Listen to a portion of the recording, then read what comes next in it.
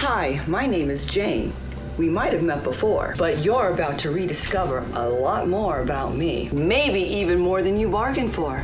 This whole thing is like a brand new Corvette, still riding along the information superhighway. You put your strong, muscular hands around that controller and make me excited like it's haptic feedback. And I promise to do everything your little heart desires, but only if you check out all the new features and special contents. Just imagine you can watch me kick my sleazeball boss's ass, all in the new Plumber Vision. But if you make the wrong move, you could turn me into a nun yet again.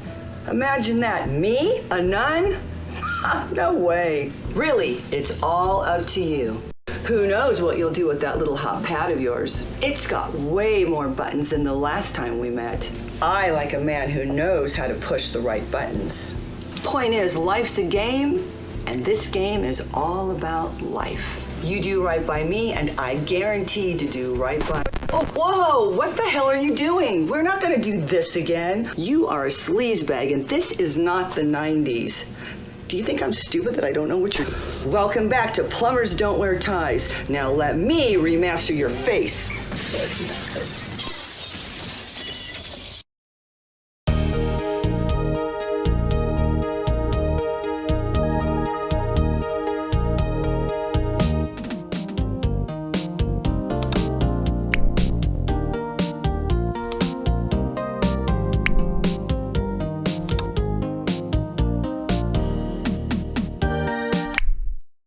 Plumbers Don't Wear Ties returning is an example of how YouTube culture and memes can manifest themselves into a real thing.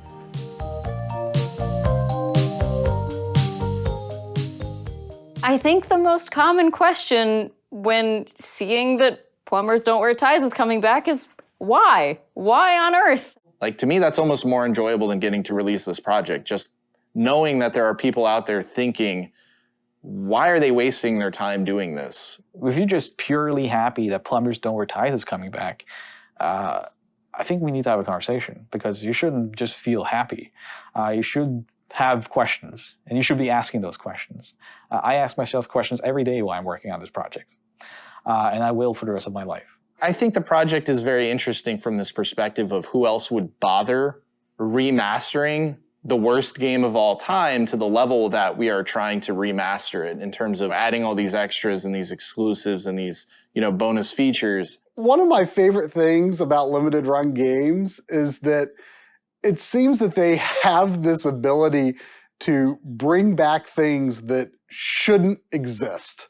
And I don't mean that in a bad way. Somebody somewhere thought, like, what is the silliest game we could ever think of, like, releasing on modern platforms? And for the longest time, that was probably Night Trap.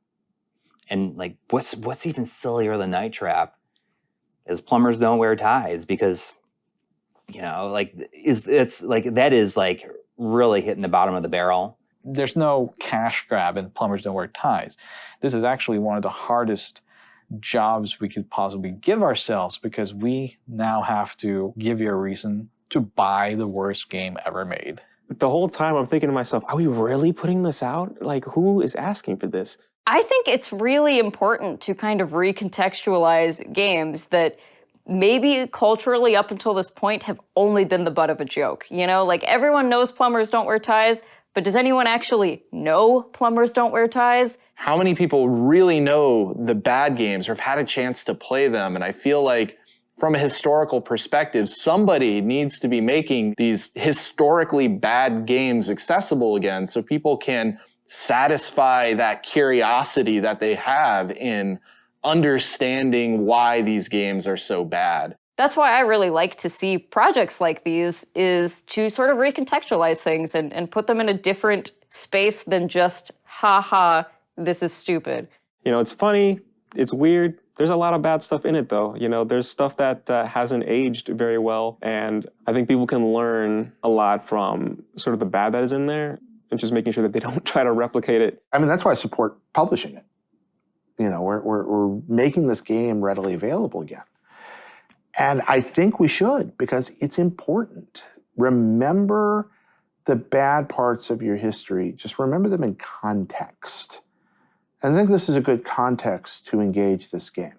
When you go to a museum, not everything there would have been considered high art at the time of its release. We understand this, and Plumbers is certainly not high art, but it's a part of our culture, right? And it represents something that was really unusual for the console space. Anything that brings us closer to all video games of all history being available, I think is a very noble effort, even when it results in the release of the worst video games. There's a strong argument for the preservation of the worst games ever made being just as important as the best games ever made. Sometimes those interesting experimental efforts are more interesting to look back on than something that was, just really good and, hit the ball out of the park right away. The kind of noble, ambitious failures are as interesting to look back on as the successes. Those games, they can contextualize and tell you a slice of life of when these games came out and what the industry was like when they came out. Being able to actually look back at it and understand kind of what they were doing, what our market was like at the time, why does this exist? When you're looking at this as a complete sort of time capsule, I think it becomes a lot more compelling. I hope that what we're doing with this game can contribute to what its final legacy will be. I think, like myself, there is a subset of people that find this era of video game history just fascinating. I gather that those people are the ones that are actually okay, I'm kind of curious to see what the heck are they going to do with this thing? Most people I think kind of got it. And this made me very happy for the reasons of game preservation that come to a place where people kind of were like, yeah, this is awesome. It's not just about having these greatest 8-bit games put in a compilation. It's not just about that anymore. I think the time is ripe for games like this to be reevaluated, and specifically this one, because it is so unusual for, in terms of its content and its structure. I'm kind of hoping it inspires people to make games that are just as wacky and zany as this. Hopefully not still images, but, get the vibe that this game kind of emits and see if they can try to replicate it with something that they want to make. So I want to say thank you for supporting an effort to remaster a game that nobody would have ever expected to get a remaster. And your support of projects like these will enable us to do more things like this in the future and remaster more games that are unexpected, forgotten, but historically significant to some level. Games that other people might not touch because they're bad or they're not games that have this huge, wide amount of appeal. And I really appreciate people who will support endeavors like that. Hi, my name is Jane. We hardly know each other, but that's about to change. You're going to get to know a lot about me, maybe even more than you imagine. This whole thing's kind of like a blind date. I mean, here we are in your brand new Corvette, riding along the super information highway. Put your big muscular arm around me and whisper sweet things in my ear. And I promise to do whatever your little heart desires, but only if you make the right moves. Just imagine watching me get propositioned by my sleazeball boss. Why, you could even make me strip for him. But if you make the wrong moves, you could turn me into a nun. Imagine that. Me? A nun? Ha! I don't think so. But it's really all up to you. God knows what you'll do with that hot little mouse of yours. Point is, life's a game, and this game is full of life. You do right by me, and I guarantee I'll do right by you. But please don't turn me into a nun. I'm not that kind of girl. I've got a reputation. Around town, I'm known as Microwave Jane, because they say I heat up faster than any micro. And when the fire chief visited, he wrote up a new code and made me wear a smoke alarm between my thighs. And then the Coast Guard complained that I was creating tsunamis in my waterbed. And then the Pope visited and said I was the only person on Earth that had been on my knees more times than he had. Now the president's filed a restraining order claiming I have a romantic interest in the Washington Monument. Oh, you men can be so vicious. Look at me. Just look at me. Do I look like that type of girl? Well, if you think I'm that type of girl, you got another thing coming, mister. Because I don't do one-night stands, I don't date musicians, and I don't roll over just because you bought in this game. Fair warning. I'll be resisting your every move and enjoying your every mistake. I trust it won't be the first time you made mistakes with the opposite sex. Now listen up, the rules of the game are real simple. You see, I meet this guy in the parking lot. Now you are supposed to identify with this guy. I mean, you in your own perverse, simple-minded way are supposed to be him. Got it? Now if you make the right moves, I end up with this schlep. That is, I end up with you. But if you get real lucky, you end up saving me from the bad guy. You become my hero. And as the hero's reward, guess what? You get to take me home and have your own degenerate little way with me. Of course, if you make the wrong move, you may just end up playing with your little mouse the rest of the night. It's all up to you. Are you game? Then come with me and you'll soon discover why plumbers never wear ties when around.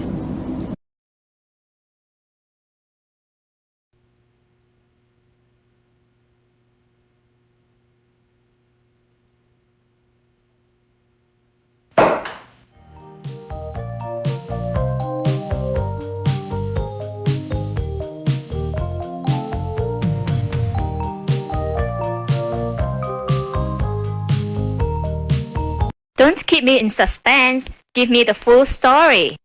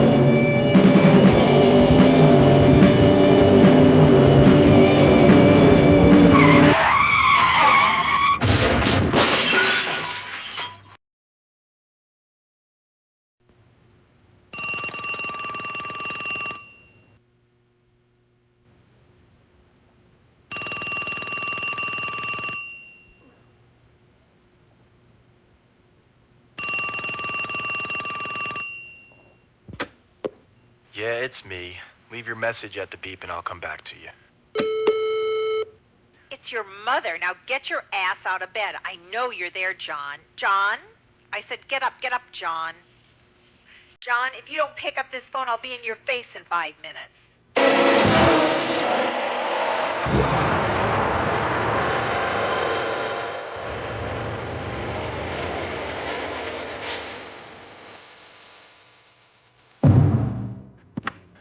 Yeah, Ma. What are you wearing today? My birthday suit. Very funny. I want you to wear that nice tie I bought for you. The polka dot tie? Get out of here. That sucks. What did you say? It's seersucker. I hate seersucker. Polka dots are not seersucker. Just wear it. It'll make a good impression. On who? The rats? Ma, I'm a plumber. Remember? Just do it for your mother. Ma. John. Yeah, okay. Okay, whatever you now, want. Now, what have you done with Amy? I got her boiling in garlic oil. Don't get smart with me. Why haven't you asked her out? Ma, I think it's pretty obvious. What did you say? I said she's pretty, but it's obvious I haven't had time. Well, you better make time, mister. You two are perfect together. She'll make a nice little homemaker. Mark my words, it's a match made in heaven. I think I'll wait till I get there. Stop smart-mouthing with me, young man. Why is it I haven't seen you with any woman? Why is that, John? Don't you like women anymore? John, are you gay? No, Ma. I'm not gay. Thank heaven. Then what is it with you? Why haven't I met any of your girlfriends? None are right for you, Ma. You mean of all the women out there, you can't find even one to marry? One's easy. I was going to marry 3 at the same time. Cheaper in the long run. Figure at least one will last me a lifetime. It's like the warranty they give you when you buy a water faucet. Cut the crap and listen to me. It's time you got married. You need children. I need grandchildren. I need my only child to bear fruit. And in my lifetime, don't you love your mother? Ma, just drop it, okay? No, I won't. Amy's perfect for you. Poor thing's just waiting for you, John. She's not my type. And what is your type? Some biker slut? You hate me. Don't you? You hate my guts. Well, don't you? Go on, admit it. It's just... I'm sick and tired of your excuses. Now I'm having Amy over for dinner tonight, and I want you there. Well, I'm busy. You be there at 6 sharp, mister. Ma, you're making me late for work. Love you. You Bye. hear me, John? I said 6 sharp. Bye. I'm expecting you.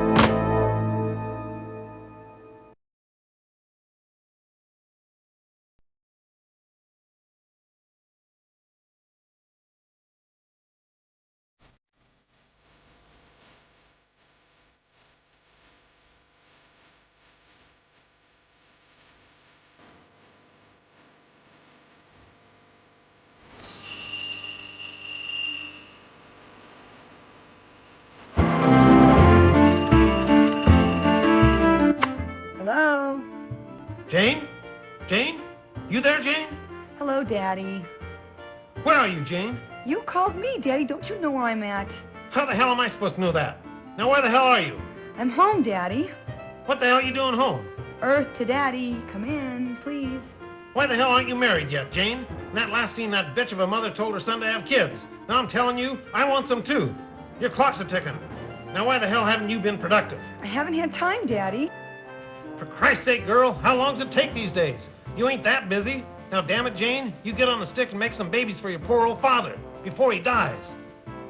Honey, why don't you come down to the lodge with me Friday night? The lodge? Those guys are all geeks and dorks. Yeah, well, maybe they're geeks and dorks, but they can make babies in less time than it takes you to put on shoes. That's just the problem. Daddy, I gotta get to my new job. New job? What happened to the last one? Oh, all the guys kept hitting on me. What? Did you hit him back? You should have hit him back. Who the hell were they? No one hit my daughter. It's okay, Daddy, it's okay. It didn't hurt. Love you. Have a nice day, Daddy-o. Wait till I get my hands on him. I'll kill him.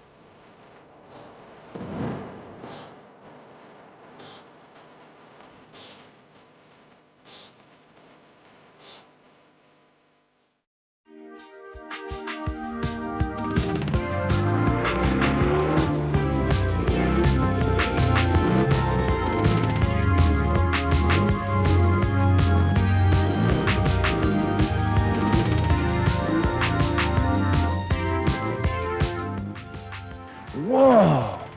It's 8 o'clock and I'm seeing a 10. What I wouldn't give to do her plumbing.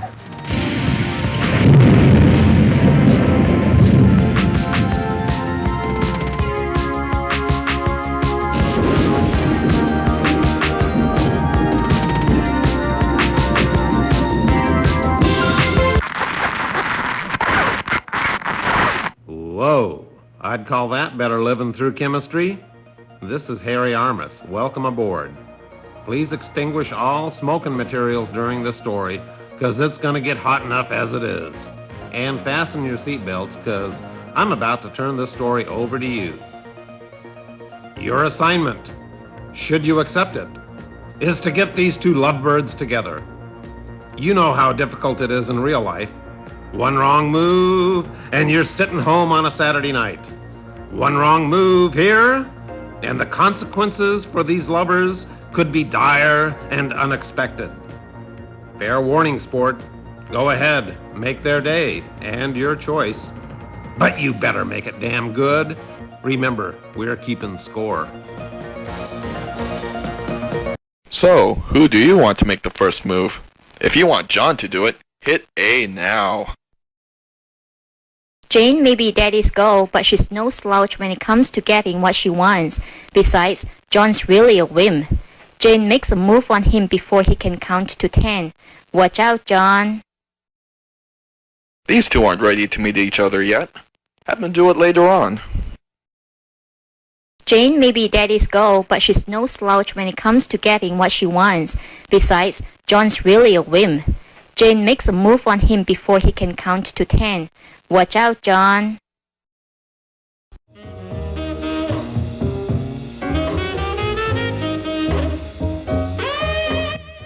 My name's Jane. Hi, John.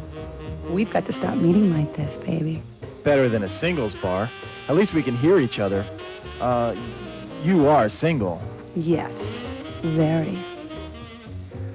Unfortunately, I'm in a rush. First day at a new job. Here's my number. Call me sometime. I'll call you. I'll call you tonight. How's tonight? Can I call you tonight? You can call me anytime. Like I said, you can call me anything. I mean, anytime. And if you want anything, all you have to do is ask.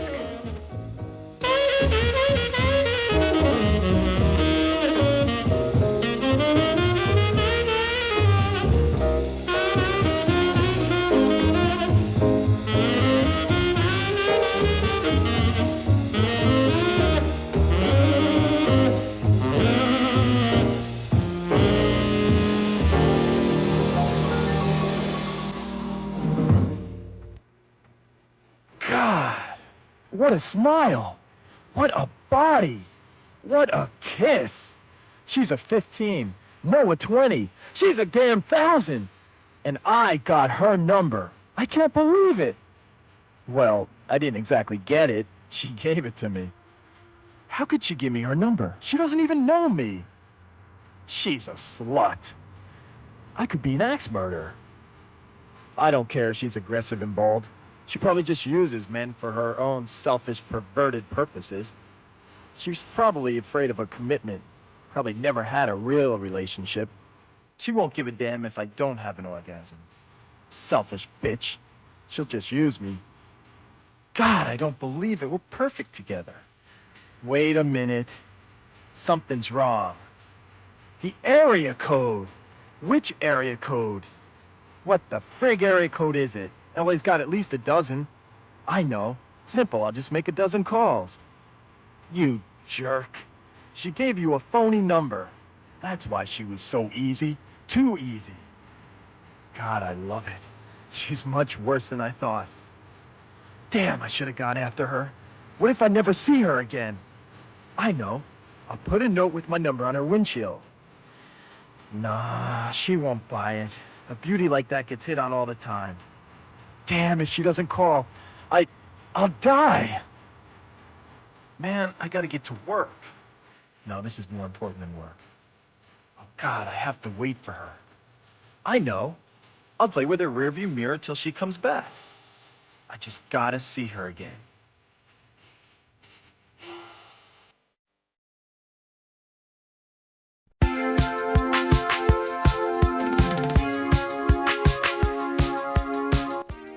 Hi. Hi there.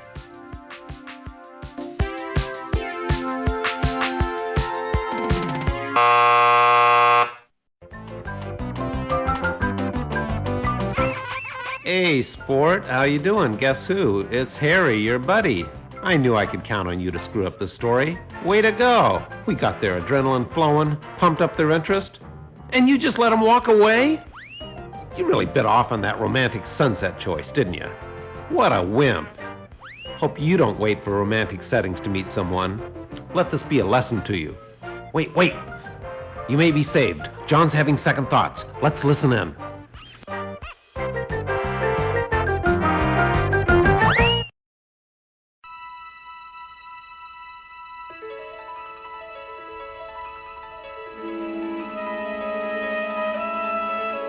Oh, man. I blew it. It wasn't her, it's me. I gotta get some balls when it comes to meeting chicks. Maybe if my skin were a different color. Chicks don't like white guys anymore. They think we're too straight. Anglo's got no rhythm. If only I were someone else. I'm not his type. Damn, those bikers are looking for someone kinky. Maybe I should look more kinky. Nah, he's not for me. I just want to meet some nice guy.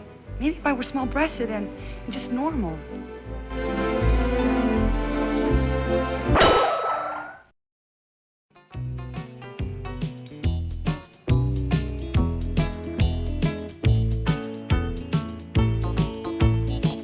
Hey, babe. Looking for some action? What do you got in mind, cowboy? Oh, maybe go to my place? You know, hang out, have a beer, get laid? You know. Get laid?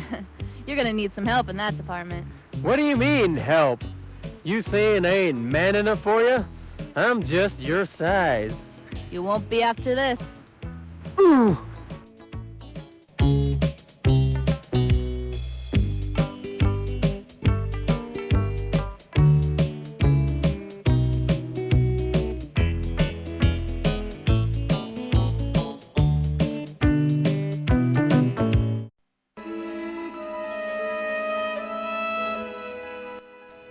All I want is a normal guy. Maybe it is time I settled down. I just want a normal life, you know, nothing special. Just a small house in the suburbs with lots of friends, a shaggy dog, a white Jeep station wagon, maybe a bit part at the local playhouse every now and then, canasta on Saturday afternoons with the neighborhood wives, maybe an affair with the meter man. If only I could meet the right guy.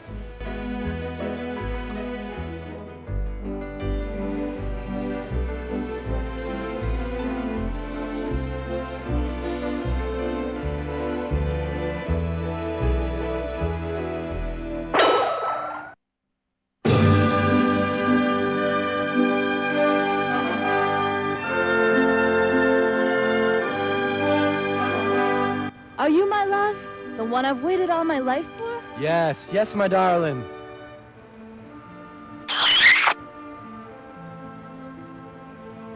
Hey, don't touch my hair. I don't give a damn about your hair, lover boy. You don't know how long I've waited for someone like you. I have to know everything about you. Well, I graduated summa cum laude from USC in business. I work for Schleim & Schleim as a broker. I drive a black Beamer, own a condo in Encino, and make over $200,000 a year. Hey, I got $250,000 in the bank. I just got a hair implant. You like it? I vacation in Cannes every summer. You think I need a nose job? And I date at least one new woman a month. Guess what? You're Miss July. Oh, God, I thought you were different because you rode a motorcycle. It's not mine. I was just sitting on it. You could take your damn nose job and shove it.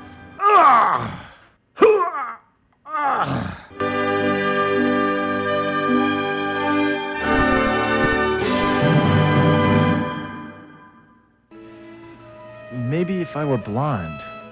Yeah, like more Scandinavian looking. Girls go for that. Yeah, maybe that's it. If only I were more exotic looking.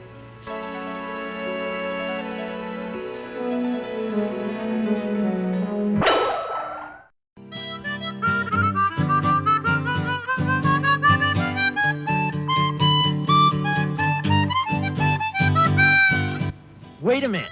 Wait up. I don't know. Call me crazy, but all of a sudden I feel like a different man. And you've changed too. I'm in love with you now. You're so erotic. I love you, you Amazon. What? Are you crazy? I haven't changed one bit. No, there's something different about you now. Yeah, there's something different. I'm getting angry.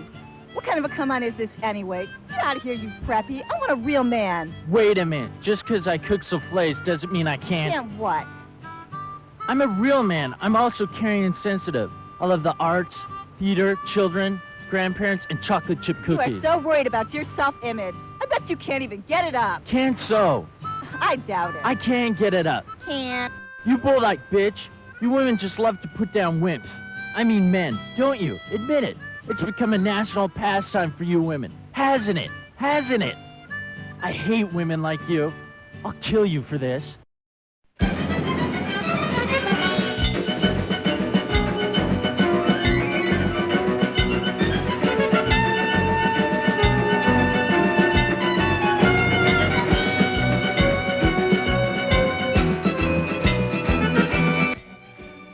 White men can't use knives.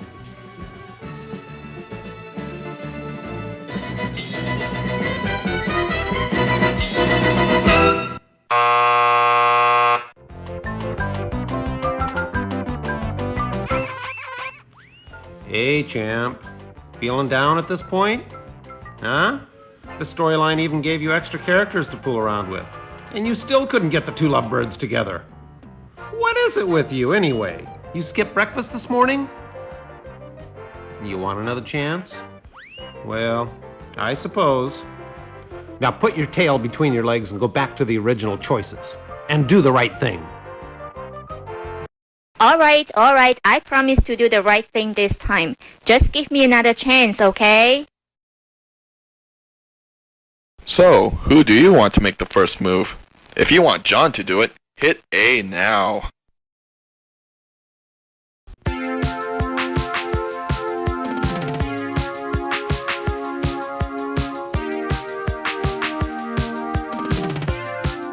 Hi, my name's John. I'd like to make you, meet you. At least he speaks his mind. Hi, I'm Jane. God, he's cute. Great smile. Jane? John and Jane. Corny. I guess I could change my name to Tarzan. You know what? I really have to go, but it was nice meeting you, John. Wait. What are you doing later? For lunch? Can I buy you lunch? I can't seem too eager. Let's see how he handles rejection. I don't think so. Wait. How about dinner? A weekend in Paris? 5 minutes of conversation. I promise I'll be good.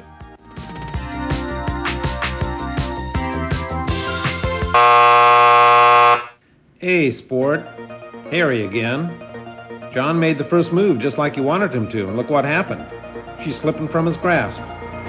We know she'd like to meet him. She knows she'd like to meet him. But does John know she'd like to meet him? What's a guy to do? It's up to you, sport. John throws caution to the wind and pursues Jane. Be careful! Do girls actually like guys who are really aggressive? I don't think so. Have John wait later on.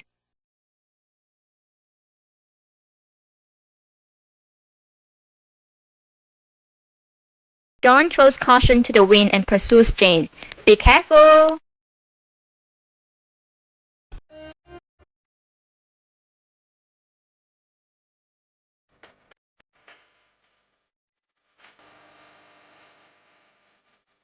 I can't let this beauty slip through my fingers.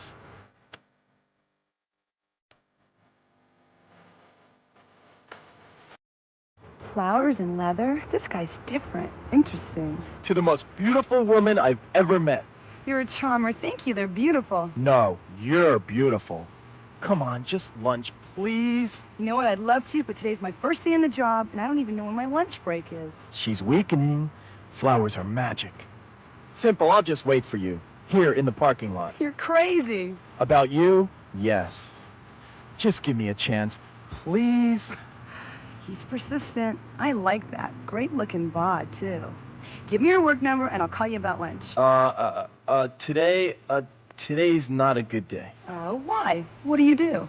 Uh-oh, she's trolling for financial data already. Damn, I know, I'll just lie. I'm a rep, a representative. Oh, an account rep.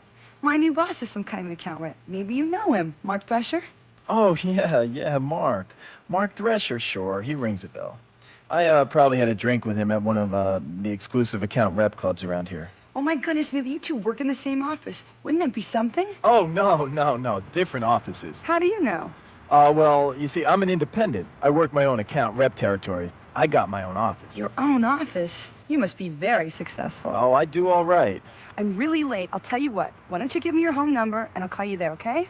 Oh, yeah, that would be better. Today's a killer. I got meetings scheduled every hour. Lots of clients. Big clients. Big deals today. Lots of big deals. Tonight, call me tonight. Okay, I'll call you tonight. When? How about 8? You're perfect. Perfect timing. No, please, I gotta go. I'll be waiting for your call. I won't eat till I hear from you. You won't let me starve to death, will you? I'm too young to die. What a smile. What a bod. She's perfect. We're perfect together. I know we are.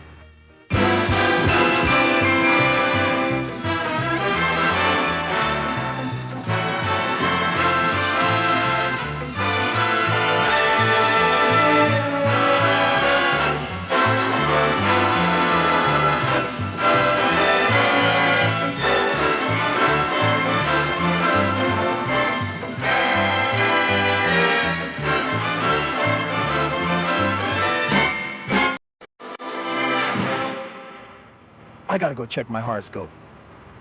What if she doesn't call? What if she loses the number? I'll never see her again. I know. I'll put my number on her windshield, just in case. God, what if it blows away? What if someone takes it? Damn. Now I'm late for work. I can't go to work. This is too important.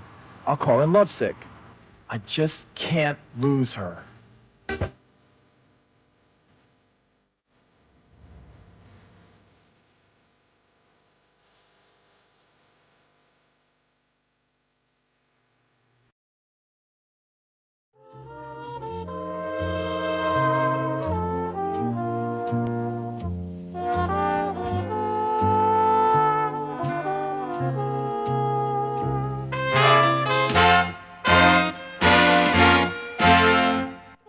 Your qualifications are outstanding. Your recommendations superb. And yes, I know I promised you a job, but what happened was completely out of my control. Your position was canceled just an hour ago. I'm sure you'll find another job soon. But Mr. Thrasher, I came all the way from El Monte. I was looking forward to this job so much.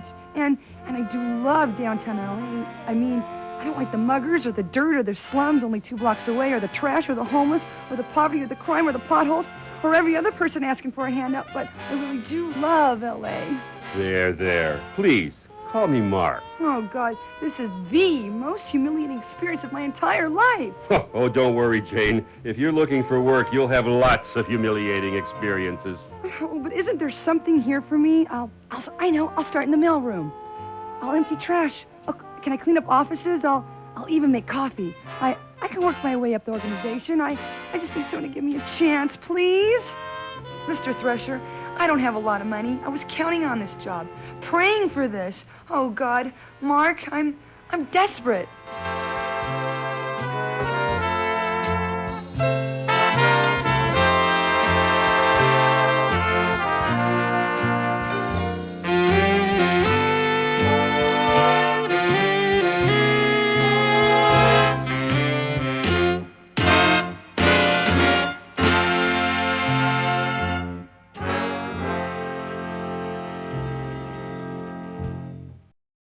Life isn't that harsh. Give Jane something to hope for. Poor Jane. She got turned away. Note: you must be 18 or over to take a look at this decision.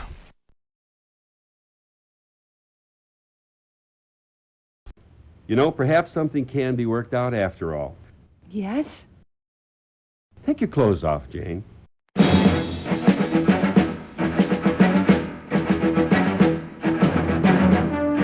I beg your pardon? You know, we get at least 200 qualified applicants for every position here.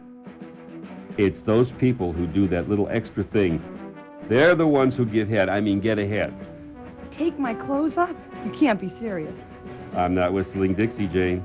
Now, if you're serious about this job, you'll follow my first directive and remove your clothing.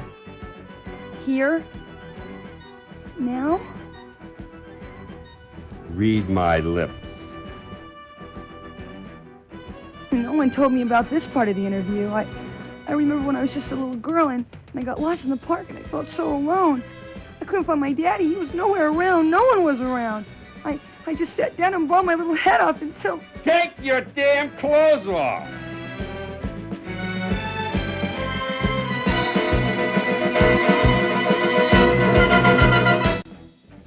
Now see how your sick curiosity led Jane into this mess? What kind of perverted monster are you? Jane says no to this disgusting proposal. If you really enjoyed the shower scene in this storyline, check out this decision. Jane says no to this disgusting proposal.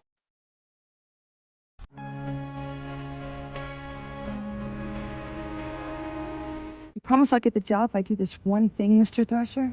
This little gesture will prove you're a team player, Jane. You have my word you'll get the job. Well, I guess it'll be all right this one time, won't it? Of course it will. You'll be very happy here working under me. Well, okay then. Why don't you get comfortable? Take a seat in that other chair. Now that's better. That's the spirit. I knew you could do it. Hope you don't mind being videotaped. Oh, Mr. Thrasher, Mark, I don't mind if you don't. Oh!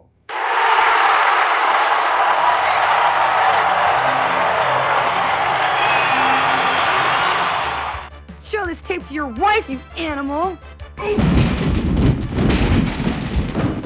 You think I'm an idiot? You think you can waltz in here with that perky little face and those bouncy little breasts of yours and you get whatever you want? I'm gonna teach you a lesson you'll never forget.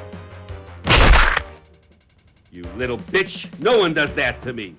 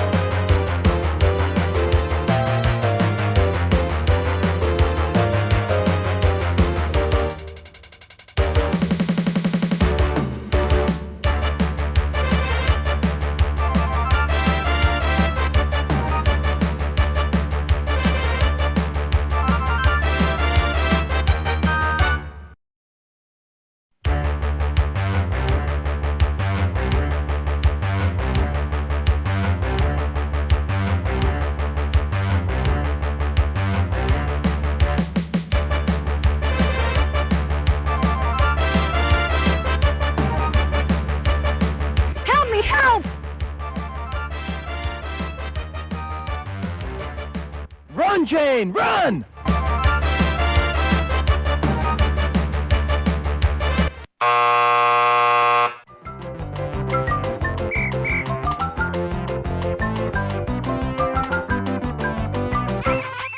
A damsel in distress?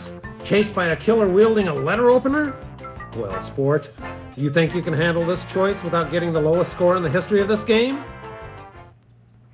Who the hell are you? I'm taking over this story. Over my dead body?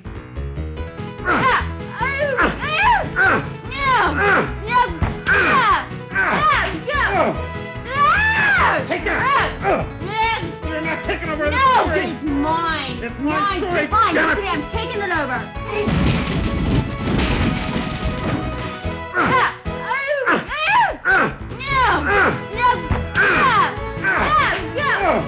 Give it to me! No, it's mine!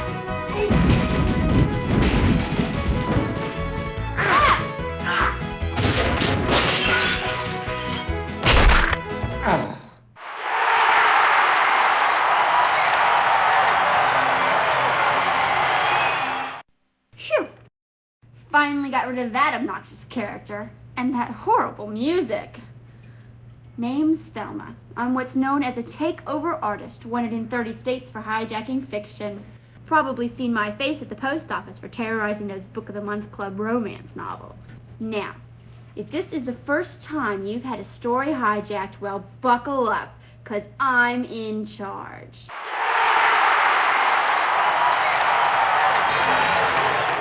Now, let's review the story up to this point. I'll just look at the choices you've made so far.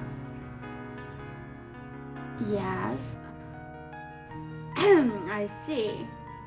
Well, what happened there? I don't see how you... How could you do that? I don't believe it. How could you make such choices? Were you raised in a barn? These are the most disgusting series of plot choices I have ever seen. But let me look at your score. You deserve every minus what you have gotten, and even more. You will hear from me again at the next choice. Run, Jane, run. Run, John, run. John's not going to resort to violence. It's not politically correct these days. Choose this decision if you think he's mad enough to try something else. Run, Jane, run. Run, John, run. Help me, help! Run, Jane, run!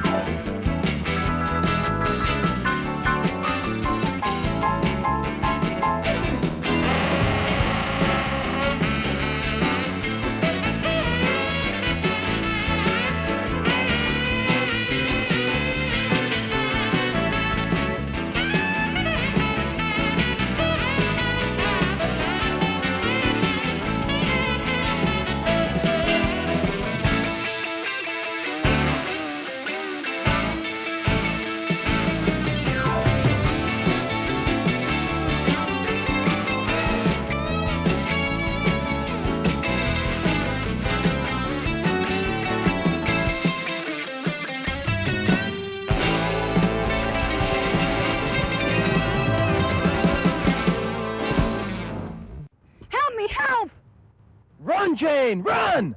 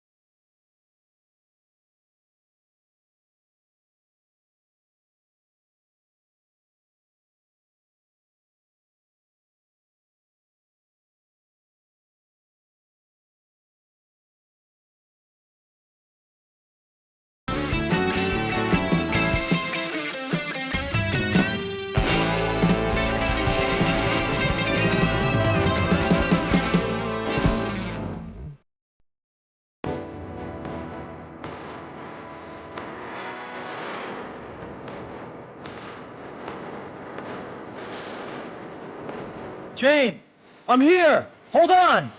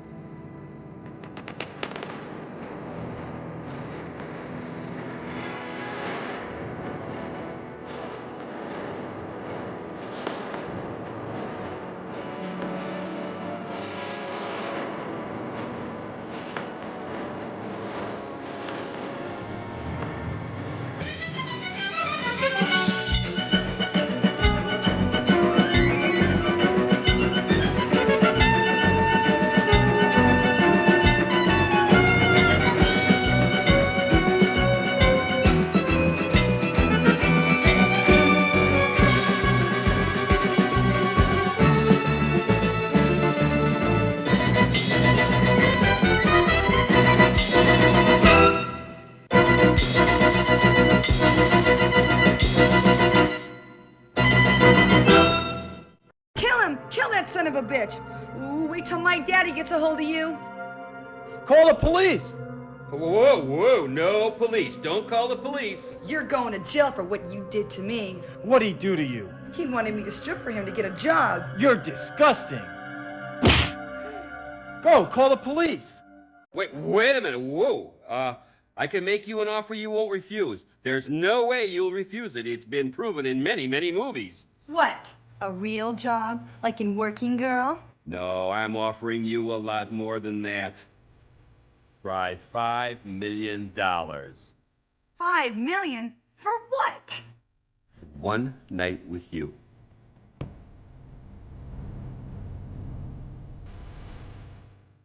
I cannot believe how disgusting this story is. In the name of women throughout the world, I demand this story be stopped right now. I'm sorry, but I cannot allow this sexist trash to continue. I am going to liberate... What are you doing here?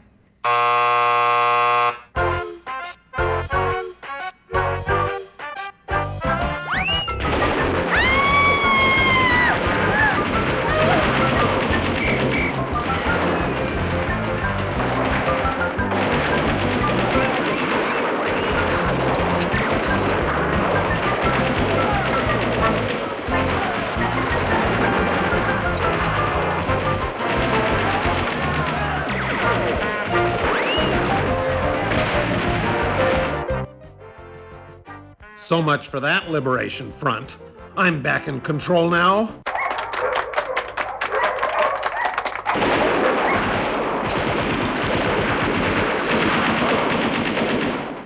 No one takes over my story. Men have been beaten, kicked, slugged, and spat on throughout this sorry tale. I'm telling you, I've had it with these uppity women. They can take over businesses, they can take over the damn government for all I care, but the one thing they will not take over is my story. And this story ain't over till I say it's over. Now let me see how you screwed up this time. Uh-huh. Just as I thought. You know, I give you a simple little task like getting these two lovebirds together, and look what happens. I hate to imagine what your love life is like. Now let's see if you can save Jane from yourself. How could anyone refuse? Jane goes for it. Who wouldn't? You know, Jane's really not that indecent. Choose this decision now.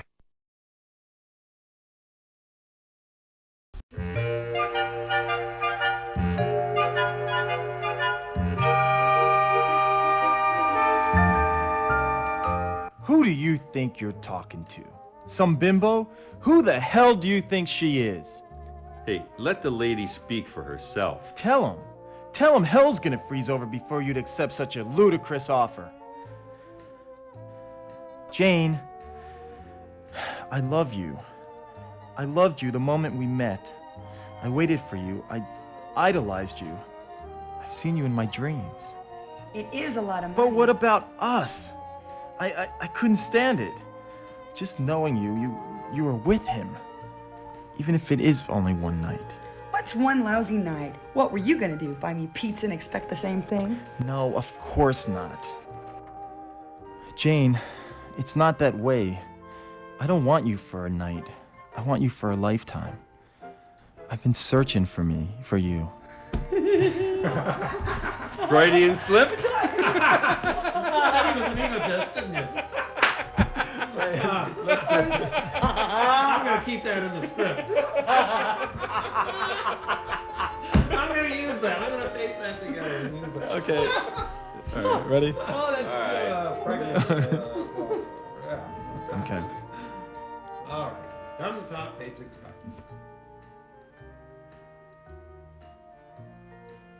Jane, it's not that way. I don't want you for a night. I want you for a lifetime. I've been searching for you. I mean, okay, maybe you're not perfect. Maybe you do like money too much. Maybe you are a daddy's girl. And maybe you are spoiled rotten, but you can't be bought. That sort of thing only happens in movies. Who do you think you're kidding? Happens every day in the streets. How about 1,000 for a couple of hours? Sure thing, buddy. Your place or mine. Whoa! You're disgusting. Then you two should be perfect together. He's all yours. Come on, Tiger, let's leave these lovebirds alone. Wait a minute. Can't leave me here with her. What about the police? Call the police. Deal's a deal. You called it. See, Thrasher, you can buy love. You just proved it. Don't worry, honey. He'll get his money's worth. Help me. You can't, wait a minute. You can't leave me here.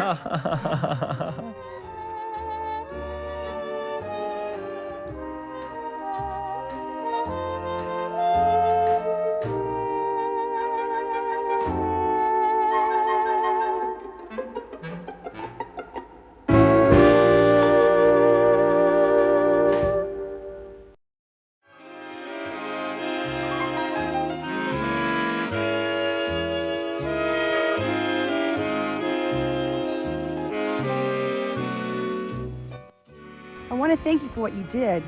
That was very brave. No one's ever done anything like that for me. Oh, it was nothing. Did you really mean what you said?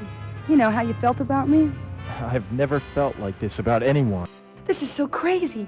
I feel so overwhelmed. I love you so much. It's such a crazy world. If anything should happen, if something should keep us apart, oh, kiss me, Jane. Kiss me as if it were the last time.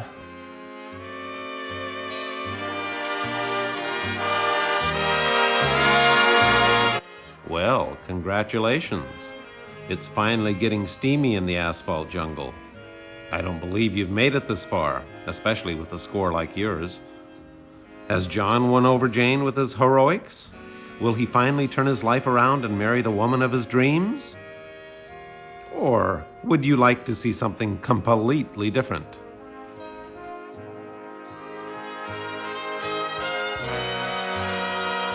Hey, give me the Hollywood ending. I'm a romantic person, you know. If you didn't like the first choice, choose the second one.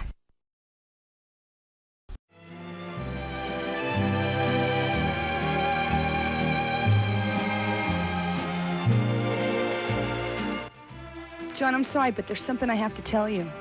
Oh, God, here it comes. She has some dark secret. She's got a boyfriend. I knew it. Someone this gorgeous has to have a boyfriend. Oh, my God. What if she has a disease? Yes, what is it? I'm a virgin. Holy Mother of God! This is unbelievable. A woman of her looks and she's still chaste, unspoiled, and she wants me? I'll be the first? I don't believe it. I'm gonna marry a virgin in the 90s. Impossible. God, it's dirty work, but somebody's gotta do it. Okay, so you have a disability. You're not alone, you know. There's lots of people with hidden disabilities. It's not a problem for me. But it is a problem. I know. You think sex is dirty and disgusting. So you're saving it for someone who you really love, right? You don't understand. I want to stay a virgin. Whoa, wait a minute. Marrying a virgin's one thing, but being married to a virgin is another. Who ever heard of a virgin wife? I don't understand. I'm going to become a nun. Oh, yeah, right. Sure, that's a good one. Now, come on, stop teasing me. I'm serious. I love you, Jane. I really do. And I love you, John, in ways that you'll never know. You see, ever since I was a little girl, I've known in my heart that I would serve God. But to do that, I have to sacrifice many pleasures. The moment we met, I knew you were a kind, gentle man, despite your kinky motorcycle gear. I love you, John, but I have a destiny. You do understand, don't you? But, I just saved your life. Don't you think you could reconsider? Maybe just for today? Maybe give me some quality time. John, I'm not a prude. I've dated men. In fact, they called me a PT in high school. I never did figure out what that meant, but I've never, ever given any of them quality time. Come with me to church this Sunday and I'll show you some real quality time. But wait. You see, I have this problem. It's congenital. Had it from the day I was born. Oh, you poor thing. What is it? Can I help? Well, you see, I get these urges deep down inside. Sometimes they're uncontrollable unless it's taken care of, like right away. And you're having those urges right now? Oh, it's bad. I mean, really bad. Maybe you could just help me out this one time. I was born with the same problem. And one time, the urge became almost uncontrollable. Yes, and... I came very, very close. And what happened? It was awful. I bet it was. What happened? Please, details. It took all my strength. The devil was in my soul that night, but I fought him off and, thank God, saved my virginity. Oh, yeah, thank God. And thank you for saving it for me. My life would have been ruined if I'd lost it. Oh, yeah, ruined. Saving virgins is my specialty. I'll pray for your soul. Right, he could use that. Can I at least buy you dinner? Oh, I'd love to, but I've already got plans. At my mother's. What a nice son. By the way, nice tie. Your mother give it to you?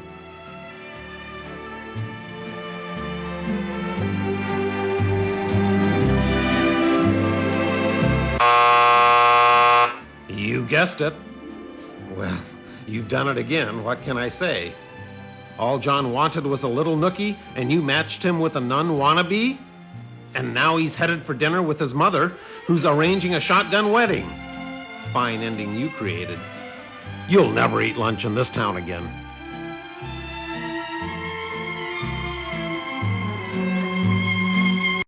Want to try again? Hit the A button now. Hey, give me the Hollywood ending. I'm a romantic person, you know. I've never felt like this before. Never. Me either, ever.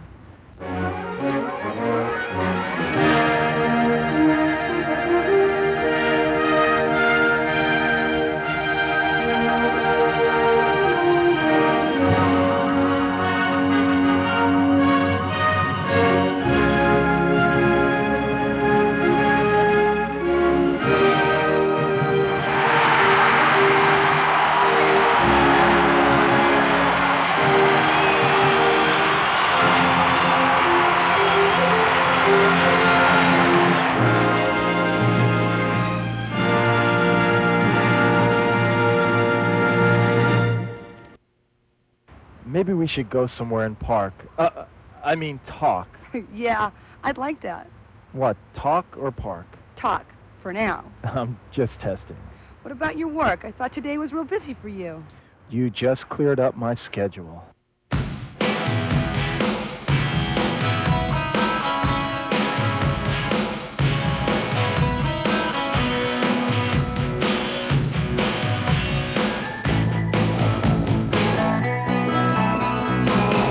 John, I want to know everything about you. Where you live, what kind of work you do. That's so god-awful important. I like a man who takes his work seriously.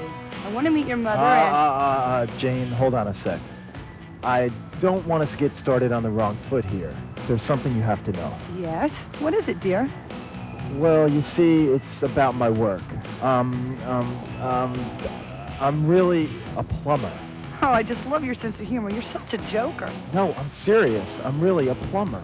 John, plumbers don't wear ties. Now, come on, stop fooling around. I know. Why don't we get something to eat? I'm hungry. You have plans for dinner? No, I don't have plans for dinner anymore. Then why don't we go to my place? I'll cook something for you. You cook? Well, if it doesn't work out, we can call for pizza. That sounds great. What? My cooking or my pizza? It doesn't matter. You've got me eating out of your hand already. Now, let's just pretend I was a plumber. Would it matter to you? No, stop it. You're such a jokester. I'm really a plumber. My nickname's Rooter. Okay, what if I was a janitor or a garbage collector? Would it matter? John, I love who you are right now. What's wrong with being an account rep? What's the big deal? Why do you want to be someone you're not? Just be yourself, John. I'm trying. Just so long as you're not a lawyer. Don't insult me, Jane. I'd rather be a plumber. Are you sure you want to meet my mother?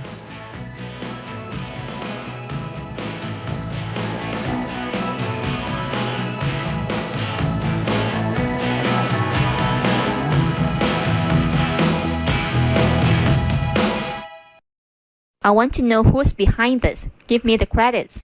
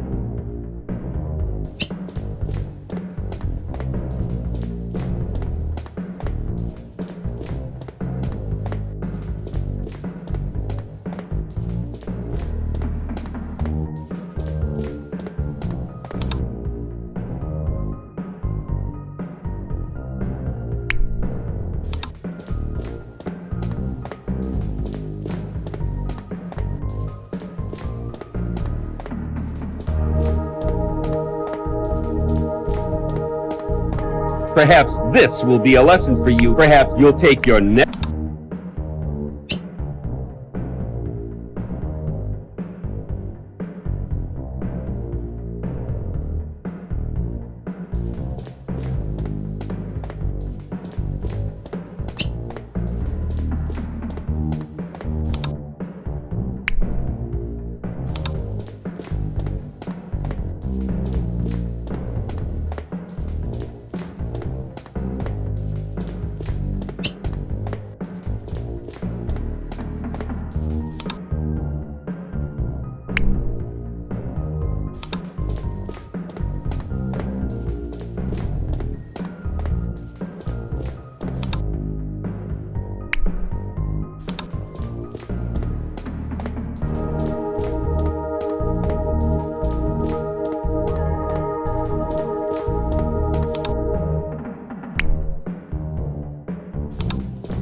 Perhaps this will be a lesson for you.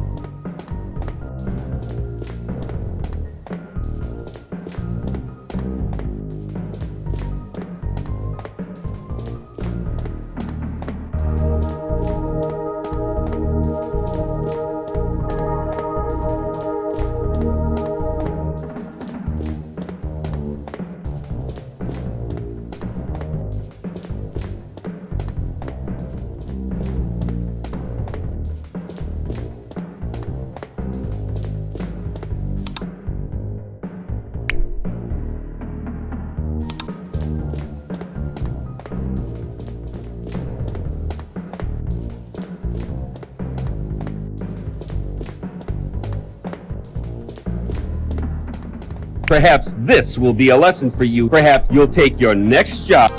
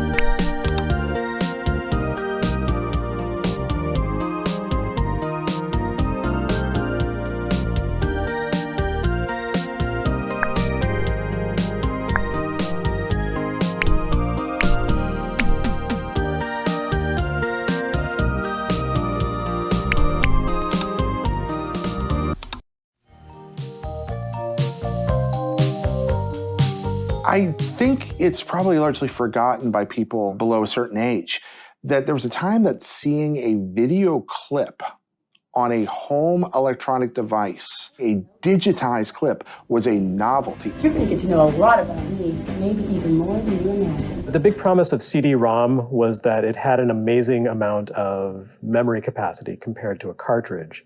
And then the question was, what do you actually fill that memory with? It felt like it was kind of limitless when we came to CD-ROM. It was so much storage for that time. You know, hard drives alone were usually just in like the tens of megabytes in the 80s. And here came like this little plate, and it was giving you 650 megabytes of data. And that was a lot at that time. A good friend of our family was always really up on the latest technology. And he showed me a CD-ROM drive for the first time. No games at the time, but it was an old CD-ROM drive that you loaded with a caddy system. So you actually put the disc in this plastic tray, close the flap, slide that thing in, and it seemed like infinite data. So just the fact that you could cram it full of stuff, immediately in my head, I'm like, oh man, games. I only saw that medium as music, and I just didn't understand how it worked. So it just didn't make any sense to me. It felt like when my friend showed it to me and put the CD in there, I just didn't believe him that it was games and it was going to work. When I first encountered CD-ROMs, I was deeply skeptical on console. They were slow. They were slow to load. The FMV effects did not impress me after the first few minutes, especially since my first exposure to FMV was in the arcade with Laserdisc, where they'd actually been better done than some of the early examples there. I was very sensitive to loading times. Even though I used PCs quite a bit and was used to them in that space, I thought of consoles as an instantaneous place to play video games, and I separated those in my mind. But certainly the game industry was ready for the jump that a cheaper medium would provide. The memory inside cartridges is very restrictive. It's very expensive to kind of upgrade that.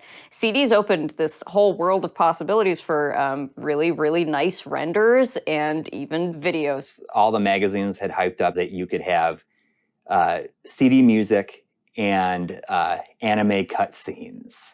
I think it's kind of natural that that's the direction that it went, that all of a sudden when people realized that they could have hyper-realistic stuff, well, what's more hyper-realistic than pointing a video camera at someone? So, you know, you can get the best graphics on a CD that way. So like video in the game space started with Laserdisc, right? And then it kind of went away for a while. And then now with the advent of CD-ROM, it was like, we can do this at home. And that's kind of what kicked things off.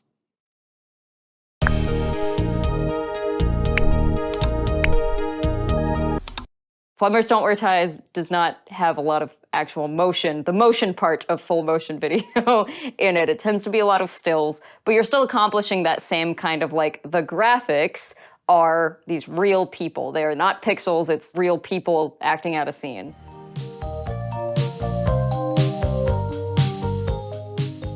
A full motion video game is a game that endeavors to use motion picture footage to tell video game stories and integrate into gameplay directly as opposed to simple cinematics. To me, at the basest core, I feel like a full motion video game is something that gives me control over something that feels like it could have been a movie or a television show. The video game industry hasn't always been something that's huge or taken seriously, and I think especially in this kind of like early 90s period, it was a time when people were like, well, what is serious? What is real entertainment? And the answer was Hollywood. So what if we just made video games like Hollywood? Then it'll be serious. Then it'll be like the real deal. How can we display more advanced graphics than could realistically be done in real time? That was the idea. Dragon's Lair, Mach 3, games like that, I saw that they were beautiful, but I also instantly recognized there was something different about them.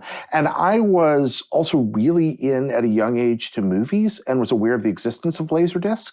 So how these games worked was not really a mystery to my little kid mind. I was like, oh, they're playing video clips. Okay. And even the idea of video clips was kind of a strange thing back then, but my head could wrap around it. I watched Dragon's Lair on demo mode over and over, and I was like, I get it. It's the same thing every time. Okay, they're just switching around the order. It's limited in the sense that, I mean, you can only do as much as you've filmed. So you don't get the full sense of exploration that you get out of a game that's completely interactive. You know, you're basically funneled down a director's path in almost the same way a movie would, but then you have these branching paths that will allow you to see other takes that the director has come up with. So it's not as experimental or freeform as regular games would be. It's more guided, and I feel like that's a limitation of it. But I also feel like that opens up the game in terms of its accessibility. Everyone's really kind of on a level playing field.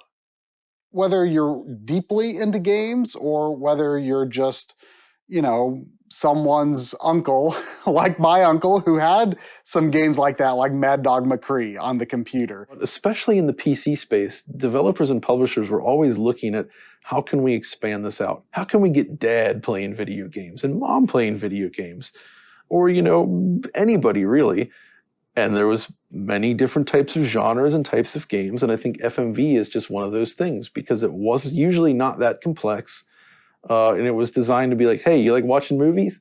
How about you play one? They called it Sillywood, the Silicon Valley and Hollywood coming together. Like, what if you could just be in a movie? What if it was a movie that you could play? That's what I love about this era because it was so experimental, right? Like nobody knew. Like this end goal of just getting people onto your screen, just seeing full color, or even just 256 colors representing people on a computer. That was nuts. Heck, even just still frames, right? Just a still picture. It sounds silly, but honestly, for that period, that was not a trivial thing to do on these machines, right? So all of this stuff was kind of coming together, and it just, you know, it created the FMV genre.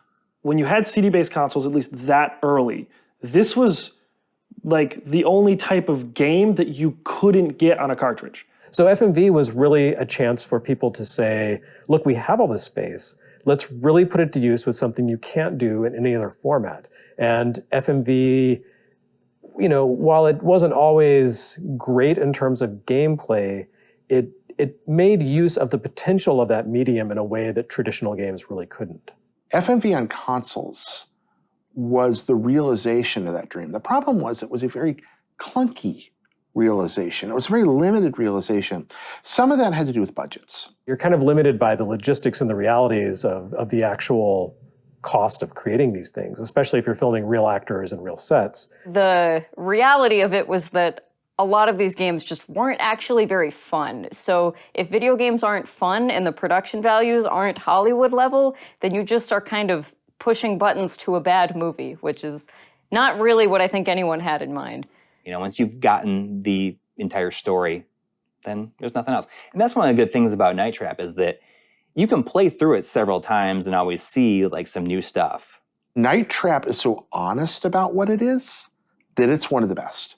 They took the concept of using security cameras and they plugged it into the game itself, where you would actually be watching something that happens that you don't have direct control over. You just had control over the feeds. Developers, as often happens, saw an example of success in, say, Seventh Guest, in Night Trap, and these kinds of games that do use FMV in an interesting way, but kind of only got the video part of it, and therefore we quickly go into a realm of kind of very loose, like quick time-based video gaming.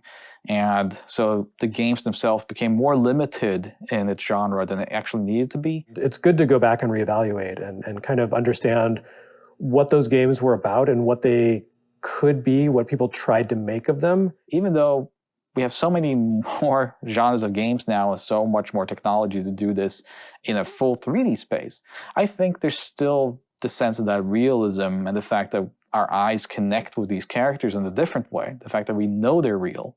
I think this can be used effectively still to this day.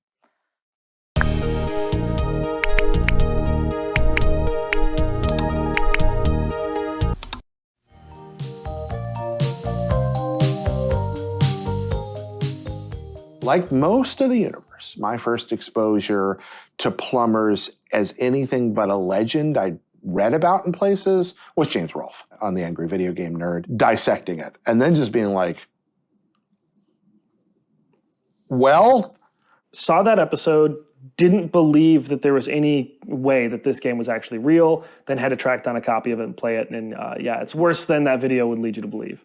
This isn't a game that was particularly well advertised, well regarded. It only became this weird cult classic really through, the sort of YouTube zeitgeist. Like, it took on a life of its own by being such a bad game featured in this very popular YouTube channel. I subscribe to something called Electronic Entertainment, E2, by the way, not E3. And then this magazine and many other PC gaming magazines of the era, you'd flip through, you find all your normal games, no problem. Then you get to the back. You get to the back and you're going to start to find a whole selection of adult CD-ROMs. You'll see titles, you'll see advertisements. I actually got in trouble at school once for that, for having one of those magazines. They thought I brought in a smut magazine, but it was actually just for PC gaming. So in one of those issues, I saw something on this game once, and I just thought it was another one of those silly, sexual FMV games, right? I do certainly remember that someone did a preview. It was not a review, but it was a preview. And I remember looking at the pictures, and I was really excited because I was like, well, I recognize that lady. She's a wrestler. And that kind of gave me a little bit of a wrong idea. It's funny thinking about seeing it in a magazine because you probably saw like this still screenshot of the game, and in your mind you're thinking, oh, this is all like moving video. but like what you're seeing in that screenshot is literally what you get in the game. Plumbers was kind of ingrained into my mind around the early thousands as like this terrible game, the worst game of all time, as people would say. And it created this curiosity in me to play it and experience it. And I had that chance when I walked into kind of a glorified pawn shop in this area. It was a recycle shop, basically, and they had a 3DO with a bunch of games. I had no idea what the games were, but the lot for this thing was only $100. So I bought it with company money at the time because I didn't have my own money. I just started Mighty Rabbit, my development company, and managed to convince my co-founder to spend $100 on this 3DO because I was like, it's such a good deal, we got to get it. Anyways, we were flipping through the games, and Plumbers Don't Wear Ties was one of them. And I kind of instantly got excited, not only because it's a very expensive game, it was worth a lot of money even at the time, but because it was this game I'd heard so much about that was almost mythical at this point. And it became this kind of running tradition in the office. When we'd hire a new employee, we would make them play Plumbers Don't Wear Ties. And I feel like that's almost abusive in a sense that we would make employees do that. But to us, when we were like a group of like 5 or whatever people, we thought it was funny. I don't do that now. I certainly don't make my new employees do that, but at the time. You make them produce it now. Yeah, now I'm making my employees make Plumbers Don't Wear Ties. So, that's a full circle.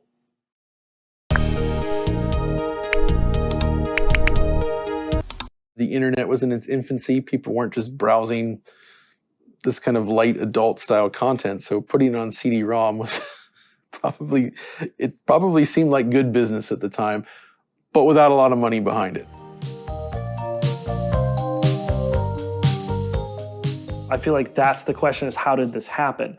Because at the time that it happened, it represents a giant step back in technology on a system touted as being more capable than what came before it, right? This game came out on 3DO. To fully understand how something like this happens on a console, you need to look at the console industry as a whole.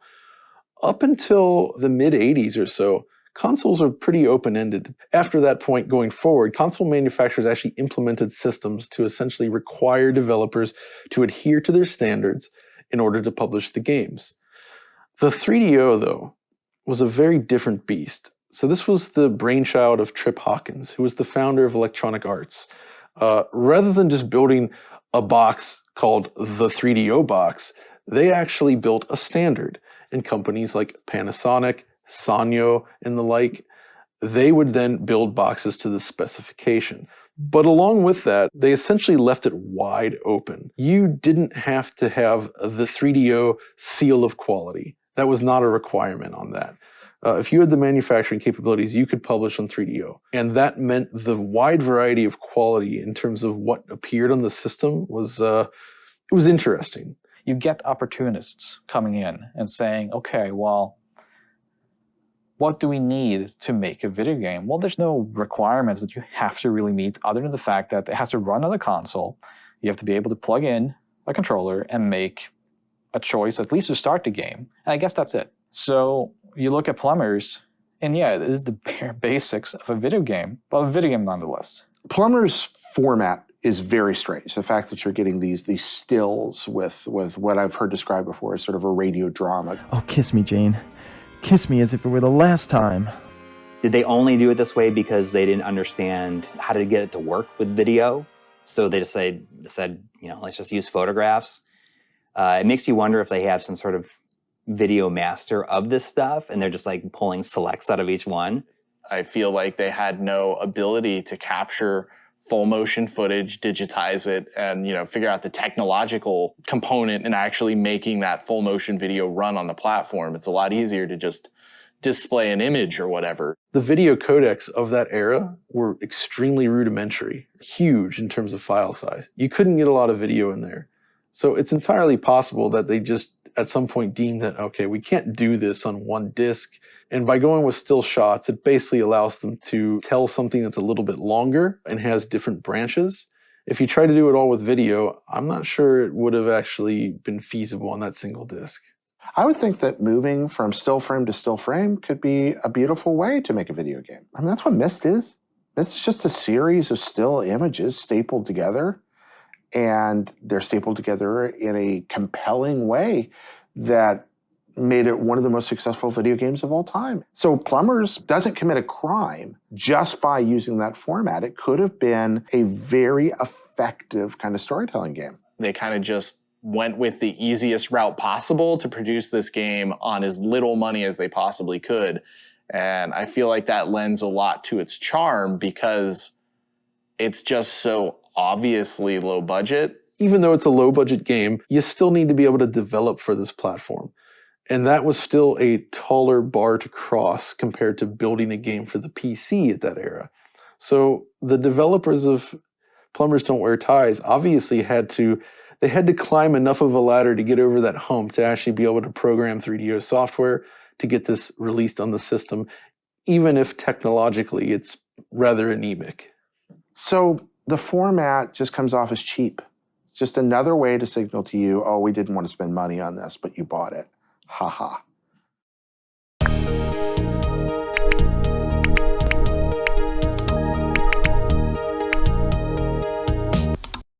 Wow. I didn't know things got worse than the holiday special. But they do. And it's Plumbers Don't Wear Ties.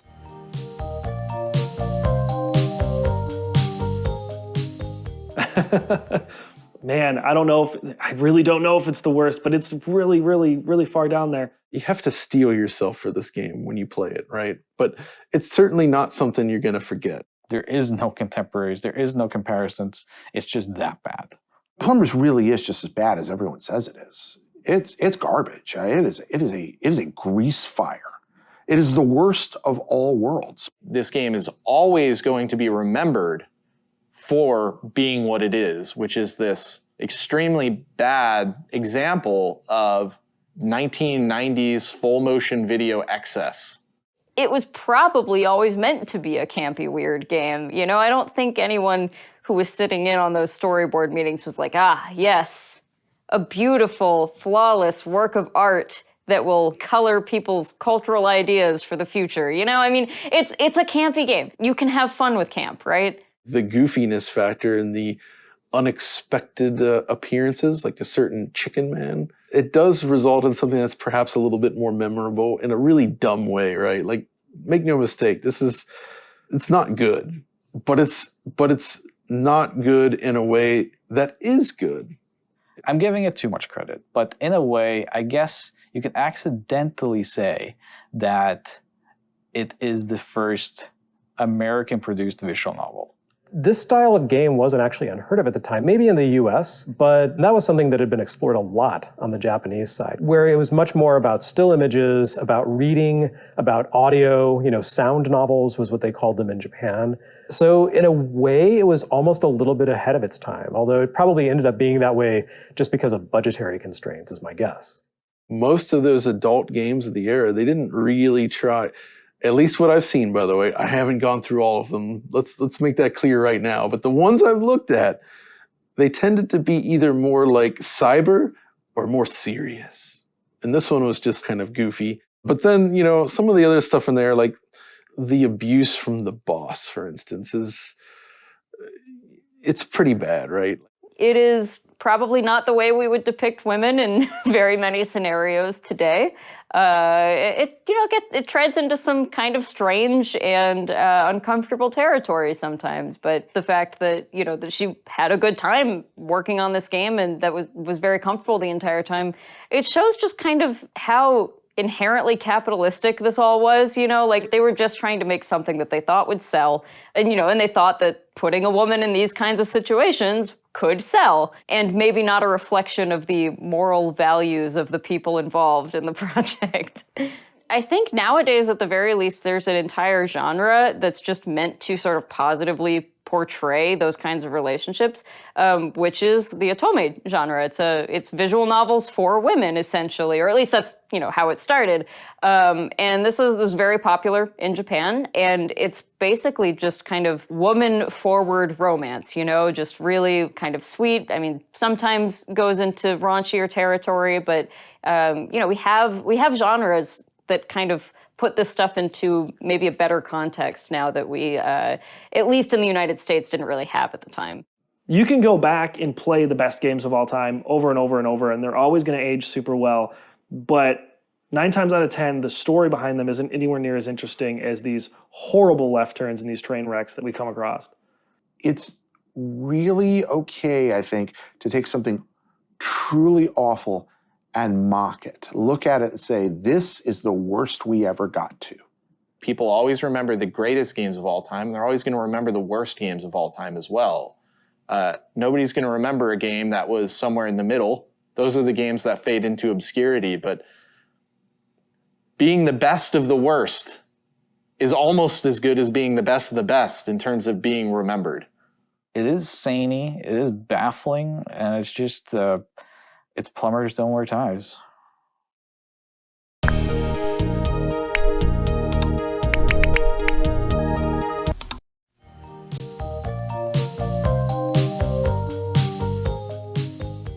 What always strikes me is that the plumber wears a tie. And it colors the rest of the game for me, because it's literally the title, and why is he wearing a tie? There's this part where he's playing his plunger like a guitar. Even though it's done with just a few frames, you know what's going on. You know he's just wailing on that plunger, and you're like, what am I even doing?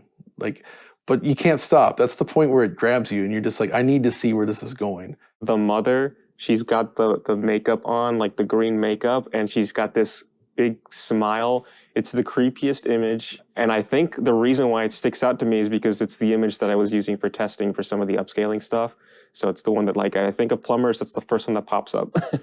The most potentially problematic scene, just because we have to think about how we portray or contextualize that scene in 2022, that's the scene that first comes to mind. And it probably wasn't what I would answer if you asked me before we started working on this. The opening credits feel like someone just got MS Paint and is like, let's just throw whatever we got in there, whatever stock photos we can get, throw some race cars in there, and then we will invert the colors. The title screen is unbelievable that somebody put that together and just thought, yeah, let's ship that.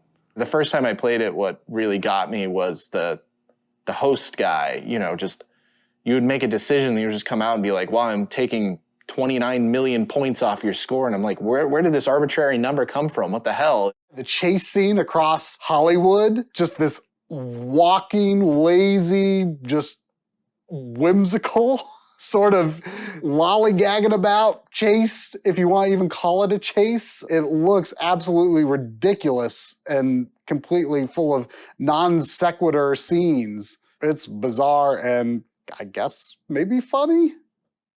Seeing a man in a striped suit wearing a chicken mask, it speaks to me in ways that it probably shouldn't.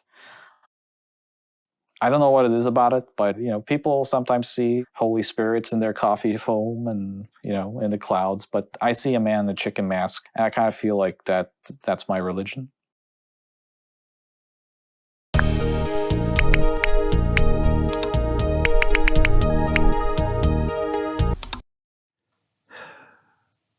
What have I done? What have I done? Oh, God. Oh, no, what have I done? I think my first impression of CD-based games wouldn't really be games, but they were more like computer softwares, like a movie catalog. And you would look up movies on there, it would give you some information, and every now and then it would have a clip. They would actually include like a little clip, very low resolution, but it was a clip from the film. And it was like, wow, I'm watching a movie on a CD. Even CDs, for that matter, were kind of new. Just the idea of listening to music on a new medium was kind of interesting, because on a video game cartridge, there's a chip inside, or on an audio cassette, there's tape inside of it, but you don't handle it. You don't actually touch the tape. The CD was just, you're touching the data, so it seemed. So CDs kind of had a negative impression, sort of, between me and my friends when they first came out, because we thought you could scratch them real easily and then the game wouldn't play, or the music. I didn't know how far CDs would go. It was sort of a big question at that point. With the 3DO, I only knew the commercials. This is flying. This is real flying. All those childish games, we're all done with that now. Now we're going into real games. Yeah, I didn't know anybody who had a 3DO. I guess it was just too expensive. And I didn't really get a taste of it other than those commercials, not until I started doing the nerd videos. So I never heard of Plumbers Don't Wear Ties until the fans requested it. So I had to try it out, and it was so bizarre. And I didn't think it was possible to make a video of it, because what am I going to do with this?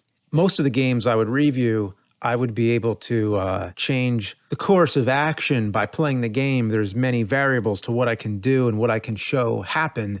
Plumbers Don't Wear Ties, it's pretty much just a bunch of images that you're going to see no matter what. I can't really change the outcome of the game a whole lot. You'd make these choices for the characters, and then that was about it. I didn't think it was going to make a very good episode, but I tried anyway. It's basically just a basic sort of reaction video, almost. I'm just going through it and being like, what the hell is this?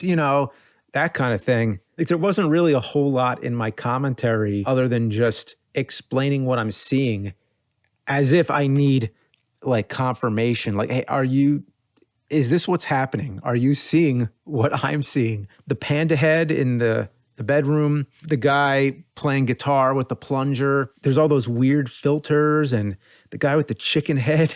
And then there's that really weird, uncomfortable scene in the office where the boss, this real sleazy boss, tells her to take her clothes off. And then she surprises all of us, but she actually does it. But she has like a whip and handcuffs, and she's like, okay, if I'm going to take my clothes off, I'm going to do this to the point where you're not even going to be able to handle it. I don't know what the point of the whole thing was, but it's such a weird game. The voices in it were really peculiar. Who do you think should make the first move? Press A now. I don't think the game was really meant to be seen by that many people. I think it was kind of just like an experiment. Like, they even put an outtake in there just to show that they weren't that serious. An outtake that's in it. So it's an intake, not an outtake. I guess it's in there just to show you that they're having fun with it and that it's not really meant to be taken serious. I mean, how could it be taken serious? But the fan response was overwhelmingly positive. Even to this day, a lot of people say, oh yeah, I remember your Plumbers Don't Wear Ties episode. I really like that. Or, sometimes even like that was the first one they saw. Like your Plumbers Don't Wear Ties episode was the one that introduced me to your work. And that's pretty amazing. And yeah, I don't know, that this game sort of has a legacy that's very special and very one of a kind. And I'm really happy to be attached to it in some kind of way. So yeah, I'm honored.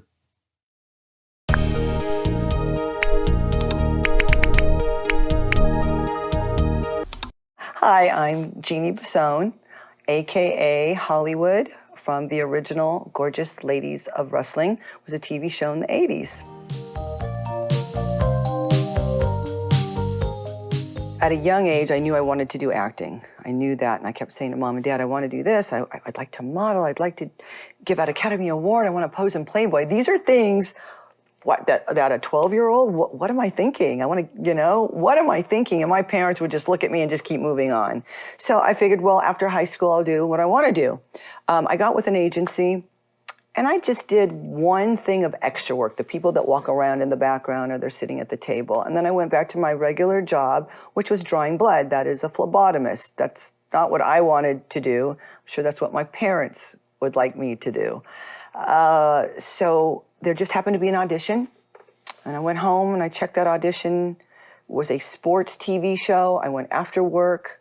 I got to the audition. There's probably 500 different ladies there. And this man, David McLean, says, this show is going to be about women's wrestling. And I didn't know much about wrestling. I knew every other sport, but I'm like, oh boy. And I saw about 20 girls leave their seats and walk out the door. And I'm thinking, oh no, what do those chicks know that I don't know? But I'm young, no fear. Went down to the audition. I went to the audition, which really was training. Mondo Guerrero was our trainer, and Mondo trained us Monday, Wednesdays, and Friday nights, so I could work and then train at night. As I kept going back, I noticed that there was less and less women, and they were weeding down 12 ladies. They wanted 12 girls to do a pilot. That's all they needed, and they had characters for each girl. So at the end of the day, I was one of the girls that they picked, and they called my character Hollywood. My tag team partner was Vine, and we did a pilot. We took it to syndication to NAPI in 1986, and at the end of January, they called and said, pack your bags, you're going to Vegas. And so I did the pilot and all 4 seasons of that show. And that's when I figured at that point, I'd like to do more TV shows or more acting. Stunt work was another thing that I got into after Glow ended, and one of my friends said, let's go on a set and I'll show you how you hustle a set. And all that means is you're going down to a set to give them your picture and resume and meet with the coordinator. So I started doing a lot of that. And then wrestling, I started my own company, Hollywood Productions. And so main thing was stunt work, some modeling, some acting, and then the wrestling. The wrestling I've done from day one. I never stopped.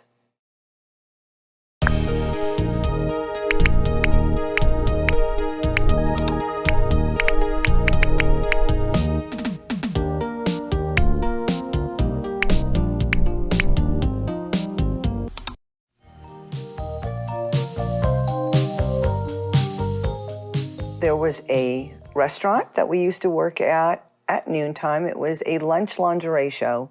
And Michael used to be one of the patrons that would have lunch there and check out the show. I knew him probably quite a few times before he had asked about doing the game. And he lived in the area as well. And he came up to me and asked if I'd be interested in doing a video game. And I'm like, hell yeah, let's do it. Plumbers Don't Wear Ties. Okay, whatever. Sounded off the wall to me, but he wanted Jane to be like the lingerie show. And she was. And then I got to meet John, which is Edward. I'd never met him before, a model. I don't know where Michael found him, but we got along very well. Oh, and then Paul Thrusher. He was a friend of mine. And I thought, oh my gosh, I have the perfect guy, sleazebag looking type of guy to be the boss. And Paul, he was perfect for the part. Poor Paul, you're not a sleazebag, but he was perfect.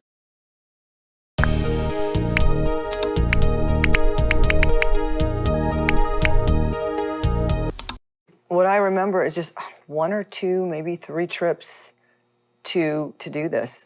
I mean, look at it. You get what you put into it, I guess. There was a little video and then a series of stills through the game. We were definitely acting out the scenes because, as you can see, some of them look like he might have taken stills possibly off of the video and then camera shooting. There was no pre-production that I remember at all. Just show up on Sunday, 9 a.m. And the reason we did the weekends because everybody had jobs, plus I think Michael had a building that he worked at that was not going to have a lot of people around, and it was just Michael doing everything. I never had a bad experience through the whole thing. This was fun. He had my consent to say, yes, I'm going to kiss Edward now. Yes, take off your clothes. I just, now looking at it, I cringe a little bit because it's different. But everybody on set made you feel comfortable. It's a script. I'm following a script for a game. So I didn't see anything wrong with it when I was shooting it then. For the most part, we had fun, and I think everything went really smoothly. So I'm thinking the first day that we shot might have been in that parking lot at first. The footage of me driving, that's my car. However, when you cut back to the outside scenes there in Glendale, that blue car, I have no idea whose car that is. So we shot all the parking lot scenes first, and then we went into the building, and then, of course, running through the streets like we did. And I don't think that we had permits for any of the places. I think we were just like Ed Wood, on the run, let's go do it, quick. The interesting things is I love all the places that we went to. So I'm wondering, did I say, let's go to Alvaro Street, let's go to Grauman's, the observatory, and those are like some of my favorite places to go to.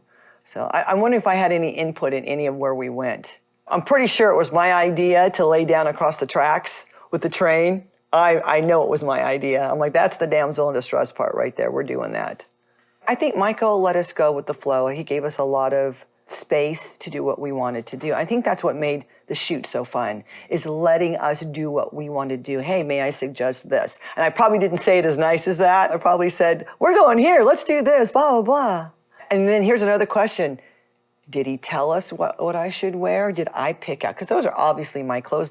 There's no wardrobe. There's no hair. There's no makeup. I mean, look at it. We're just like, get out of the shower, throw a little makeup on, go.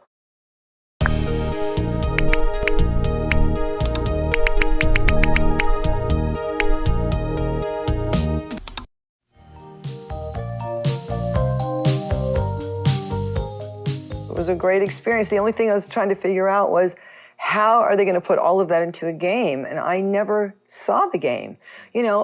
People are finished with certain projects and people move on. That's going to be something that never will happen. That's exactly what I thought. Oh, well, we shot it. That's it. I never saw the game until the internet got popular and I started getting those emails. And I'm like, what? Where? You saw this where? So I wasn't aware of the YouTube Angry Video Nerd guy. And I clicked on that. I was horrified at first. I'm like, oh my gosh, what is this?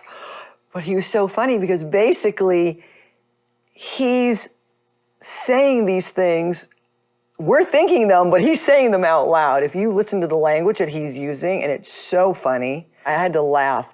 So that was probably my first indication that this thing that we did in 1993 is this game. Either people love it or they hate it, or they think it's funny, and you have fan clubs of Jane. And then I looked at the views. I'm like, this game is in the millions. People are actually checking this shit out. I'm sorry. But yeah, I hadn't thought about it in years. So to see this coming back up and to have somebody remember that, that's cool. So I'm getting a new set of fans that I love. And I can't wait really to meet them and talk to them all about and answer their questions, because I'm sure they're going to have a lot of questions. If you ask me would I do it again, absolutely yes, of course. It was fun. No regrets. You can always say no to any situation that you're in. Stand your ground. I had to do that a few times during the 80s and early 90s. And I just, walk and go to the next audition, the next gig. But never be afraid to say no. Stand up for who you are. I always did that. Have an open mind, but I think you're going to have fun when you play the game, and you're going to go, oh, that's not so bad. What, they're saying this, they're saying that? I've seen way more than that. I think you'll love it.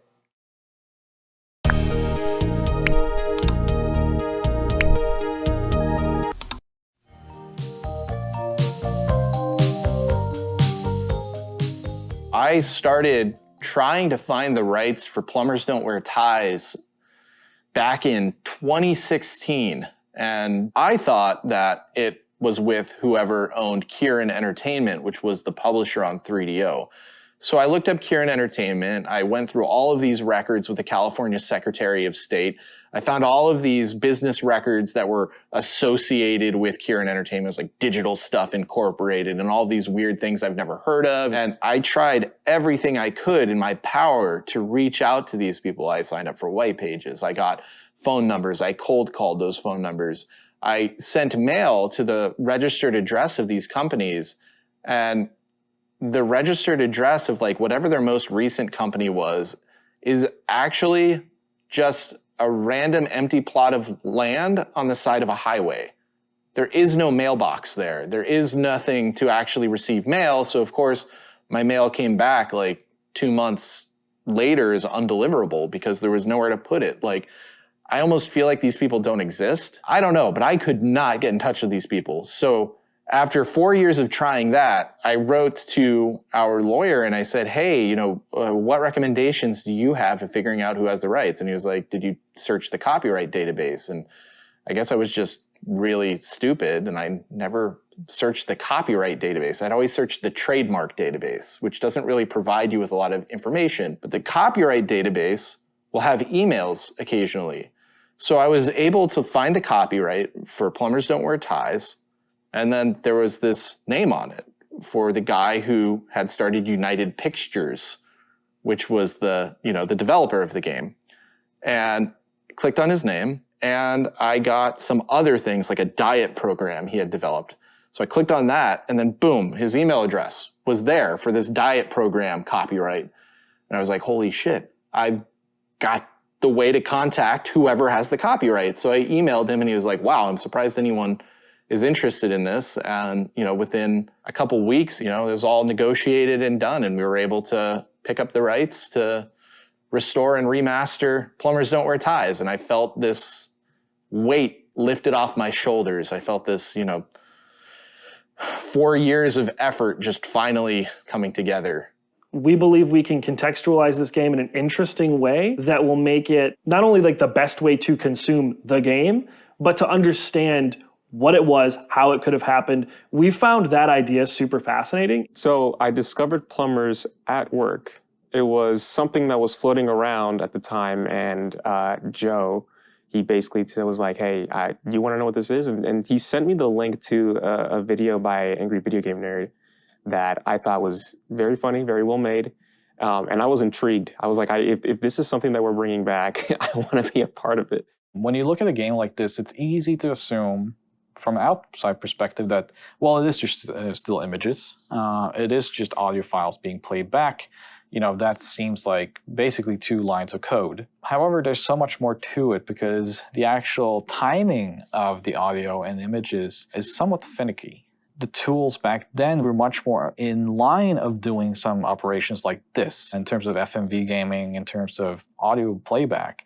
Nowadays, these engines are much more about pushing polygons and allowing for much bigger games. When you actually have to scale it down to something this simple, it leads to a lot of interesting challenges that you don't foresee. Top level, when you're looking at what you need to do, it's pretty straightforward. But actually coding it out was a little bit difficult because Unity doesn't necessarily have like a timer function. You have to build all of that from scratch and make sure that things flow correctly into each other. So there was a little bit of headache of making sure that, okay, this scene needs to follow up after this scene.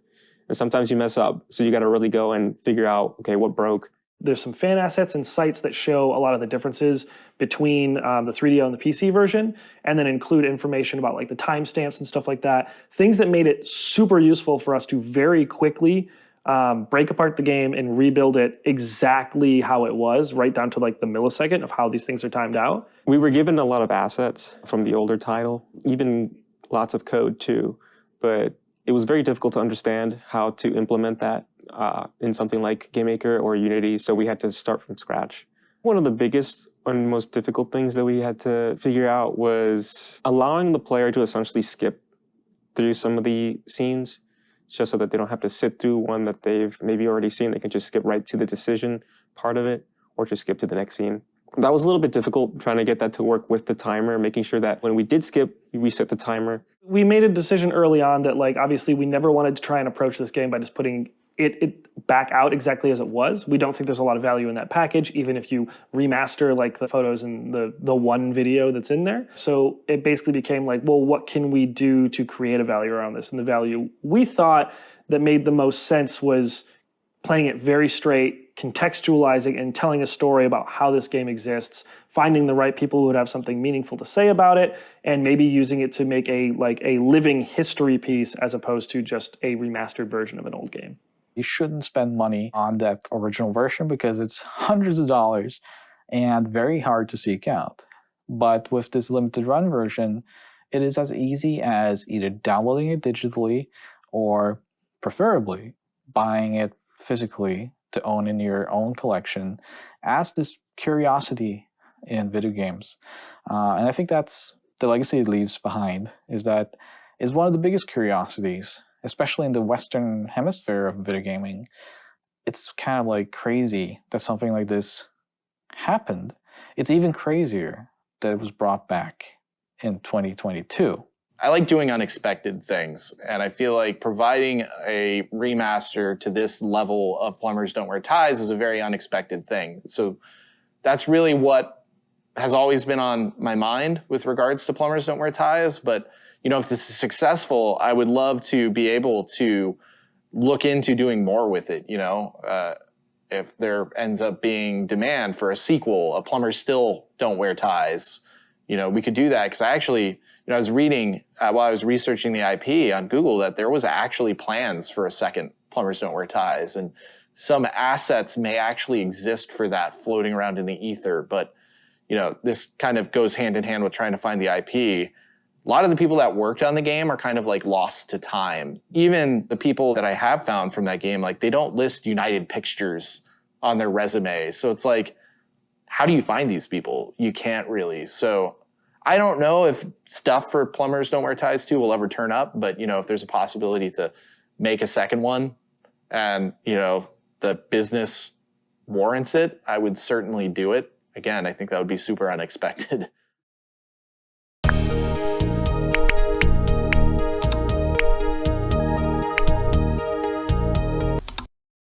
Plumbers Don't Wear Ties returning is an example of how YouTube culture and memes can manifest themselves into a real thing.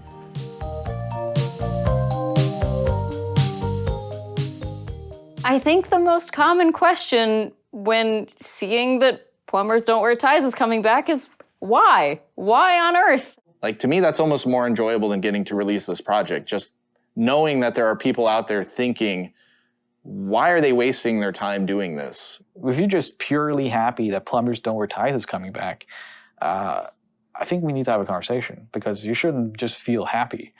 You should have questions, and you should be asking those questions. I ask myself questions every day while I'm working on this project, and I will for the rest of my life. I think the project is very interesting from this perspective of who else would bother remastering the worst game of all time to the level that we are trying to remaster it, in terms of adding all these extras and these exclusives and these, you know, bonus features. One of my favorite things about limited run games is that it seems that they have this ability to bring back things that shouldn't exist. And I don't mean that in a bad way. Somebody somewhere thought, like, what is the silliest game we could ever think of, like, releasing on modern platforms? And for the longest time, that was probably Night Trap. And like, what's even sillier than Night Trap is Plumbers Don't Wear Ties, because, you know, like, it's like, that is like really hitting the bottom of the barrel. There's no cash grab in Plumbers Don't Wear Ties. This is actually one of the hardest jobs we could possibly give ourselves, because we now have to give you a reason to buy the worst game ever made. The whole time I'm thinking to myself, are we really putting this out? Like, who is asking for this? I think it's really important to kind of recontextualize games that maybe culturally up until this point have only been the butt of a joke. You know, like, everyone knows Plumbers Don't Wear Ties, but does anyone actually know Plumbers Don't Wear Ties? How many people really know the bad games or have had a chance to play them? And I feel like from a historical perspective, somebody needs to be making these historically bad games accessible again, so people can satisfy that curiosity that they have in understanding why these games are so bad. That's why I really like to see projects like these, is to sort of recontextualize things and put them in a different space than just, haha, this is stupid. You know, it's funny, it's weird. There's a lot of bad stuff in it, though. You know, there's stuff that hasn't aged very well, and I think people can learn a lot from sort of the bad that is in there, and just making sure that they don't try to replicate it. I mean, that's why I support publishing it. You know, we're making this game readily available again. And I think we should, because it's important. Remember the bad parts of your history. Just remember them in context. And I think this is a good context to engage this game. When you go to a museum, not everything there would have been considered high art at the time of its release. We understand this, and Plumbers is certainly not high art, but it's a part of our culture, right? And it represents something that was really unusual for the console space. Anything that brings us closer to all video games of all history being available, I think is a very noble effort, even when it results in the release of the worst video games. There's a strong argument for the preservation of the worst games ever made being just as important as the best games ever made. Sometimes those interesting experimental efforts are more interesting to look back on than something that was, just really good and, hit the ball out of the park right away. The kind of noble, ambitious failures are as interesting to look back on as the successes. Those games, they can contextualize and tell you a slice of life of when these games came out and what the industry was like when they came out. Being able to actually look back at it and understand like kind of what they were doing, what our market was like at the time, why does this exist? When you're looking at this as a complete sort of time capsule, I think it becomes a lot more compelling. I hope that what we're doing with this game can contribute to what its final legacy will be. I think, like myself, there is a subset of people that find this era of video game history like just fascinating. I gather that those people are the ones that are actually like, okay, I'm kind of curious to see like what the heck are they going to do with this thing? Most people I think kind of got it. And this made me very happy for the reasons of like game preservation. I'd come to a place where people kind of were like, yeah, this is awesome. It's not just about having these greatest 8-bit games put in the compilation. It's not just about that anymore. I think the time is ripe for games like this to be reevaluated. And specifically this one, because it is so unusual for, in terms of its content and its structure. I'm kind of hoping it inspires people to make games that are just as wacky and zany as this. Hopefully not still images, but, get the vibe that this game kind of emits and see if they can try to replicate it with something that they want to make. So I want to say thank you for supporting an effort to remaster a game that nobody would have ever expected to get a remaster. And your support of projects like these will enable us to do more things like this in the future and remaster more games that are unexpected, forgotten, but historically significant to some level. Games that other people might not touch because they're bad or they're not games that have this huge, wide amount of appeal. And I really appreciate people who will support endeavors like that.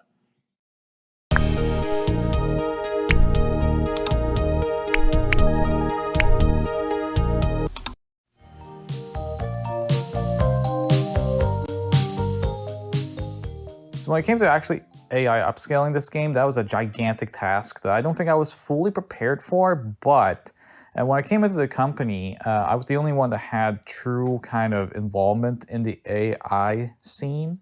I'd worked in Japan, and in Japan I'd worked very closely with the advent of AI upscaling in anime and then visual novels as well. I had dabbled a little bit into doing real photographs, and generally that is not great. Even today, as we're recording this, it hadn't really gotten to where I needed it to be.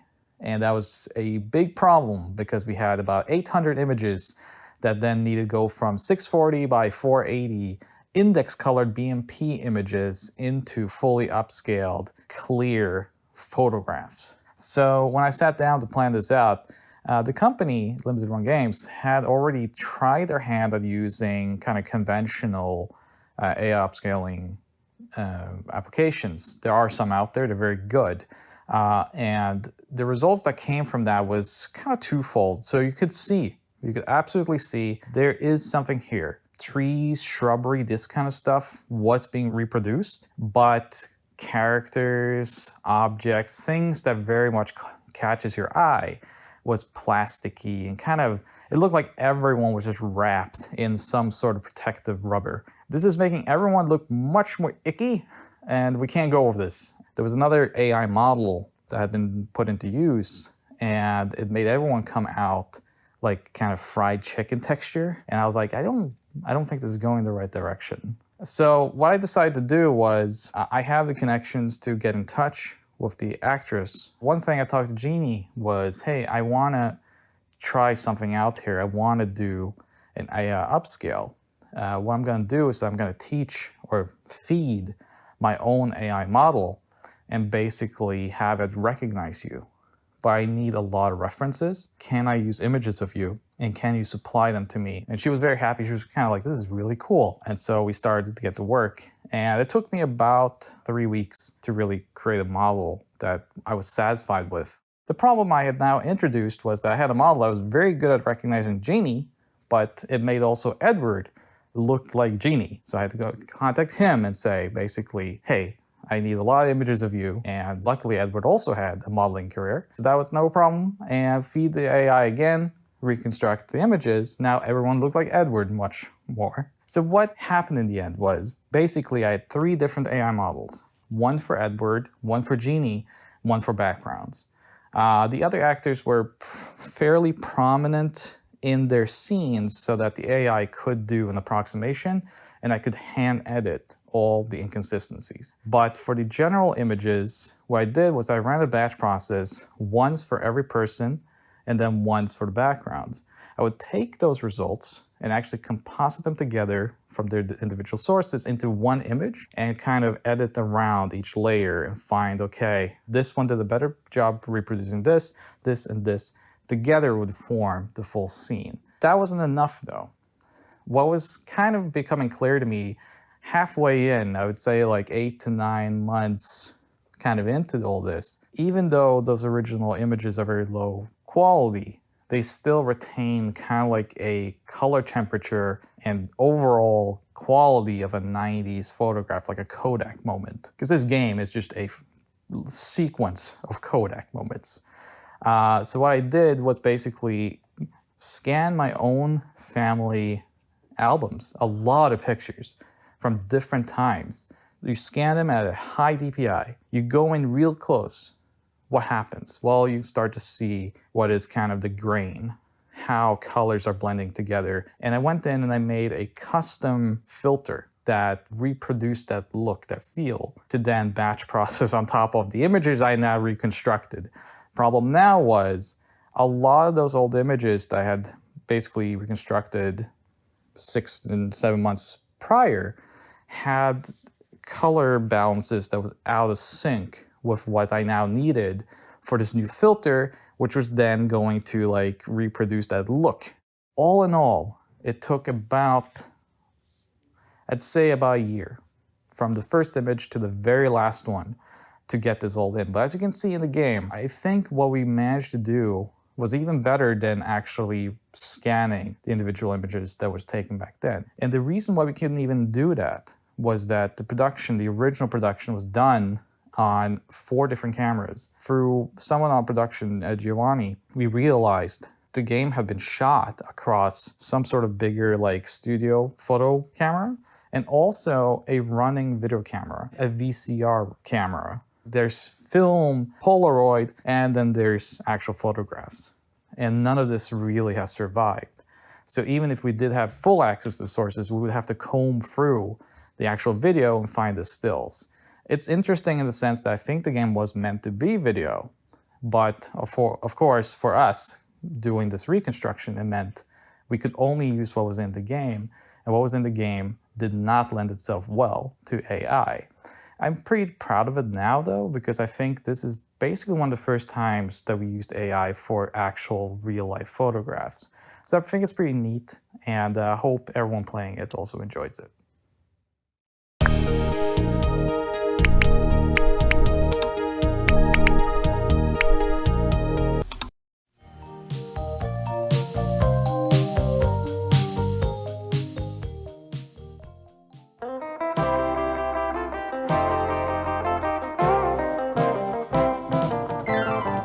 your seatbelts, because I'm about to turn this story over to you. Your mission, should you accept it, is to get these two lovebirds together.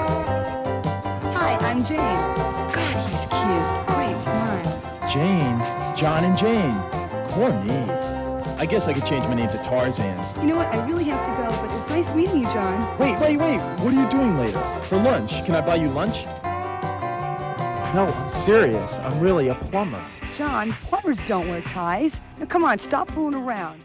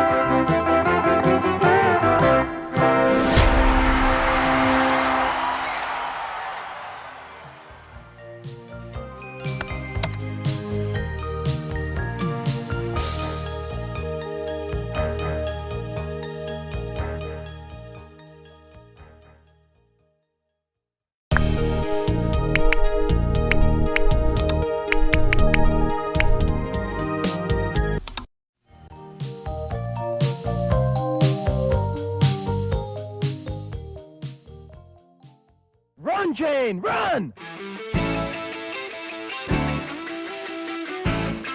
Oh, God. It is the first American-produced visual novel. He came up to me and asked if I'd be interested in doing a video game, and I'm like, hell yeah, let's do it. We were just like Ed Wood, on the run, let's go do it, quick.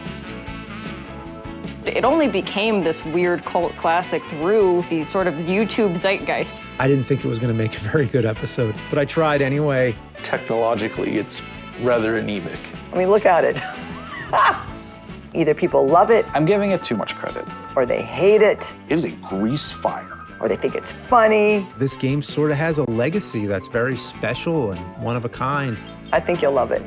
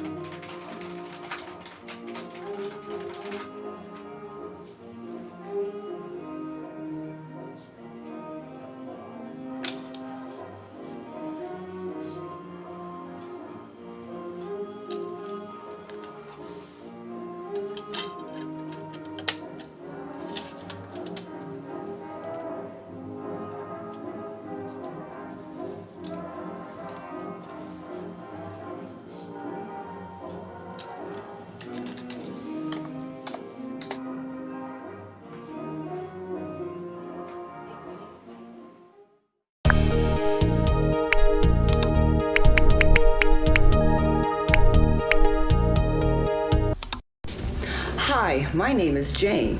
We might have met before, but you're about to rediscover a lot more about me. Maybe even more than you bargained for. This whole thing is like a brand new Corvette, still riding along the information superhighway. You put your strong, muscular hands around that controller and make me excited like it's happy feedback, haptic feedback. And I promise to do everything your little heart desires, but only if you check out all the new features and special contents. Just imagine you can watch me kick my sleazeball boss's ass, all in the new Plumber Vision. But if you make the wrong move, you could turn me into a nun yet again.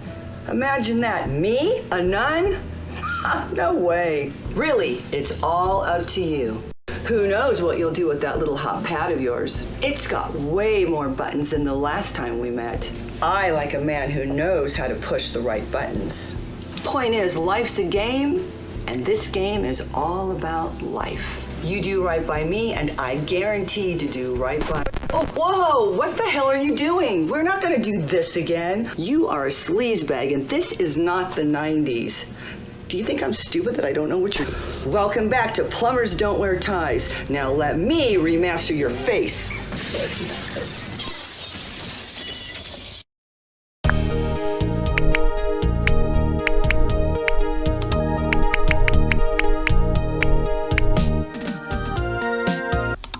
Hello everyone, and this is the interactive commentary for Plumbers Don't Wear Ties. I am the producer of this remaster for this game. How did that happen? We'll never know. But what I do know is that I'm actually joined by the main actress and superstar of this game, Jeannie Bazone. Hey there. Hello, hello, and I'm very excited about this. You are on screen right now for our fans. I want to know where that necklace is. Is that your necklace? Did you buy that? That was mine. That's a heart. It's a silver heart. I see. And I was looking for it, and I just don't know where it went. Now, I have to comment on the production quality of this, because this is pretty high-end, I see. Is that your white sheet as well, or did the production staff provide that for you? That was their white sheet. Okay. And what about the outfit? Do you remember kind of... Oh, that's mine. That's your... But I can't tell. It looks like it's a dress with a bra underneath it. I'm thinking, yeah. Yeah, I think a lot of people were wondering kind of what you were wearing in general for this game. Or we'll not talk about that. here. Oh, yeah. So this is an interesting... This game is very interesting. We'll talk all about the production here. Okay. But this is known as an FMV game, which is full motion video game. Okay. You're one of the first kind of notable stars to do that in the video game space, coming from another industry. Okay. But this is actually the only video that's in the game. Do you see the cuts? Are those cuts that we're seeing there? That back there. I will definitely say the rings. See, I still have my rings. Oh yeah, I can confirm through this audio that you are wearing. I'm still wearing different ones, but I like my silver. I also have to comment on the fact that you actually have not aged much since Oh, this. you're being nice. Not at all. Like, well, also I'm being nice, but like you actually do look very similar. Oh, now to how this. did this happen? Okay, how did magically the dress is gone? Does it look like it's gone? And now I'm wearing this bra thing? I think you lowered it a little bit. I don't know. No, I saw. Is that a bra? You're bringing the hard questions there to me. I don't know. Sorry. See, now I had a dress on. So this must have been another cut. I'm pretty sure. Do you remember? Oh my goodness! Now what is happening here? Well, there's that necklace I've been looking for. It got lost over the years. Huh? It did, yeah. So do you kind of remember? Was this shot at the beginning of the production, or was this just in the middle somewhere? I want to. I don't know. Well, see what I'm wearing here now. Yeah.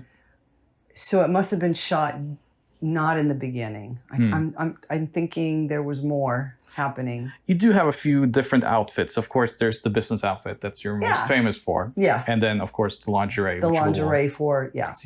There's a very nice title screen as well, by the way. I'd say. Looks like my yeah. It looks like your cat made it, maybe? Yes, yeah. Lala or Jaja. Both of them. It was their assignment. Yeah, so the production quality of this game is... It's terrible. Did he just write it? I don't know. Were there no fonts back in the day? See, I'm not sure. I think we had invented fonts by then. Oh. I don't know where they got theirs from. So... It's horrible. Sorry. So here's that title screen again, and we are actually entering the game now as it is. Now, game being a little bit in quotation marks because this was an experimental time for video games. Right. And so the game actually is decision-based. At certain junctions, you do pick, and Michael Anderson will talk about Michael Anderson, right. in alphabetical order. There you are, Jeannie Bazone. Were you known, because you were Hollywood. I was Hollywood and Glow by this time. Glow was already done. So Glow was 19 for me. I started in 85. Right. And the last one was like 89, 90. So this was after Glow. So did you professionally like go by Jeannie? No, I went by Hollywood usually. For the most part? Yeah, for the most part. Or Jeannie Hollywood Basone, but I prefer, it was Hollywood. Because that's one of the things I wanted to ask you about was that you're credited with your real name here. Right. But I found some marketing and just kind of general blurbs about this game when it was coming out. Right. And everyone always says it's Hollywood. So they always did But they refer to you with that. probably remembered me as Hollywood, Yeah. aka Jane, Hmm. aka, well, Jeannie. Jeannie, yeah. But your character is Jane in this game. Yes, It's the it name, is. Yeah. Yeah. And here you have some inverted colors. What is this? I'm just curious.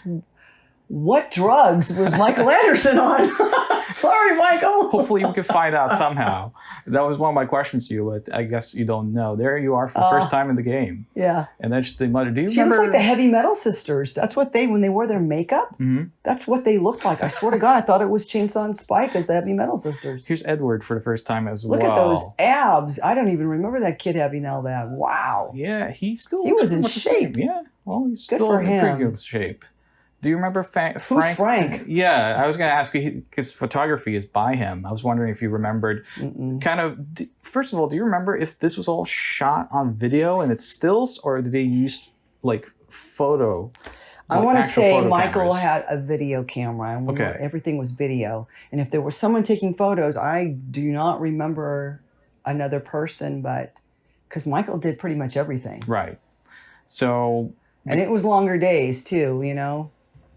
How long was the production? Do you remember generally? A couple of weeks maybe. He wanted to couple get weeks? it done quickly. And I was like, yeah, let's do this. And I didn't know what 3DO was or ever heard of it. And I don't know if Edward knew the same.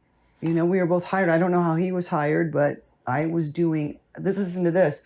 We were doing lingerie shows at a restaurant called Chewy's in Glendale. And Michael used to come to those shows. Oh, that's how we found Yeah. you. And they were during lunch. It was a lunchtime lingerie show. And he had come up to me and asked if I would be interested in starring in a video game. And I'm like, okay, let's do it. What was that? I'm not sure. I'm not sure. I was hoping Is you that maybe... braces that she's wearing? No, I think that's just how she looks. Okay.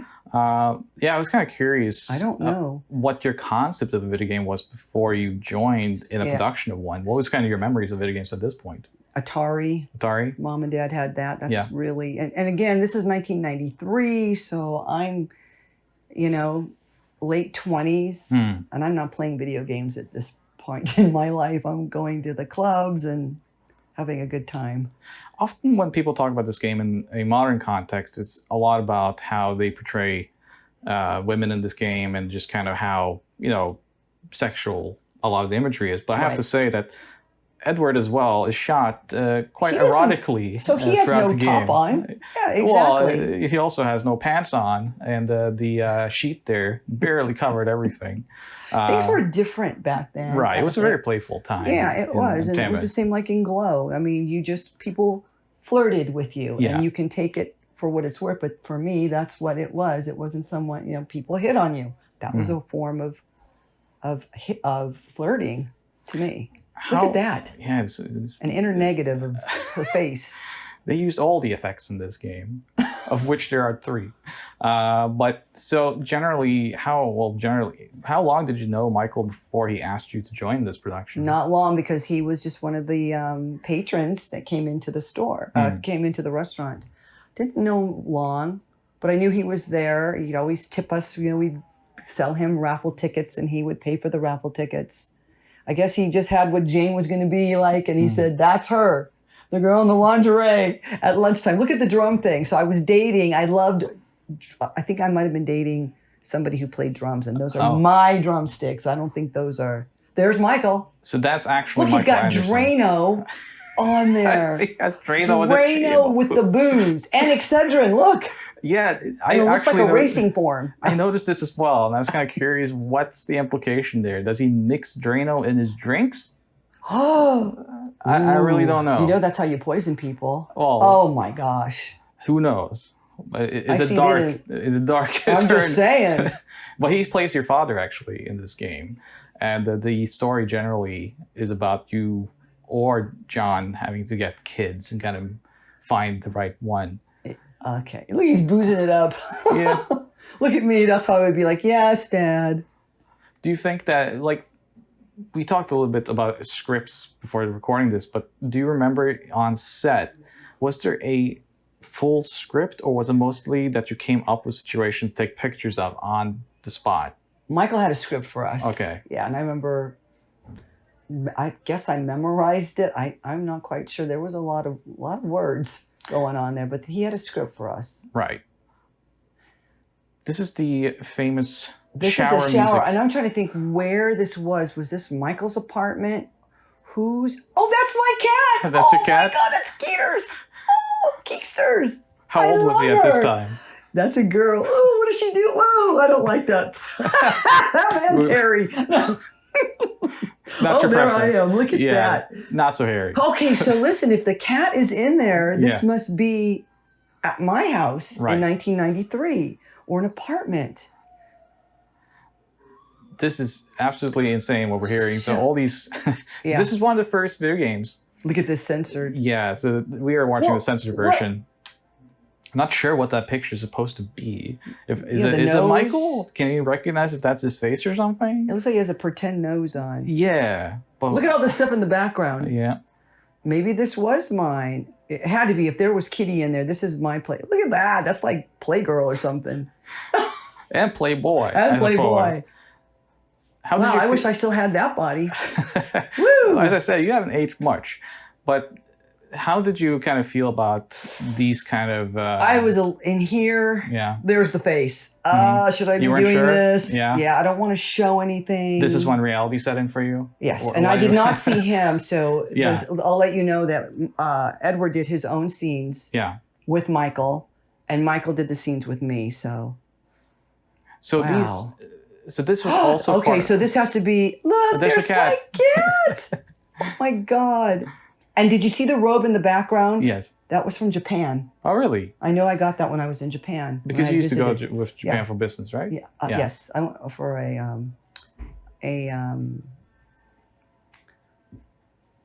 Yeah. a shoot. So- Wow, and there's the hat. Did you see that hat? Yeah. See that famous mirror one. there? That was an old dresser that I had. It's a vintage. Look at, she got scared and she's going underneath.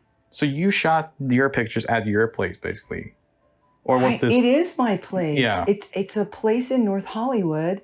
I'm pretty sure that was the kitchen. What?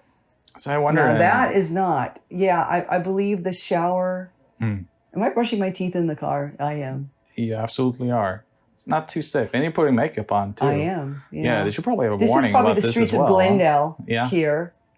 You were living there at the time? No, I lived in Burbank. I was in North Hollywood. Okay. And that car that I'm in looks like the Honda Prelude that I had. So man, you actually stepped in for production here, and you kind of provided That is a lot not of the your own. car that I was in. Oh, that I I'm see. driving in. I don't know whose car. I did not have a dark blue car like that. Huh. So now we're See actually the Corvette in the entering- back, that black one? Yeah. There you go. That's more my style. I see. So we're entering here kind of the main portion of the game before the long chase, but where is this parking lot? So this is a Sunday Yeah. in Glendale where there's hardly any cars. I know we see cars in here, Mm-hmm. but we decided to shoot in a place where there wasn't going to be a lot of people Mm. walking around. Plus, I don't know if you needed permits back then to shoot when you had I a mean, camera. you generally Like do. Ed Wood. Yeah. Yes. See, and I know we didn't have permits. So you just stole all the shots, Pretty as much. it's called. Yes, Yeah. we did. And Oh my here's- gosh. This is Michael as well then, as the narrator? Uh-huh. Oh, he's talking to that. He's not talking to anybody. He's talking to a statue. Yeah, on On the this bench. yeah. Uh-huh. This narrator will come back in various forms throughout the game. I will say, I know it looks weird, everybody, but Mm. look at his flip-flops. Oh my Yes. goodness. Wow. So he also plays your He's father. creative, I will say that. Yeah. He plays what? He also plays your father in this game. So Oh, he's yeah. multiple. I'm not sure if I think he's the chicken. he's also the chicken man, the famous chicken man.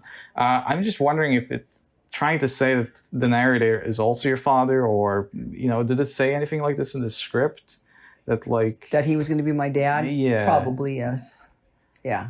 He's a nice man. Yeah. Is he still alive? I believe so. Yeah. Awesome. We can confirm. I believe he's still alive, doing Great. well, and he's in other That's business now. excellent. Look at this. He makes a first move, Jane. This is when in the game where you're picking the 3. You're picking the 3 routes, and generally, if you pick the wrong one, it won't go too far. I've heard. Yeah, it will tell you basically. Everybody you made the went wrong for number move. 2 probably, or number 1. Makes a move on him. Yeah, either he or Jane. Yeah. Not meeting has to wait. That would be boring. Yeah. Who'd want that? Look at that little scooter in the background. That's the choice they made. Yeah, I wonder if that was his scooter. I mean, or was it somebody's that we just sat on? Yeah, and just bring the helmet. Like, who knows? Knowing Michael, he just said, "Go over there real quick." At this time, we haven't interviewed Edward yet for the production. We will eventually, but I am curious to ask him some of these same questions. Right. Where's this? Do you recognize where this would be? It looks like Chewy's in Glendale. I see. So it's mostly around that area. Because I believe Michael lived in the area. Oh, I see. Okay. That's why he would frequent the restaurant, Chewy's. So you say that you worked from a script, and I'm kind of curious. Did you at least the dialogue? Right. So did you shoot the dialogue on set? Do you remember coming back to do recording for voiceovers like ADR? No voiceovers. Okay. So I just remember ADR. gorilla shooting boom, boom, Right. boom. Wow. Yeah. Go. And actually, I have to and say there was that really no rights and no wrongs. He was just Yeah. just go with it. I remember feeling very comfortable with him. Right. The shower thing was a little uncomfortable, like I told you, because I'm a Catholic girl, you know, Right. and born and raised, and you know, I have my sisters and mom and dad, and you know, in this. you know how that goes. Right. But I felt a little, even though I had already done Playboy, because Yeah. I did in December Right. 1989. But this was different, you know. It was a different. Well, your fans can now look up eBay for that issue, as you You mentioned go. when it was. What was the first impressions you had of Edward when you met him? Nice guy. Yeah. Very kind. Very nice. Do you remember? I'd never met him before, so I don't know where he found him. I think, as I understand it, he See, was a now model. she's in my car. Look, Oh. check that out. Do you know who it is? I have no idea, but that was the blue car that I was sitting in. It's probably the owner of the car. So I'm confused about these characters because they come in now and they leave. They never come back. And I know who that is. He was a friend. Okay. So he's not part of the production. They were extras, probably. Some extras that we did extra work with. Right. Huh. Giovanni. That's his name. I think that's Giovanni, Giovanni. okay. I don't know the girl, We're but uncovering I think, all the mysteries here. yeah, I think that's Giovanni. This is cool. He Oh, gets look, she's kicked giving him a in- low blow. I probably taught her to do that. That's a famous wrestling move right there. That's it. Mastered by Ric Flair. Pretty good. Look at it. Look at her face. There's the vet in the back. So even though the game is known for being of questionable quality, some of these shots, I have to say, the framing of them are actually quite nice. Yeah, but if you notice, see how they keep going with the same Yeah. photo. Yeah, I mean, they do reuse some shots, but we're watching the old version here, but for the game, as the players are playing here, they can choose between seeing the scene That's in right. remastered I'm sorry, or that's right. original. And when I was remastering them, I was kind of surprised by just some of the framing was actually quite well done. That's good. Yeah, and especially, of course, shots of you, where they made sure that they got a good angle of you and just kind of... Phone booth. Don't see those anymore. No, those are all gone for the most part. You see them in Japan still. Someone else sitting on the bike. What does it say? Oh, plumbers. What does that say? It says Plumber on a bike. Plumber on a bike. I love that. Wow. She moves fast. All these people, this game moves fast. I don't know that And these gentleman, characters by the come way. and go. So this scene is kind of unrelated generally to the main storyline with you and John. Okay. But it kind of follows the same humor. Do you know these people? I am not sure. I've been Okay. trying to kind of figure out Yeah, who why they- they're in the game. We can find their names in general, but they never end up being people from video games. They never really seem to be registered to the company that made this game. They possibly could be extras or friends of Michael's. I figured they were friends. Yeah. People always help people out when they need freebies done. Right.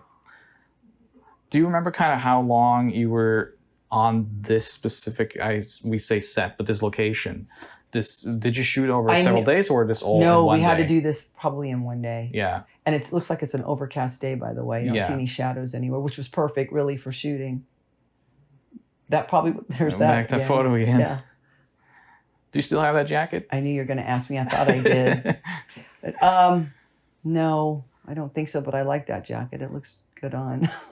It's a nice jacket, I think it's stretched in the places it need to stretch. Pretty sure. Yeah. Oh, look at this young lady. And what's confusing about this is that these characters kind of pop up on the same spot that you guys are standing in as well. So it's high and loose with continuity. Interesting. But it adds to the zaniness of this game. Look at his tie. Interesting. He is wearing a tie, which means that... another plumber, maybe. Or not. She is wearing something quite like interesting. A bra. Yeah, it's just... I guess it's a top or a bra. It looks kind of like what I was wearing. And I'm guessing these people also then would have to be friends with production or... Yeah, or extras. Because when we get to the boss, my boss, Paul, he, I think I got him this gig because he was looking for somebody to play my boss. I got the perfect guy, Paul Boker. Is it pronounced Boker? I think it was Boker. Yeah. Nice guy. I think he has left us. We'll talk more about him as we get to him. But some of these shots are pretty nice. I mean, there are. I did notice when I remastered these images that certainly some of them must be sourced from different types of equipment. Because while I was asking you earlier, is that some of these images are clearly Polaroids or from a photo camera. But I don't think it's Polaroids. I think it's there's no Polaroids in this. I don't remember Polaroids. Well, there's some shots in the there's some shots. You'd be more the expert than myself. Yeah, I'm not sure. I'm just looking at kind of contrast and color, even though it's low quality. Kind of. Is that like a Swiss Army knife? I think so. Yeah, it's the screwdriver on it or the And there he is again over in front of the restaurant. There's crazy music in the background. Is he wearing those sandals? Yeah. Yeah, he's still wearing the flip-flops and the hat. So I don't think that myself or Edward were here during. Right. He just needed us for our scenes. He didn't bring us into his scenes, which was good. You said it was like about 4 weeks of production. Maybe, if that. I think we did a lot of things on the weekends because everyone was working. Yeah, I was going to ask you if it was kind of every day or. We'll have to get with Edward to find out, but I'm pretty sure we only did weekends because we were all working. Right. Is Kieran like the Kieran, like Kieran always reminded me of Kieran Beer. So Kieran is the publisher, the original publisher. I know, right. He makes the first move. This is a nice shot of you. This is when we first started announcing and making trailers for the game, we remastered this image, and I have some stories about the remastering of these images that I think you'll find funny. But this was the one we used because we all thought that was such a nice picture of you standing there. Yeah, thank you. So now he's making the first move on you. And as they shoot, they smile. You guys are just, smile, Jane, excuse me. Did you get to know Edward a little bit on set, or was he shy? What kind of person was he? I just remember him being very kind, very nice. Mm-hmm. He is wearing a tie here, which is the same tie that the other gentleman was also wearing. Oh, he is, isn't he? I think I blew him off here, didn't I? Yes. Because he was... there he is. Yeah. I blew him off. Now he's wearing a beret, so right. I guess there is some kind of context here of his mood, whether or not he gets more aggressive. I guess he gets more militaristic with his approach, and then eventually he turns into a chicken, which... that is just... I don't understand the chicken part. Got to remember, too, when we did this, when we were doing this, I don't think we got to see all of this video at all, so we really didn't... I remember not really knowing how it was going to be put into a game. Right. How is this going to be put into a video game? Right. But did I care back then? No, we got paid. You know, that's the most important part of working in video games. We were paid. This was not free. Look, flowers. He got them from where? Where did those flowers come from? Was he prepared? They were on the bike. Didn't you see it? I guess so. They magically appeared. I guess I liked them. Look at his face, how cute. He's all happy. He's very innocent. Yes, yes. And he comes off to me as shy when you look at his pictures and stuff. He was a model, but I mean, this must have been his first acting gig. He did make a movie later on. Okay. Actually, a self-funded and self-directed movie. Oh, I love believe it or that. not. Good for him. Yeah. So I'm sure he will talk a little bit to us about that in Yeah, that'd be his exciting. interviews. But We were all going on auditions back during this time. Hmm. So I'm sure he was doing auditions. I know I was. Yeah. Let's see, Married with Children had already played. I think that was 92. Right. Again, it's season 4, episode 17, that myself, the farmer's daughter, the late farmer's daughter, and the late Big Bad Mama were on. So what are we doing here? Are we giving phone numbers? I think there's an exchange here, yes. Of, There's no cell phones, you see. No, this is... This is how we did it, kids. Back in the day, we didn't have these things to go, what's your number and I'll call you. So this was shot around, was it 93 or 94? Do you Somewhere remember? around there. Yeah. Could be 92 as well if it came out in 93. Right. Now, when you were acting in this, I would have to say that your character comes off somewhat similar to you as a person. Was that kind of just you interpreting, like, did you recognize yourself in the character in the script, or did you just add yourself a little bit more I to just it and have add my... fun? He really didn't give us that much direction, and Right. I was just being Jeannie, Right. being Jane. You know, he gave us a little bit, like, oh, look at that, that's He's so great. happy. That is one of the best shots in the That's game. a great shot. I'm not sure what you're Look doing, at, though. a la Tom Cruise. Yeah. Look. On the couch, yeah. Wow. So it is a couch moment. You're just kind of standing looking at the wall there. I've been curious. You know why? Because I probably thought I was out of frame. No one told me, tell the blonde to move to the left a little bit more. It's like the Blair Witch Project, but many oh my years God, earlier. I It's love like the ending of it. I like the Blair Witch Project. They do all these different angles of him doing this, and it's such a statue. You could Maybe make Michael him out of liked bronze. him a lot. Yeah, it must be. You know, I mean, his Michael physique probably is, said, hey, look, this is, he's putting on his jacket. Yeah, his leather jacket there. Yep. He looks like a cool guy. He was You know, he cool. looks like a John. Very professional.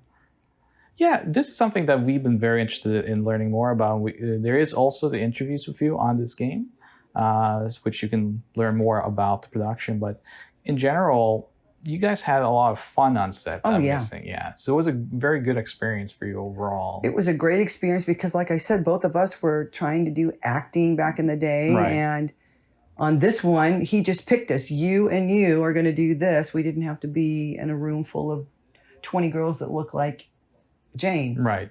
Which we always had to do.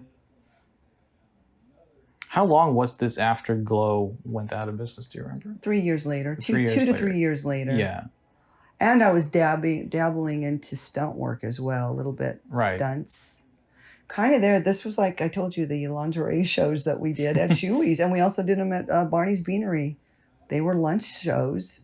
We'd walk around. We'd sell raffle tickets. And you'd win a prize. There you go. Wow. That would get people to come to the lunches. Right. You see. And look at him. He's either posing or thinking. But I'm not sure what the video's saying.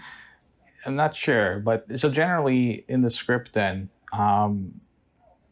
it was somewhat loose, you said. Like you followed some dialogue, you followed some directions, but it wasn't too detailed in terms of just kind of, so some. No, it was not detailed. I don't remember it being detailed. So there was a lot of improvisation from you guys? Yeah, a lot of in terms improv. Yeah. I think there was improv, and he directed a little bit, and we just went with it, and he loved what we did. Right. Love it or hate it, that's what you got. Well, it does sound, I was going to mention earlier in this commentary, but it does, even though, again, the questionable quality of some of the production and like the sets are all stove and whatnot, your performances are actually somewhat genuine and like it flows fairly well. So it does sound like you're having a lot of fun. There's very little stumbling. There's very little uncertainty. And voiceovers were very new in video games at this point. So it is actually somewhat well acted for what it is. And then you playing yourself, I'm sure you had a lot of confidence in just kind of going out there and being yourself, right? Yeah. Yeah. It was like being the character Hollywood, basically, in Glow. And it wasn't long. Here's the thing, though, is see how we're seeing the game? Pick this as, I don't remember any of that. Do this and do that and pose over here and come over here. You know, that's basically because I don't even think I had the game. Oh, look at that. I must have. I took control there, didn't That's I? a schmooch. I guess. Now, how did I feel about that one? Let's see. It's 1993. Oh, yeah, I knew who I was dating. Okay. Yeah, won't disclose who it is, but that's a nice shot too. That I was a have to great say. shot. I was going to say. So when these. Not much fat on my body. No. Here. I can tell you that. I'm critiquing myself right now. You shouldn't. You look great now and then. So, but I'm critiquing it going, I wish I could be 30 again. Woo! I'm in my 30s and I look way worse than you. That's not true. So, now he said, what did I tease him a little bit? I think so, yeah. Yeah. He didn't like that.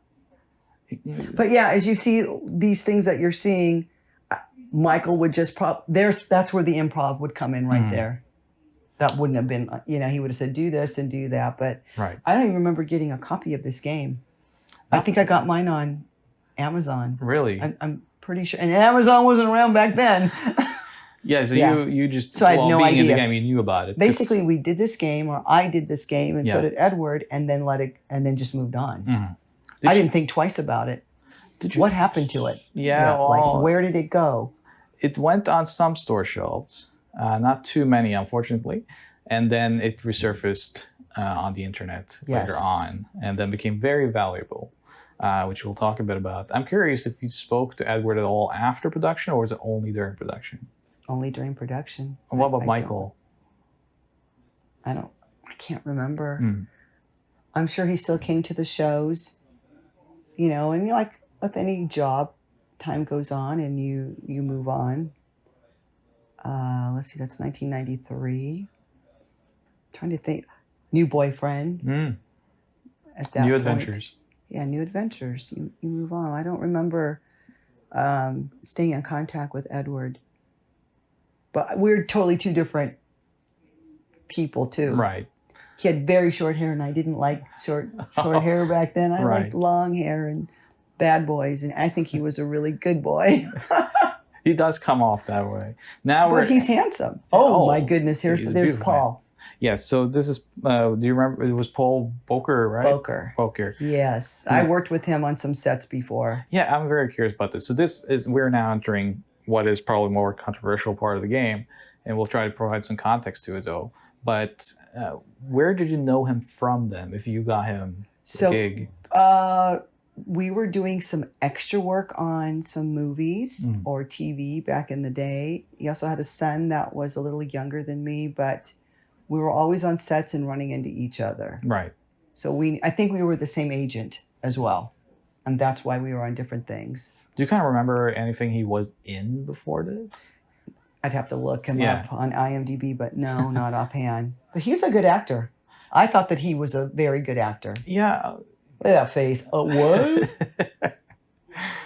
It's interesting again that like the performances are fairly straightforward and genuine for this game. They have a little bit of fun in the in the performance. Am I crying? I think they did try to make it look like you're crying a bit. Oh my goodness, yeah. I think.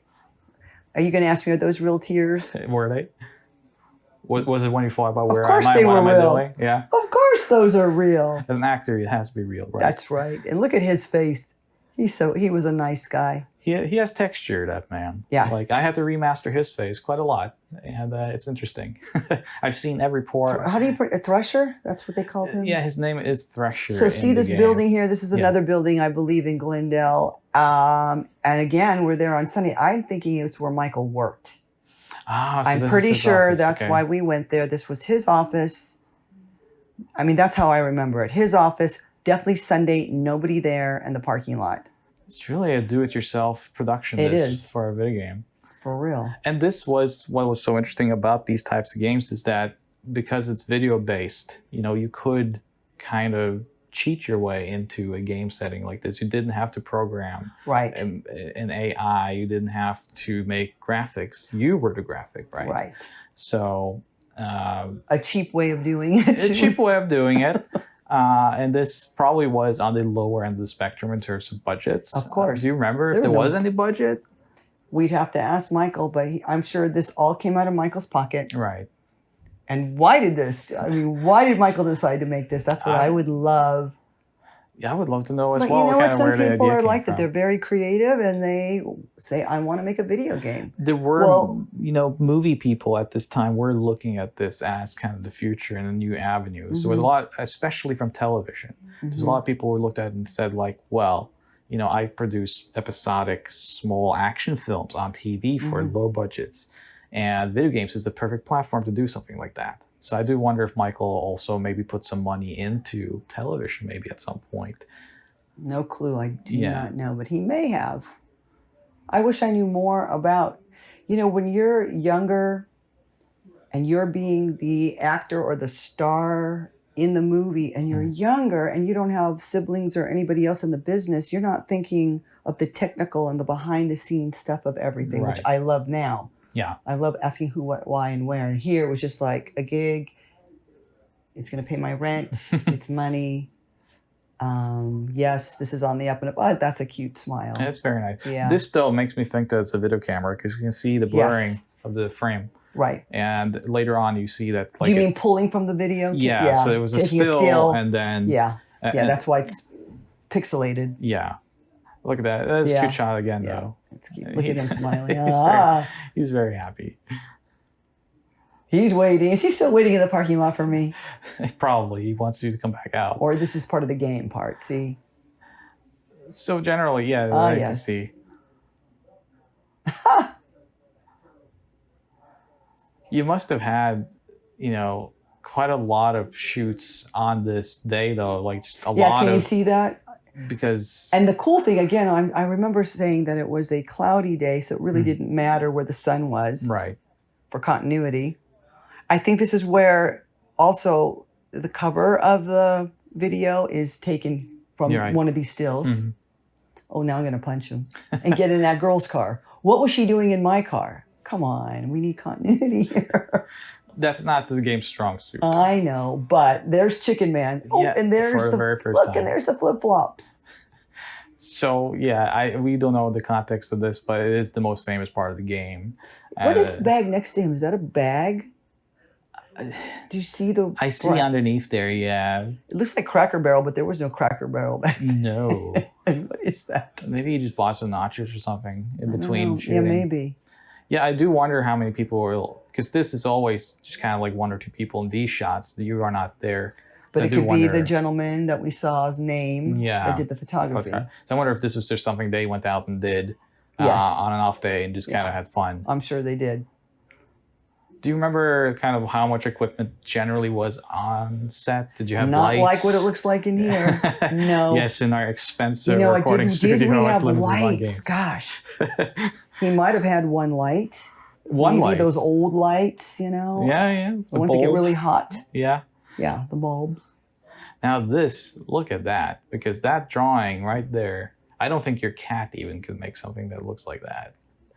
Yeah, that's interesting. Finds a job for Jane after all. Yeah, here are the different situations that you're going to be facing when it comes to this scene. Do you kind of remember in general, when you were shooting these scenes, they go in an interesting direction. Yeah, they depending on the do. choice, right?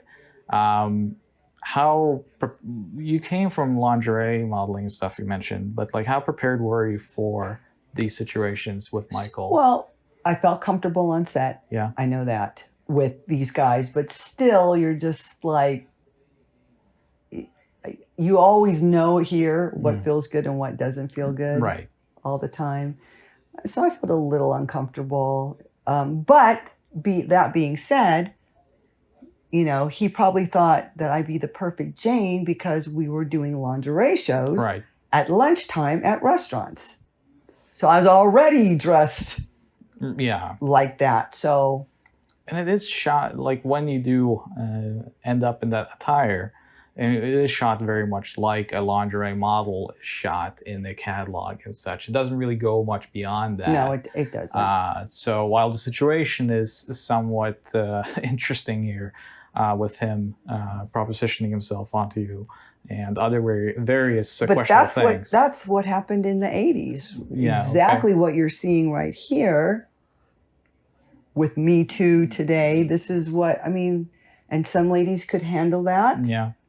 And for me, in a real life situation, I can tell you, all you have to say is no, and you can walk away from it. Yeah. This is different because this is a game, and we were doing what the script said. Yeah. And that's fine. There's no harm. It should also be mentioned that, I mean, there are different situations in the game, and while it has become famous on the internet for certain situations, the game itself does actually allow you to go in other directions. Sorry, I interrupted you.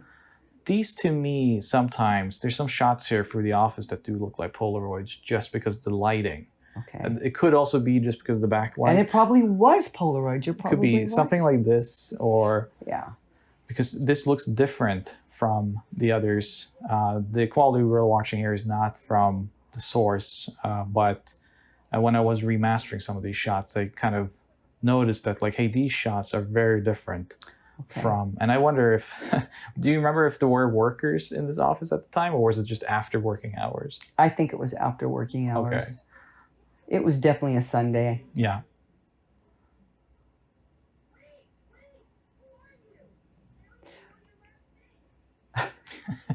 I love it. No, I don't want a taxi. You want to ride that scooter. Right. This is great. The reactions. And this is Michael just saying, okay, this is what's happening. Right. That's a shot too. Wow-wee. Such a close-up. No wrinkles back then. Look at that. I would have to think that... And we did, by the way, there's nobody on set to do your makeup, obviously. No one there to do my hair. You could see that. Yeah. So you did everything yourself well, then? it was just, just show up and do your thing. And when you're, when you're 29, that time was different than it is today. There's not these apps that make us look prettier and nicer and can do this and do that. It was just go. There are apps, though, that can put actual chicken faces on you. So I guess that's something that it gave society, is the ability to now put also, chicken when you're faces young, on. you're more confident as well. Mm-hmm. You're not thinking, oh, back then I was like, you know what?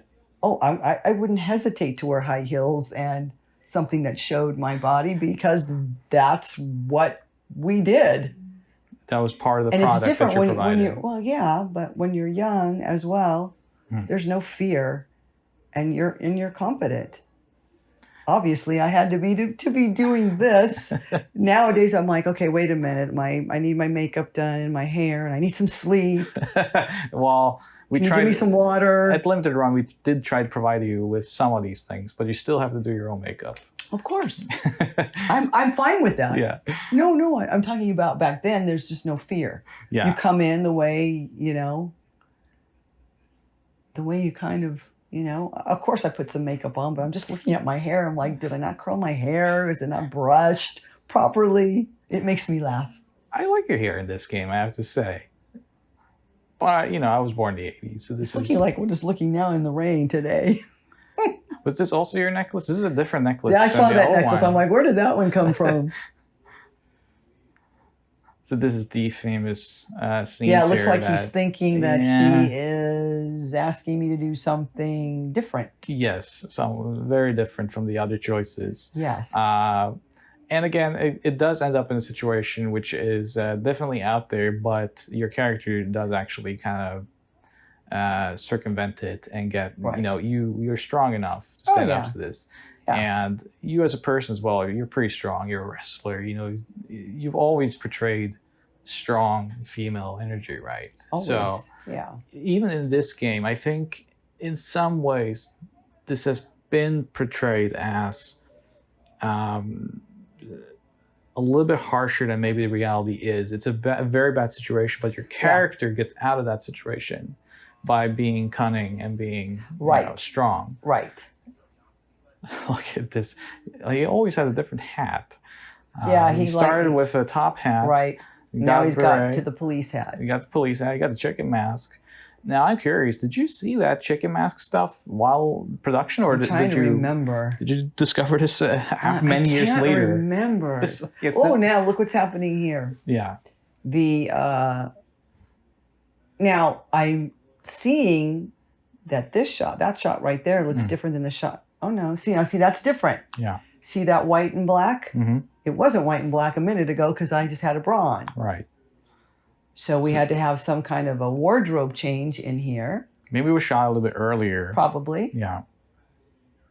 Or this was shot later and the other was earlier. Yeah. Because as I remember, I think we shot in the parking lot first. Okay. I think all the scenes outside were shot first. That was the first day of production then? Or you don't remember?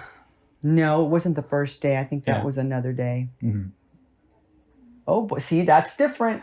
I don't see black. That was like a bra that clicks in the middle. Getting all the information we need here about your wardrobe. And here's the censorship icon again. So yeah, but I'm covered. You are covered. It should be noted that like the game now itself. This is the censorship that they did? So yeah, in the game there is an optional censorship. Though in the game, if you do remove it, you are still clothed. So you never do actually take off. Right. This shot, by the way, too. Listen to the music. Did you come up with some of these kind of scenarios yourself, or was this in the script? Do you remember? Because eventually, probably Michael saying, "I want it to look like," and I'm like, "Well," or maybe we wore this at the show, right? I may have wore that particular outfit at the show, right? I'm trying to think where that whip came from. Yeah, I was going to ask you, was that Michael's whip or was it yours? I don't know. Well, playing a bad guy, and I love Halloween, so it might have been mine. Right. Handcuffs, that's definitely from Hollywood and Vine are my characters, so I probably bought those. Right. So you're kind of using probably was my props. Yeah, what's your props? Yeah, I think everything's my props. You brought it to set yourself. Yeah. Well, you still like props to the props. If only you still had them, because then we could like take a picture of it and include in the game. You know, the original whip from Plumbers Don't Wear Ties. We'll put it up for auction. It really does enjoy these inverted effects. I think I used to have it somewhere. It could be. Look. He takes off as much clothes as you do. I don't remember him taking off his jacket. You probably blocked that out of your memory. Maybe. Yeah. Isn't that interesting how we do that sometimes? No offense to Paul. I mean, he's probably sorry, very nice but man. You were in it, but I don't remember. Right. What? Now these situations here. Ride 'em, cowboy. I'm curious if you came up with this or if Michael came up with that. Michael came up with that. I can see why. Okay. It's weird that Michael did not also play Fresh. Michael came up with all of it. Now he has the drink back now. Okay. He's enjoying another drink. It looks very hot on this day. He looks... so the sun is out? Yeah. In Southern California? I wonder if that's why they use these effects sometimes. Why is the chicken head upside down? Oh, well, we don't know. It's just one of those things. Wow, no wonder when they reviewed it, it got all these interesting comments. I think it's just because of the general just chaos that's ending up on screen here. Like, the story itself is somewhat nonsensical, and it just diverges into chaos. Right. And it's also for just the sake of having... It does reuse a lot of images, right? So I wonder if they just... kind of like, well, invert colors here and turn it upside down. Yeah, let's just make new things here and there. Because if you look at it, we have the apartment building, right, outdoors, and the office building. Yeah. Those three. Which tells me those could be 3 different days only. Yeah. And that's what I'm thinking now that I'm rewatching this, that we shot all of this one day. Yeah. The parking lot was also the same day. And then it had to be a different day for the apartment. Yeah. I see. So possibly it could have just been 3 weeks, 3 weekends. We didn't spend obviously a lot of time on this. So this is the other choice where, as we mentioned, you actually decline and run and kind of Good get girl. away from it. Yeah. Look at that. So the game itself does allow you to stand up for yourself. And even on the wrong choice as it is, you do stand up for yourself. And kind of in use real your, life, can I say that happened to me? Hmm. Oh, look, I'm wrestling him. I love it. A nice scissor across the arm there. You got arm like scissor it. with your leg. Yeah, I'm doing a leg scissor on his arm. Exactly. And a heel to the face. I had a situation that came up like that, and I said no. Yeah. That's it. And I Good for knew you. to myself, am I going to lose this job? Yeah. I did not lose my job. But I stood up for myself. That is a true story. And I still had my job. I like that shot too. I'm tan, so this tells me it's summertime. Now you have the shirt back on. So this Oh, this you tells go ahead. This tells me that this was shot on either before or on a different day from the office scenes, because now you have your jacket back on outside. Right. Now I am Which would be the same day right as this. as all the other stuff. Uh-huh. The Now, outdoor stuff. I wonder though, did Michael ever ask you like to run around in your bra in public, and you said just like, no, let's not do that? Or It was a Sunday. There was no one around. I don't Right. think we had an issue with So it. you wouldn't- I just went, yeah, let's just Yeah. do it. I don't remember feeling it's like a bathing suit. right That's how I Yeah, looked yeah. at it. I felt okay. I from felt your fine. modeling, you probably And I would don't have remember anybody watching us or coming up. Oh, really? Either. I do not remember anyone staring or looking. Or I guess in LA, it's just kind of, Plus, well, of again, course. now who's this? I'm not sure. The Karate Woman is a narrator. This narrator actually comes in to take over the game, she says, and then berates you for making all the wrong choices I earlier. But Michael will come back and we'll Like dispose she of her. appeared out of nowhere. Yeah. Now this is a whole different day. Yeah, this seems to be have been shot different, like on a different day with just a small crew, because it has Yes. And the sun is out. We can see shadow. Yeah, mhm. Totally different day. Still wearing the flip flops though, but she's not wearing any shoes. No, she doesn't need on the to. She's inside. in her gi. So and a purple belt, I guess. I it see looks that. like yeah. So A nice shot to the jaw. Good for her. and now we will be hearing about all the wrong choices we made. And I love it. Yeah, and it's interesting. Again, the game does sort of try to uphold a little bit of kind of moral that's good. quality in that sense. That it does actually point out that like, hey, there are wrong choices, and you made all of them Right. according to this. So Of course, the player's going to make all the wrong choices. well, you Come have to on. 100% the game. Who's going to play the boring? She leaves. She exits. She says no. I know. I would want to see more. Right. Yes, and now she actually is going over all of the choices. Is that the we script in made. her hand? I- Look, I was going to ask you. Do that's you the script. Okay. It has to be. So that's actually the prop. That's the script. We do have a copy of the script digitally. The original Word document that he's printed out. I would love We'll show to it see to that. you. Yeah.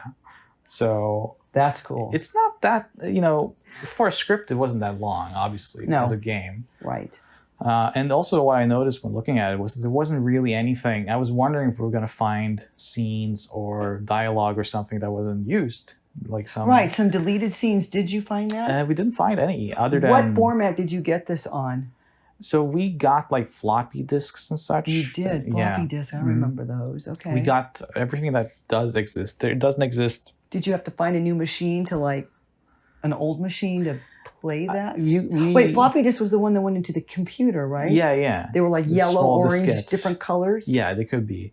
And then that had various documents on it. Oh my goodness. And we did extract, like the images, Right. we extracted from the actual game code. Interesting. We do have a separate commentary for the development and tech on this game as well. Oh, with cool. Joe Modulewski and George.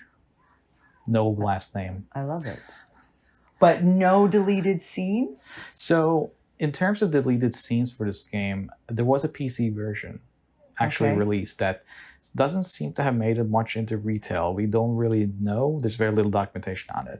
That game does have some additional footage and content, which we are calling deleted scenes just because publicly most people haven't seen it. Right. But in the script, those are actually mentioned. Okay. So I wouldn't say that they're deleted as they did make it into a version of the game. That PC version seems to have been made after the 3DO version, if I'm correct. So it's probably just materials that they were like, well, we have it, let's just put it in. Yeah. For whatever reason they did on 3DO, because there's nothing really questionable about it or anything. It's now, just extra. he marketed this to who, what, where back then? So generally, this game had to be ordered from magazines, in the back of magazines, gaming magazines, which would have listings. And generally, that's where you could find it. They're holding hands. Yeah, what a nice. This is a nice shot touch. as well. And I'm like, you don't like that. This is a love it. very good shot, though. I That's actually great. like this very much. Now, I remastered all the images myself for this, and I want I'll talk a little bit more about that in the other commentaries and interviews I've done. But I wanted to tell you one thing was that to do this, not to get too technical, but you have to train a computer to recognize faces in order to reproduce them at a higher quality. Okay. This is very scary technology. But I basically have to take a lot of your images from this game as well Right. as from Glow, everything I could find of you. Okay. And then the computer will learn what you look like and reproduce that at a higher quality. wow. So it basically redraws you Look at that. artificially. Yeah. That's Glendale now for you sure. have no shirt on. So Oh boy. Is that a banana peel? it looks like Oh, it, I because love it. he's going to slip I on love it. bananas anyway, so there you go. Look. When I was remastering your images, though, so I have to train them for This each looks individual person. And Lake Hollywood. that's- yeah. Lake Hollywood. This is Look, all- Hollywood. I love it. Look at this. Roman's Chinese? Yep, it's all in Hollywood. Yeah, That's- see? Oh my that's basically goodness. a production shot, huh? Okay, so this is, oh my goodness. Do you remember this? Like, do you just remember to I do now. going to all these? Oh my gosh, do you know where that is? It's like the Hollywood Bowl. Yeah, that's where the Disney concert and stuff. something That is, you guys, oh, and I love the Griffith Griffith Observatory. Observatory. I used to work in LA, so I've been Oh, to these. I love all these iconic places. I wish we could go on like Where's a location James tour. Dean? Yeah, Look, James Dean walked around all this. yeah. Oh my goodness, you could not do that today, people. There's no That's way. a good shot too, by the way. Pulling the hair. this. Yeah, that looks like pulling hair. downtown LA. Oh, that's Chinatown? Chinatown. Oh my God. Now those people are staring at us, I'm sure. Yeah. Oh, they must have thought we were nuts. This is not what they see every day in Chinatown, huh? Look, there's people. Look, Yeah. they're taking They're taking photos. pictures, yeah. That's Now, the- downtown. That's I think that poster is fake, by the way. I think that's added Okay. in post, as they say. Well, I think the Schubert Theater or whatever that theater down there in Yeah. Century City. Yeah. Here's a girl running around so what in her bra.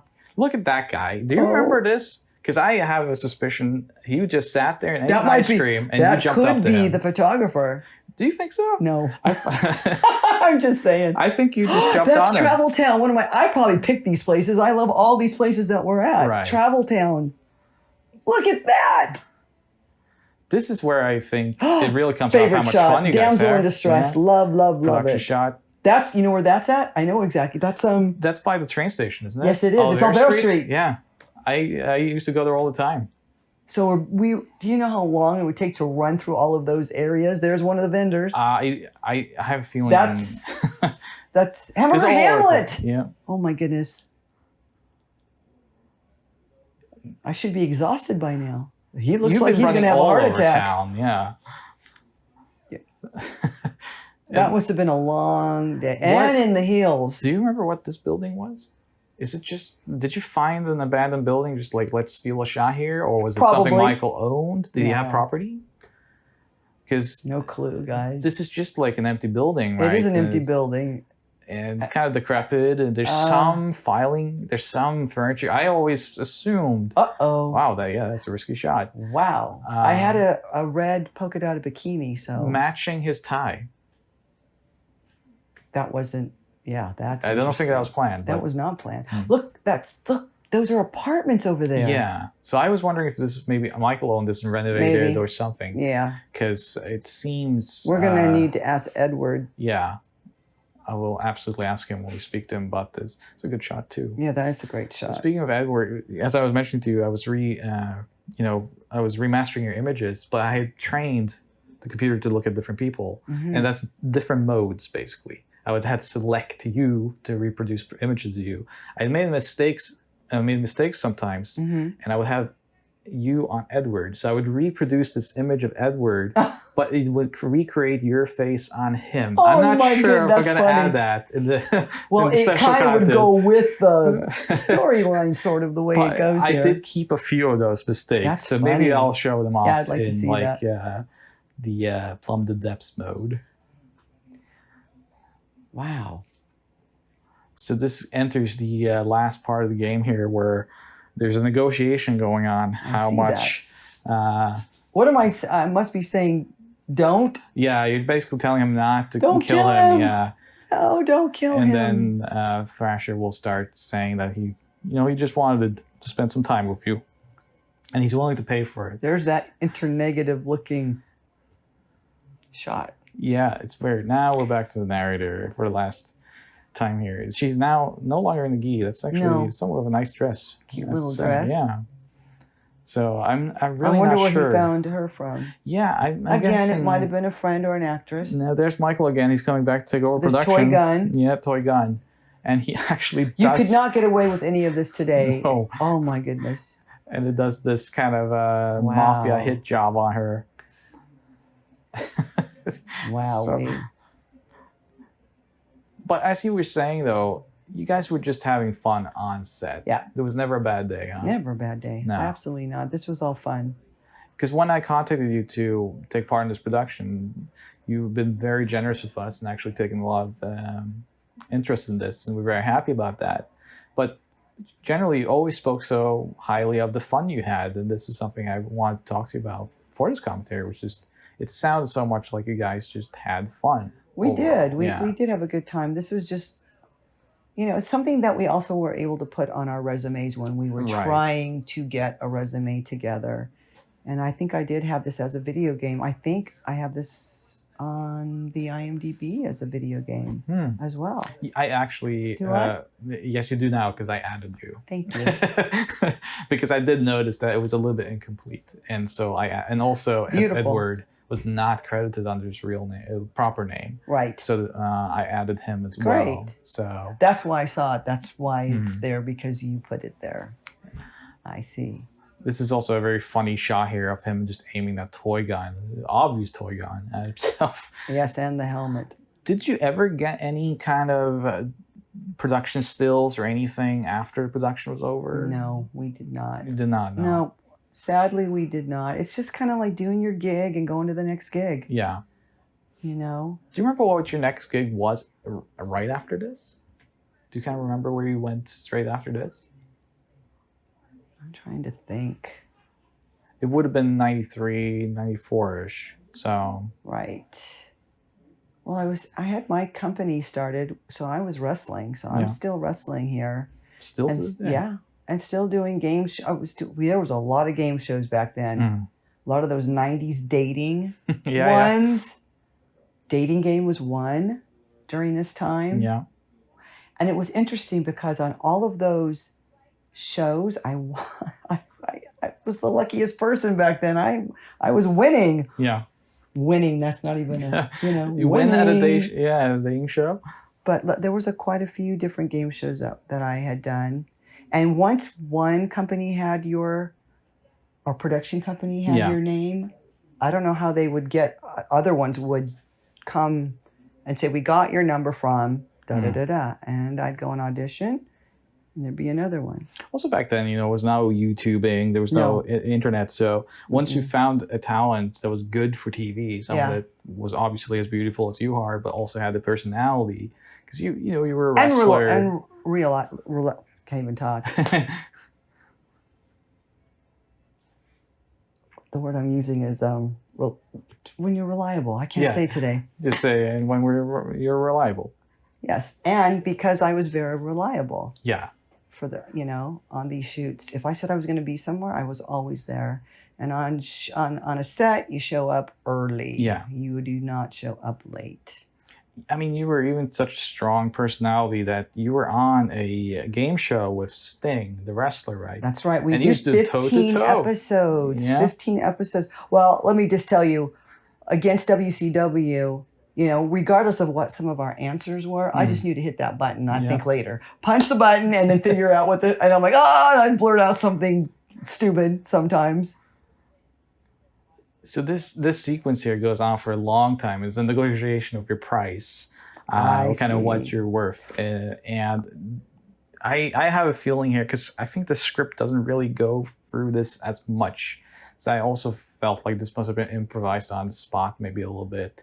And there's a lot of jokes and just kind of small talk here yeah, and just there. small talking. And I'm So wondering, you must, say, just go with it. yeah, and kind of pad out a little bit. And it could have been time. towards the end of the day as well. Everyone's getting tired, At least it's summer in LA, right? So you're not getting cold standing there. I'm not. Without a top on. And I'm tan, so. Yeah. Yeah. And this is back up in the building again. This is an apartment that's renovated, or being renovated, rather. It's so weird how we remember certain things, but not all things. Like going through the marketplaces, that brings back lots of memories. What was your main memory when I contacted you for this, like when people would mention Plumbers Don't Wear Ties? What was kind of the main memory you had for the longest time? Well, at first, I had just done the gig, and that was it. So it wasn't even in my mind. And then as the internet and we had emails and people could find you, put in searches for your name, I started getting the emails from people all over the world. Yeah. And they would either say they loved it or they thought it was the most hilarious thing in the world, or people just went, oh my God, we hated it. Or we have a fan club in Amsterdam and it's all of those things. And then I started looking it up, and then I saw it on YouTube, and I saw a lot of views, and it just brought back a lot of good memories. But you never know, some of the jobs that you may have done would come back 30 years later or whatnot, and be a cult, right? Type of thing. So this is the wrong, I guess the bad ending when you walk out with Thrasher. Him. Now he was your friend though, so I guess he was my friend. Yeah, Paul was my friend. In real life, it would be a good ending. It's a great ending for me and Paul. Plus, I got him the gig. Did you have contact with him after his game as well? Not so much. So this would be the last... we would have worked together right back in the day, but people move on. I'm just trying to think where I lived in '93. I think I'm in North Hollywood. Yeah. And after '93, you were asking me, '94, '95, I remember doing a lot of working for Jägermeister and Budweiser and Miller. You were doing commercials then? Or no, those were we were promo girls for the company. We were called Jaeger Girls, and we'd go to a lot of events. And then we would do our lingerie shows. So while you're trying to do the acting, these are your side gigs. Yeah. And those were our side gigs. This is another one here. And then there was Playboy too, because I did a few different issues of the different issues that Playboy, like they would have like the Office girls of the Office, or different ones. So here we're going into the real ending where you actually do end up with John and Jane. I guess it does have some like a little bit of Tarzan inspiration, but I love it. Oh, there he goes. Yeah, now he's telling him off. There's a lot to this game. I mean, there's not a lot. There's not a lot to the game, but there's the 40 minutes that they put into it. I have to say, just look at the background, guys. Yeah, it's just like bizarre. Just random furniture. It looks like some older furniture. So I'm assuming we would shoot where there was nobody. Yeah. So there would be no sound. Not even a floor here. No carpeting, no nothing. So it must have been a building. But it must have been something of Michael's, because we wouldn't have gone any place that we weren't allowed to be in. Right. Yeah. I have to say, like you and Edward, great all throughout the game, but Paul looks like he's getting a little bit tired, Irritated. a little bit irritated, Yeah, a little yeah, bit yeah. sweaty. Mhm. You know, his hair is getting unkempt. I'm guessing this now goes towards the night, and it's just getting hot in this building. You can kind of see that also. Are we a little moist on our faces? A little bit. You know, you can see the 5 o'clock shadow coming in pretty heavy on Edward. So I think this must have been the longest day based on everyone's You're funny. expressions. He's Italian, right? So am I. Yes, So am I. Yeah. Fasulo is his last name, Ah, Edward Fasulo. yes. And after this, he would go on to make a movie for himself. That's right. A Christmas movie. And we're actually recording that's- this that's around nice. Christmas time. So I guess it will be the company Christmas movie this year. Great. But he does a speech here. Look at my hair. It's just like we were running around all day. I mean, that's And I think like you also said, it getting was hot, probably very yeah. warm in that building. Do you? I know you don't remember too much which days and stuff this was, but this comes off to me maybe as one of the last days. Yeah, I'm It not sure. probably was Yeah. the last day. I think that's the mother. Is that the mother? Yeah. Do you remember which actress that was at all? I do not know this lady. I don't remember. Maybe it's Michael's mother. It could be. Yeah. She actually does a fairly good job as well. She's one of the funnier characters. Or it could have been a friend of Paul's. Yeah. You know, my job was just to get Paul. He ends up with her. Oh, he does? Yeah, so everyone ends up Perfect. there. Sounds like a big bag of C's candy, but it's not. Didn't say C's on it. This is also a very nice shot, by the way. Yeah, that's I a like nice that. shot. 2 kids having a good time. Yeah. Put your clothes on, Jane. Doesn't he say that? Yeah, take your damn clothes off. Take your damn clothes off. That's what it is. Yeah. Take your damn clothes off. Yes, and yeah. those were some of the emails that I got too. Is people that saying just that. a subject line? You It's like, I wonder if it's a fan or some That's harassment. the cover. Yes, that is the famous cover that is Yeah. on the cover shoot. That's great. Yeah, and this goes back to the Sunday where we were Yes. just shooting all this. So Right, it's and actually it's not overcast. the same time. Yeah. And we had May gray, June gloom. Mhm. So again, this could be June Yeah. or May or July, and we're having no sun because we would always have that up until 2 o'clock in the Right. afternoon. This was definitely morning. I know that. That's a great pose he's striking Look at there. him. We wanted to find that chicken mask. We have not found it. If someone out there Did has you a- ask Michael? We haven't been able to locate him. yeah. Other than we got some email correspondence, but Nothing not as of late. Yeah. So as of this point in the production, we're not sure. But Now, if this is 30 years ago, I'm thinking, how old is Michael back then? He was older than us. yeah, he looks He like might have he been is 50, so he could be 80 Yeah. right he's now. getting up, probably getting up there in age. He'd be- I want the Hollywood ending. That's funny. We did talk to him, obviously, to get this game, and he was surprised by. We did ask him kind of what his feelings were that, Uh-huh. like, we are coming in, remastering it. and Right, just what the- did he say? Yeah, he was just very surprised, but he was happy Good. to that fact that like something has survived. Good and for him. kind of- this, for. And I'm all sure its- his head is in a different place than it was. I believe he is in exercise and dieting or something like this. Are you talking about Edward? No. Are you talking about Michael? Michael. That's what I yeah, thought. Okay. Yeah. He did go on to do some diet video systems or something like that. Okay. So he did go into other business. I think most of everyone included in this production went Of on to course. other business. Yeah. And you today make soaps, you still wrestle, so Oh, yeah. you all ended I'm up in a still good place in wrestling. life. And of course, the soap is just a side gig. It's calming. Yeah. It's relaxing. And that came about before COVID. Right. I was just like, oh, how do you make this? Yeah. Oh, I like this. No preservatives? Oh, it's great. I'm This is over by the freeway too, by the way, the 134 freeway Right. in Glendale. Mhm. I'm curious, and I'm guessing the answer is no, but do you remember Michael saying something about let's make another game at some point? I do or, not Yeah. remember that. So there was no talks of doing Plumbers 2, The Return. But Nothing I'd like do it that. again if I had to. Well, let's see. You never know. Would Jane be making soap as well? Sure, why not? Why not?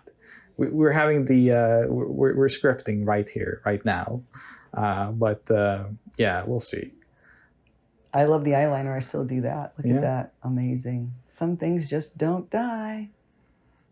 Well, as I said, you haven't changed much at all. It's really amazing. And it was interesting also when I was remastering it, just it's not too outdated in terms of the fashion, and there's Right. some like shoulder It's pads. 80s, and- but it's like- 80s stuff. I still yeah. have the skirt. I have And it- pumps that look the same. and that's come back also. You know, Of course, like, so- of course. Yeah, that can still go today. That outfit Yeah. right there. Totally. Oh yeah. You were asking me like, should I bring something? I was curious how much of this wardrobe you would have now. I have the skirt. I can Yeah. have the top similar. Yeah. Not the jacket Mhm. and the heels. Yeah, the jacket was what I was most curious about if you I know. had. We 'cause- talked about that. Yeah, it's really cool. Yeah, I wish I had that. I probably had it for a while, but when I went through some of even my wrestling boots, there was a pair of wrestling boots. I have no idea why I got rid of my pink wrestling boots Mhm. with the skulls on them. Like, why would I do that? I kept other ones. Why did I get rid of those? It's just whatever I was going through. My nails aren't that long, but they're dark. They're either light or they're dark. Yeah.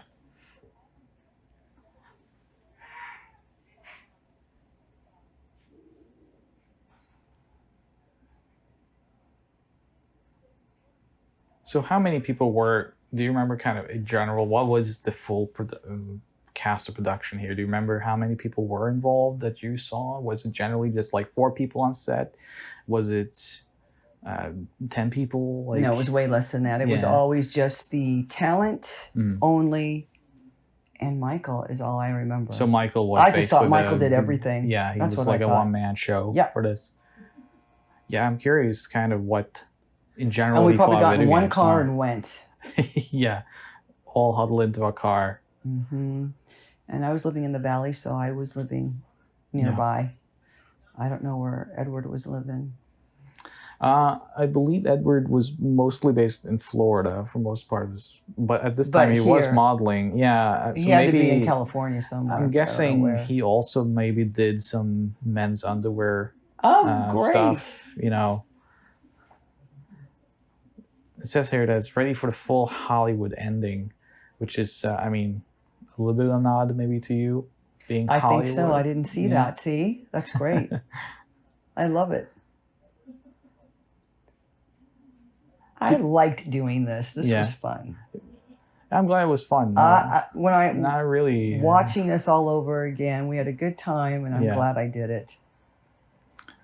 I'm glad you had fun. I mean, Yeah. this was something that we were very curious about. Was kind of you I have feelings good on memories, production. and you know what? That's the cool thing, because if I didn't Right. have good memories, we wouldn't be sitting here talking No, about it. absolutely And so it was something that I figured was up and up. I knew this was going to be a porn or anything like that, because Right. that's the first thing that you think about when someone says, "Oh, do you want to do a video game?" That's the Mm. first thing that was going through my mind. Is this going to be a pornographic type of Yeah. game? Mhm. Because I'd never heard of 3DO. Right. And yes, there's a little bit of that shower, that just posing. We're just posing for photos Right. is what was happening. I don't think there was video during that. No, It's it just just seemed like photos. yeah. Mhm. There exists no video of these. Yeah, there's no, but sequences. it's all photos. Yeah, yeah. Yeah. So, no, generally it is very That's much right. within Well, when modeling. I see rewatching again, I'm envisioning it as video, Right. even though it's all these stills everywhere. Because you were acting out these Right, scenes. exactly. Yeah, yeah. So, did you do many takes, or was it mostly just because he probably knew that this wasn't going to be video? Was it very much just like, okay, good, like an Ed Wood kind of Style. Yeah. That's what I think it was. Right, Ed yeah. Wood style for sure. It is Click, click, click, click, click. It was quick and easy. Yeah. Of course, there's video in the beginning. That's the only video. That's yes, the only which, yes, which the is beginning. shot probably in Of course. someone's apartment. But see how you're starting to watch it and you're still envisioning it Right. as video. Look at that. We're going. It's a nice shot again of you two. I wish there was a better shot of you two on that Right. scooter, just kind of like the album cover, Right. That's definitely Glendale. I'm yeah. trying to see what that street says, but see the brown Yeah. on the streets? I wonder whose bike that was. Yeah, I am really curious That I if don't that know was either. just Edward's own or not. But, It might have been his. Yeah, because he has the leather jacket, he has the helmet, and he knows what he's doing. So Now, if I was the person, I'd be going, end this thing. End this thing. And that is the ending, actually. That's very cool. Edward J. Foster. His name is not Foster. Look, and they spelled mine correct. I love it. I guess Foster was maybe just his acting name. Probably his acting name. So, what would this Harry. is Harry Armis, but you recognize that I think as it's Michael. Yeah, so that is just Giovanni, I told you. Yeah, Juarez. Yep. Oh my Samantha goodness. Eggersol. You know, I know he's on Facebook too, Giovanni. Is he? Maybe we can find him. Maybe we'll get some comments from I old think we Giovanni. should. And absolutely. The Fire on Mets. Do you remember any? Grant And good old Swanson? Grant Swanson. Do you remember any of the Daniel Taylor? Seeing their I names? don't know any of them. Nothing? No. Samaya Young. That sounds familiar. She looks like she could have been. She looks like she could have been a some wrestler. talent. Yeah, right? Paul Levine. Ray Wilkins. I love it. For Saiga's Speedway. Producer and friend. Oh, that's great. And that's Michael, he said. So And that's Michael too, look I'm at that pretty picture, sure. though. That's great. In the Porsche. Wow. How come I didn't get to drive the Porsche? Who knows? Michael's. Oh, look at that. that was nice. That's a nice shot. Jeannie, it was wonderful to sit down with you and talk about this game. Thank you so much for joining us on this commentary. Thank you so much. This was fun. And Thanks for having me. Absolutely. And thank you for purchasing this game and checking out all this extra materials. Do also check out the development commentary.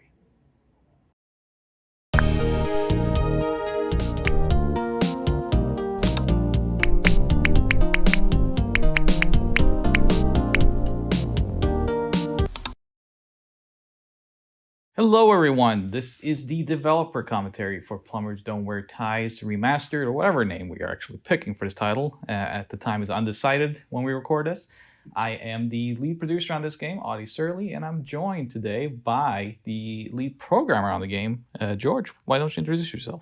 Hi, my name is George. I am the lead programmer on the Plumbers Don't Wear Ties, the new version that we're making. I'm glad to be here, Audie.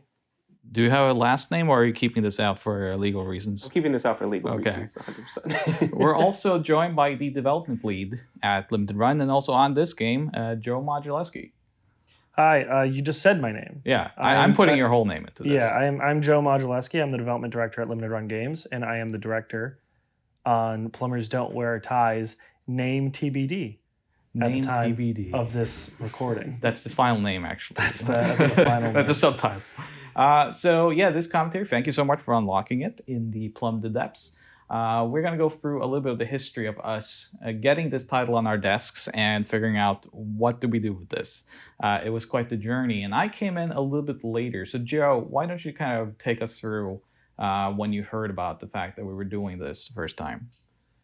Yeah, this is one of those things that just sort of floated across my desk one day. Josh had acquired the rights to this and wanted to re-release it in some fashion, but he had no idea what he wanted to do with it. It was just like, we should do something. This, I think initially the idea was this would be funny. We should do something with this.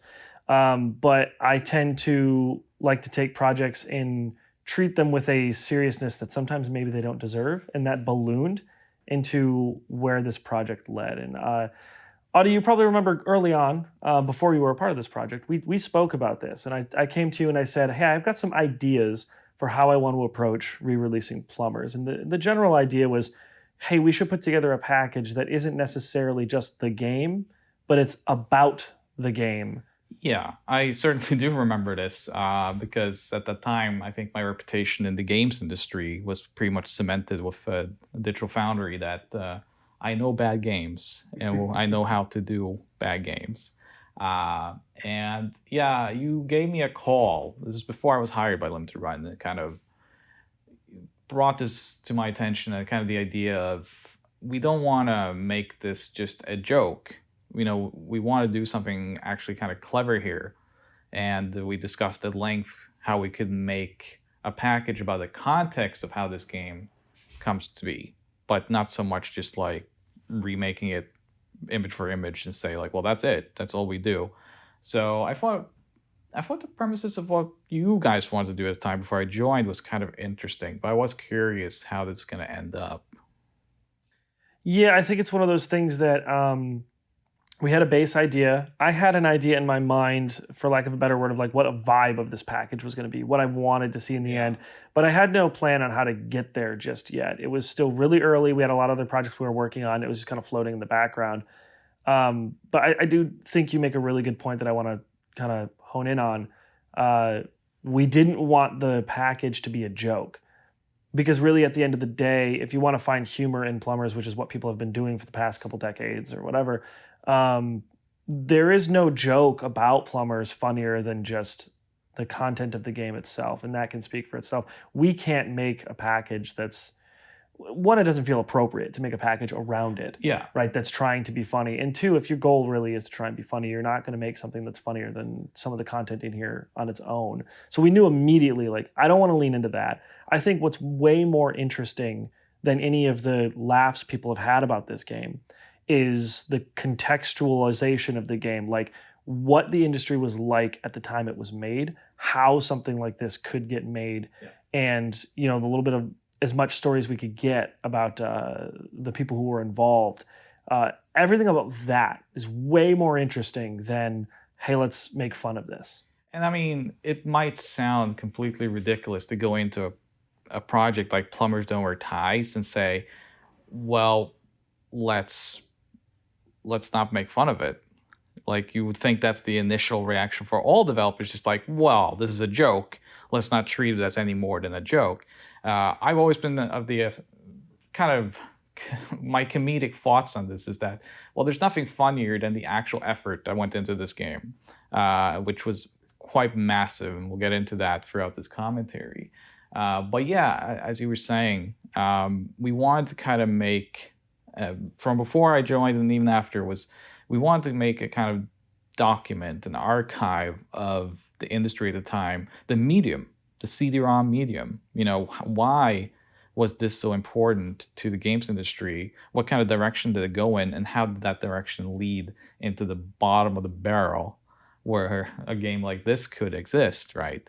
And at the time when you started on the project, we certainly didn't have access to original documentation, actors, people involved with the game. So none of that stuff had come through yet. No, that came through pretty late, actually, because it took a long time. Well, that was a lot of effort from your end. So like that was one of those things that I basically had the idea of what I wanted, and I kind of was along for the whole ride to make sure things came along the way I wanted them to come along. But you really took that ball and ran with it. When you came onto this project, you had a very similar vision to me of what it should be, and you kind of really took the momentum and made a lot of these things happen. Yeah, because at the time when you started the project, way back when you announced it, because this has actually been in active development in some capacity. I'd be loose with the word active. Yeah, I mean, hey, activity is, it can be whatever, but it had been kind of active in the company since its announcement.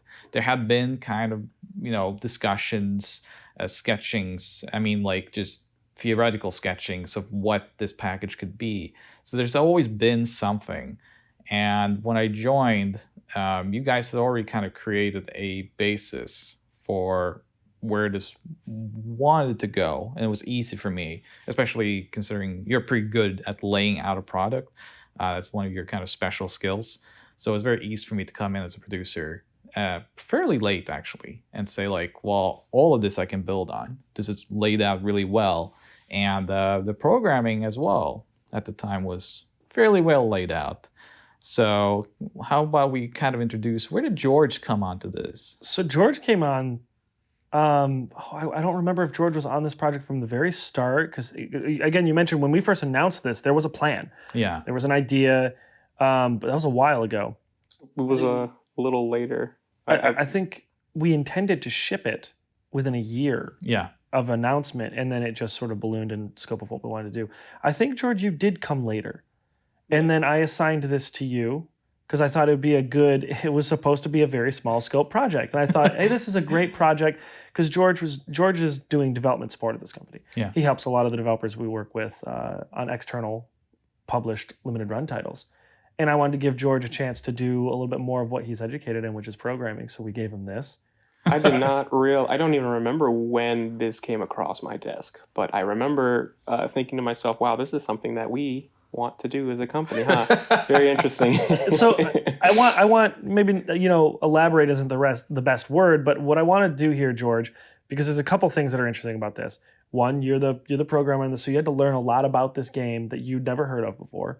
Right. And two, you're a bit younger than us. So the entire industry that spit this game out, you're not really familiar with. So I guess what were your initial impressions? We're going through some of these scenes now. What are your initial impressions? I couldn't believe. Well, see, I mean, these were some of the scenes that I was like thinking to myself that surely there was no way a game like this could have come out back in the day. But because from my understanding, this game is even before my time, before I was born. And so I was confused. I was asking questions like, how are we going to get this past, certification? How is any of this going to be? Are we going to include these scenes in this new version? These things just kind of came up, and I didn't know just who to ask about this. I guess you were the one to. I was the one that you asked, and we, I think I had answers for a lot of this stuff, and you'll see what the answers ended up being in the shipping product that you're watching right now. I almost said playing right now, but this isn't really a game you play. Look at that. Look at that. Look at that. That's all what we all aspire to be, is this man on screen, Edward Fasulu. And could talk a little bit about just kind of these actors, at the time. And I'm curious, George, were you familiar with this game at all when you touched it? I was not familiar with it at all. You hadn't seen I forget his name. James Rolfe's video. So that's how I learned more about it. That's Yeah. what Joe suggested that I go ahead and watch. And I did watch it, and that's when I got an understanding of what this was. Well, and I think the understanding you would get from James Rolfe's video, not only does it catch up to speed on what Plumbers is, it really encapsulates what the idea of Plumbers is for the following. When did that video come out? It was a decade ago, more than a decade ago. Yeah, more than a decade at this point. The entire idea of what Plumbers is in the gaming space comes from James Rolfe's video. Nobody knew what this was before James Rolfe did that video. So Right. everyone's perception of it. Yeah, in the comes mainstream from sense, that. absolutely. I became familiar with the game just because I saw it in the back of a magazine in the 90s, and it had a print ad that was pretty much like the front cover of the 3DO release, which is a lot of weird words, a lot of weird screenshots, and I mean, that's basically what the game is, right? It's just weird sequences of images. So, George, when Joe comes to you and says, okay, let's lay this out, I'm kind of curious, what was the kind of technical skeleton of what you started doing at that time? Well, I knew that, from the videos that I had seen, that the game itself to recreate wouldn't be super complicated to do at all. I started off working on a prototype of sorts in one specific game engine that, it unfortunately didn't pan out with that game engine, so we had to switch over to another one. But I think overall that was a change for the better. Some ideas got scrapped, some ideas did not, and I think now we have a better product overall. Yeah. You're unsure of yourself as you say that. You're talking about the point in time when we were gonna have a variety of mini games. Yeah, Yeah, we can talk about that. We were thinking of building out some mini games, and then at a certain point we decided, because it was almost three different things we were trying to do at once, and at a certain point it was around when you decided and told me, hey, we can't do this and we need to do an engine change. It was around the same point that we just started deciding we were going to hammer in really on the documentary or the contextual type of package over anything else. Right. And so the minigame stuff we felt was this doesn't really supplement the package we have decided we're actually trying to make now. So all that stuff got cut when we moved over to another engine. We can talk about those things a little bit, actually, because at this point the game is out as people are listening to this. But do you remember what those minigames were? Kind of what they were? They were basically just clones of known games. We had Tapper or something like that? There was a Tapper style one that was, I think, themed around the plumbing aspect. Okay. Right. And then like the whole plumbing thing led to me doing I won't say the name out loud because I don't, this is now a retail product. So, but I had done a clone of a famous 2-player plumbing themed very well arcade known game. I do remember being sad when we did that change and got rid of that stuff because I was actually pretty happy with. I was excited what I coded for that. It felt really good. Maybe that'll live again another day. That was the part that I was excited for too, because it's like, this is a game, but not really. But the mini games were actual games that we could have. Well, and I think at a certain point, I made the comment that, hey, if we make these mini games too good, they become the focal point of the package because they're if you want to talk minute-to-minute gameplay, they were the quote-unquote best part of the package. Yeah. And we felt that distracted from the actual game itself, quote-unquote the game itself, and the documentary-style content we wanted to build around the game. So it just made sense. Like these things are too much of a distraction. Yeah, I remember when I was brought on board this project on an official capacity in 2022, and worked on it pretty much consistently since that point. And I remember looking over some of these kind of long-term plans that have been in the game, like those mini games. And it was like, well, it should be mentioned in the commentary here that Joe is a pretty good game designer as well, and George also has some pretty interesting ideas and good execution. So it's something that will live on in another game, I think. But as Joe mentioned, when I looked at the whole package we were kind of going for, it did detract from, I shouldn't say the seriousness we were going for, but we had kind of coined the term interactive documentary before other products came on the market, which also have this tagline. Wonderful friends of ours that did those as well. So it was kind of like, those would be funny, but do they distract?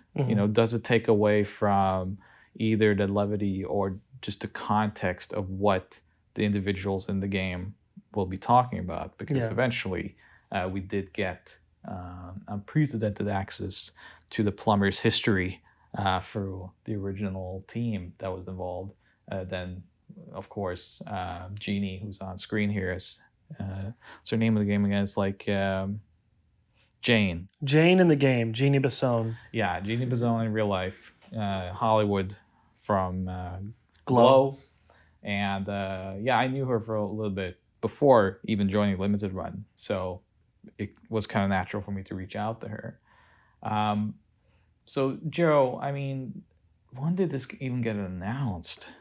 Do you remember? I mean, it was I don't remember anymore. So yeah? It was an LRG3 when we announced this. Yeah. I don't remember if it was pre-pandemic. I don't remember. Yeah. It's hard. So Limited Run is an extremely fast-paced place. We do a lot, and it is very easy for something that's 2+ years behind in my brain for it to get mixed up between years.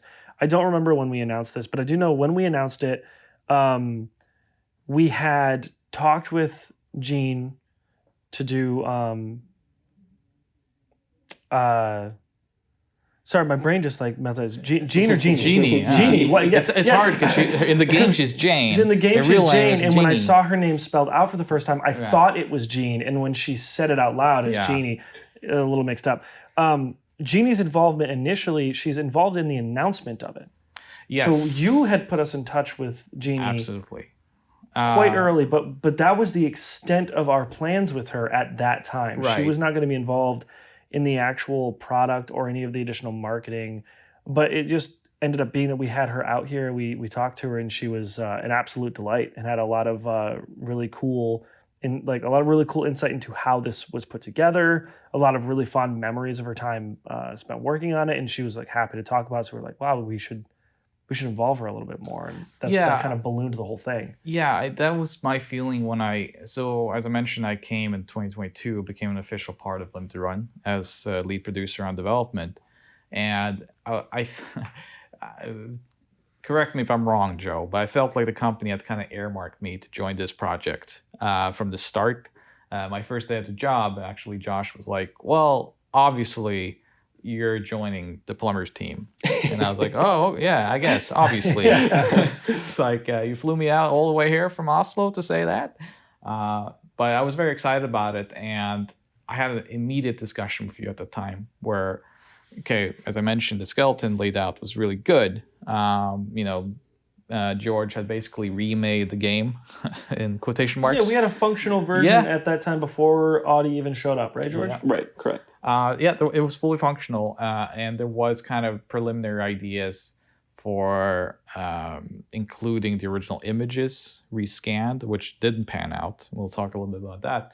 But when I joined, the first thing I talked to Joe about was basically we should lean into the context around the game, make an interactive documentary style thing where the game and its context is complemented by all these smaller videos at the time. We didn't want to make a full-length documentary that could go just simply on a Blu-ray or something. We kind of wanted to cut them into chapters and have specific topics talked in depth that gave this game its context. Well, what was important to me about that too is that if we did like a full-length documentary that was included, say, alongside the game, a Blu-ray or whatever, and it wasn't integrated into the game, the software, the concern was that players wouldn't engage with it, or that every player wouldn't see it. And we felt from the start, especially myself, I brought this up many times. There's absolutely some content in this game that I think requires some context, not only around the content itself and it being made, but in our intentions in redistributing it, right? And so it was very important from the start. They were like, no, this documentary style content, the story we want to tell here needs to be present in the software around what the player's experiencing. Otherwise, they may not notice it.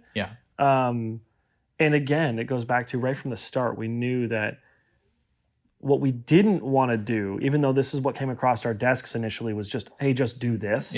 What we didn't want to do was just put the game back out, because what is interesting about that? The internal mantra about the game when I joined was basically like, well, the greatest remaster for the worst game, and so the entire software had to kind of reflect that. And so, what do you do when you remaster something in film, in music? There's always documentation, documentaries, context supplied to showcase, okay, why was this work put into this product? And as you said, if we just made a Blu-ray with a few videos on it, I think a lot of people, not for just the sake of like, well, they aren't interested or don't really think about it, but a lot of people collect and they keep it sealed. There was like all these thoughts we had around it that was like, okay, we need to make sure that the software itself is contextualizing the game. The software needs to tell the story that we are trying to tell around the software, right? Like it needed to be very integrated. Now, I want to talk for a little bit about the remastering process. Like, I want to start with George, and then I know, Audie, you have things to say about what we did. But sure. George, do you remember when this first started and we knew, like, okay, we're doing like a 4K version of this game, and what that first challenge was, looking at the material we had to work with? I want you to see, like, can you kind of walk us through what did you start with in terms of assets, and then how did you get what you have, and what our first step at trying to remaster this was? I started off with a whole lot of images from the original game, and then it just came down to figuring out, okay, how can I make these assets cleaner, 4K, and if for those of you who have already played the game, you know that there are two different versions of those images, and the ones that I started off with, the ones that that eventually made aren't the final ones. So I think Audie was the one that came in and really worked hard to make those final versions of those. We had some bad ideas initially. It was just like, well, do we just do like a nearest neighbor upscale to 4K of these things so that we preserve them exactly as they were?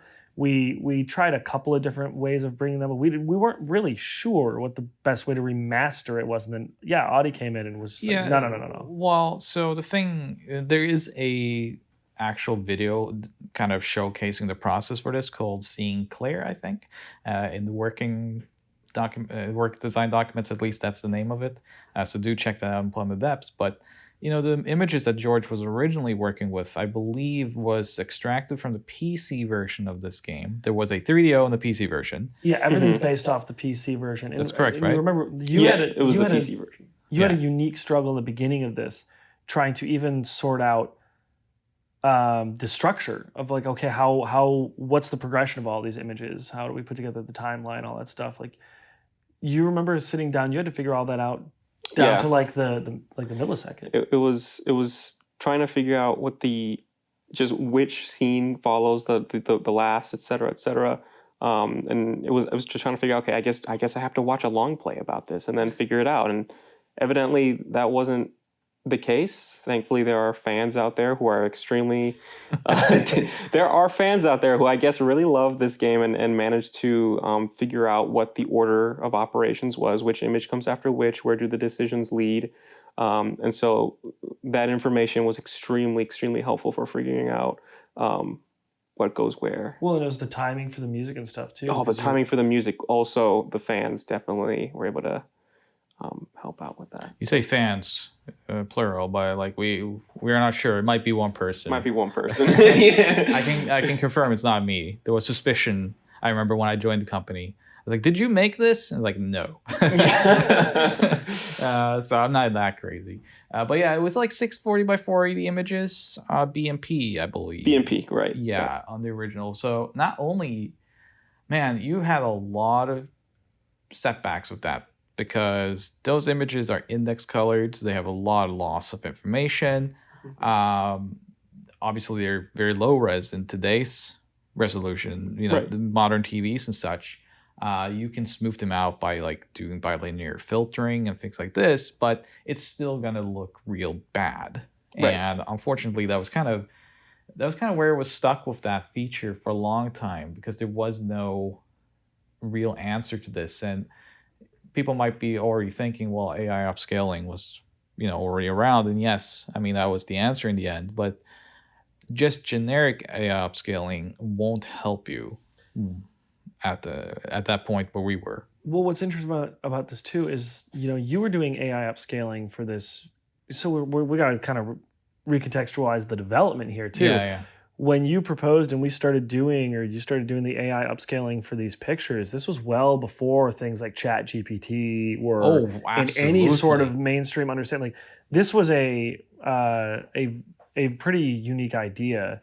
I'm not aware. I mean, at the time of this recording, at least, which is a little bit before the final Gold Master, I am not aware of another game that, for photographic images, uses AI upscaling the way we did it. Right. Because when I joined the company and joined the team, one of my first conversations with you, George, was to create me a GUI.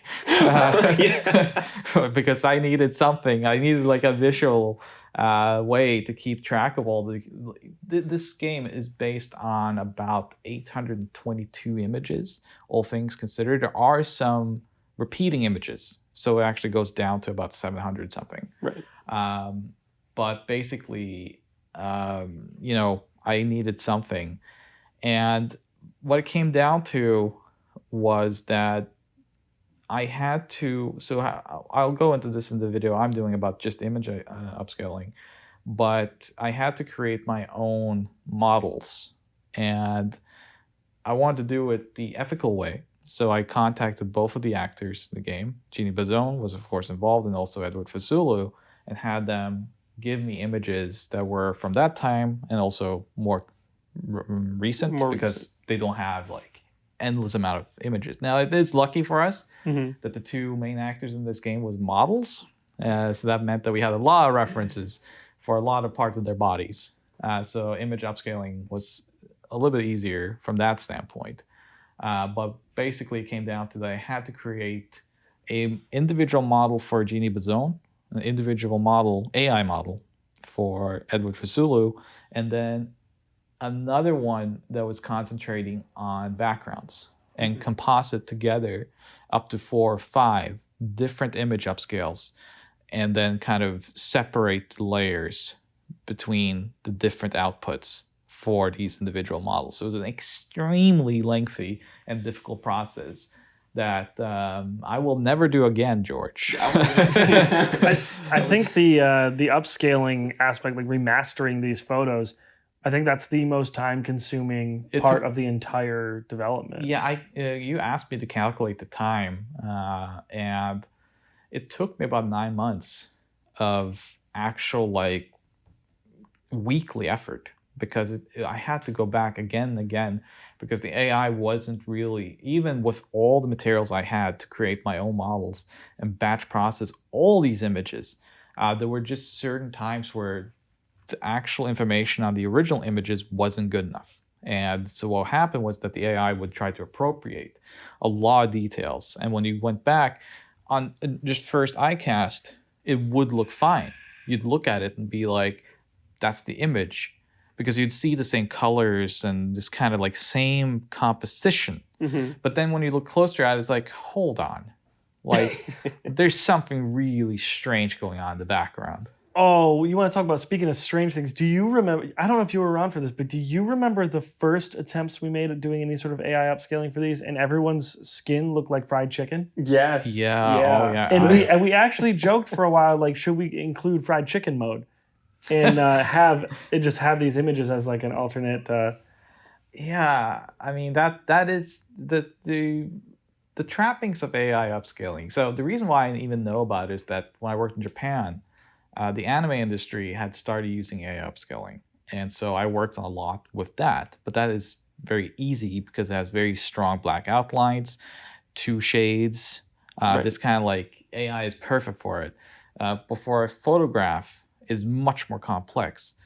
And the usual trappings is that you get all this like wavy patterns on skins and stuff. It looks plasticky. Right. You get all this like noise introduced. And so we did get that with this as well. So I actually made a custom filter for the game, which mimicked like a kind of like a Kodak film look. I scanned my own personal family photos, zoomed in, and tried to replicate as much as I could that look. And that was definitely the lengthiest process, I think, of the whole game production. This is my favorite part of the game. Just this sequence that is just them running around Hollywood, just like, So what Jeannie had told us, like, this whole sequence was them just like running around, having fun, taking pictures in random places. Yeah. Oh, we should talk about something. Maybe we shouldn't. I don't know. But there was a conversation that I think came up in the other commentary that's included in this package. But we had looked at some of these photos. We were asking about the sources for the photos because we wanted to see if we could find any further sources. We had a few, actually. Well, in what we talked about was Jeannie's memory was that some of these scenes were actually acted out. Yes. And her memory was that it was on film, on camera, and these were stills from that. And we tried to see if we could track down any source of that. Yeah. So when we started going into production with actual access to the production people, and then Jeannie especially, she got us in touch with various people. Like Joe said, a majority of the game was filmed. You can see kind of like there is a lot of different types of image quality on even the original images. Some seem like they're Polaroids. Some seem like they have a lot of like motion blur. So it's clearly like from a still rather than like a actual camera. We're seeing that right here. Yeah.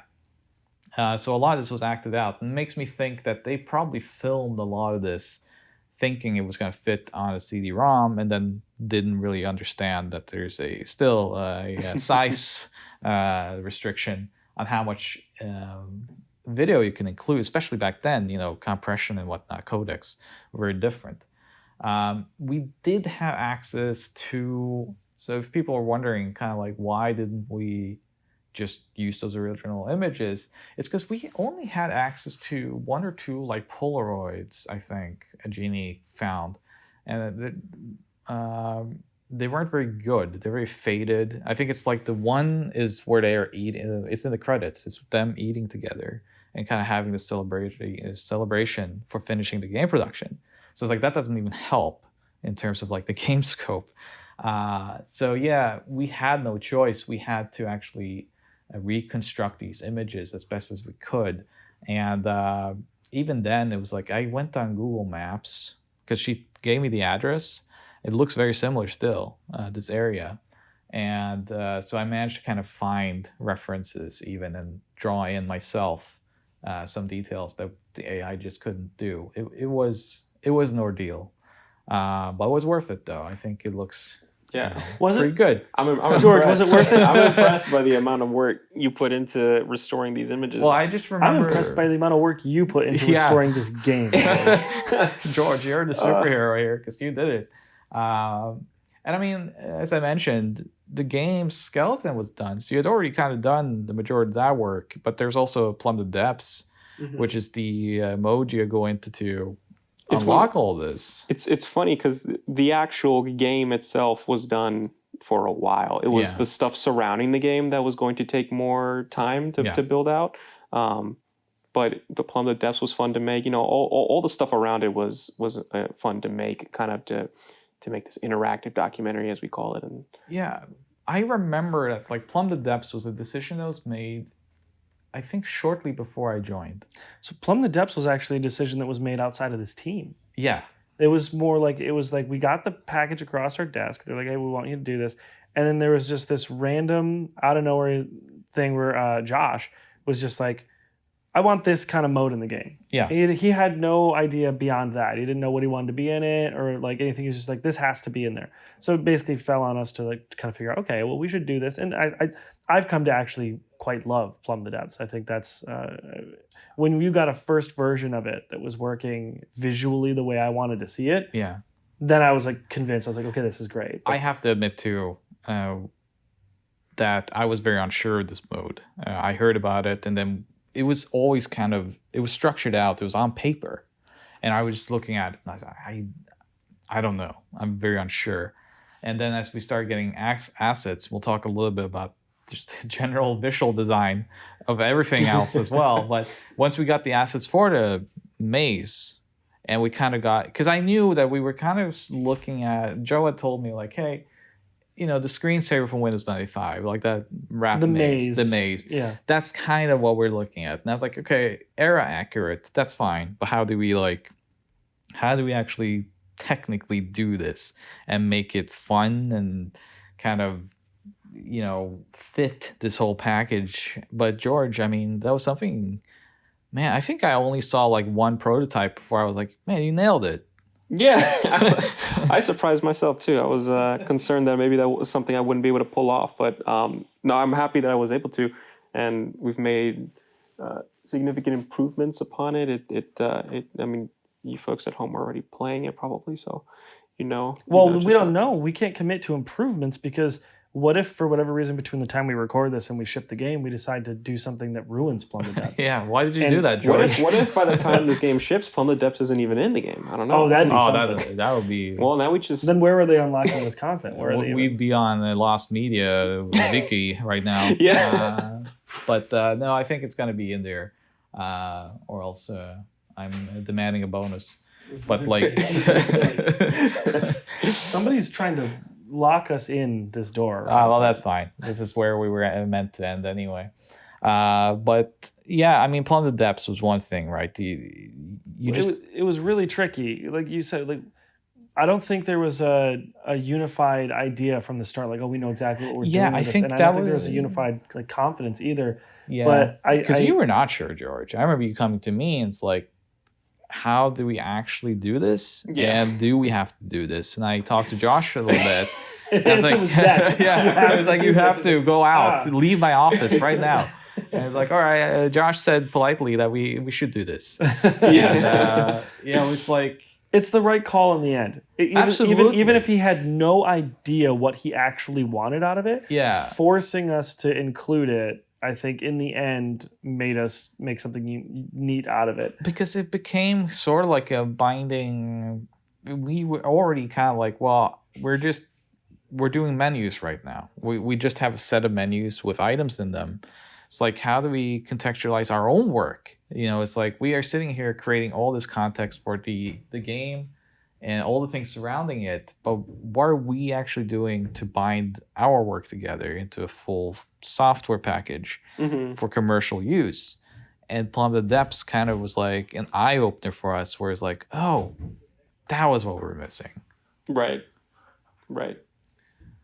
So before we head out of this, I also want to talk about the fact that, so Joe had this idea, and this was also early on when I joined. It was like, I want this package to look like a real bad CD-ROM experience from the 90s. Yeah, so we talked about a handful of things, like we didn't want to try and make everything a joke. Yeah. Right? But there is one part that we all kind of universally relented on, and it was like, well, it shouldn't inherently be a joke. It is a joke, but we wanted it to look era appropriate to the industry that made this game, because so much of the story about the creation of this game is about the story of the birth of CD-ROM interactive media. Yes. Right? And so we wanted the package to fully encompass that. So every screen of this package was designed to, for better or worse, really accurately reflect what menu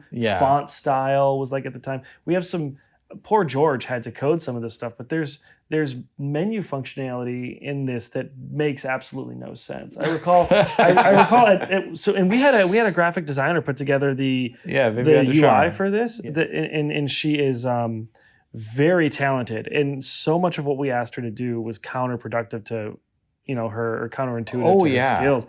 She seemed a little nervous about this task. But some of the things I love, George, is we put together certain menus, and on our first pass, I was like, no.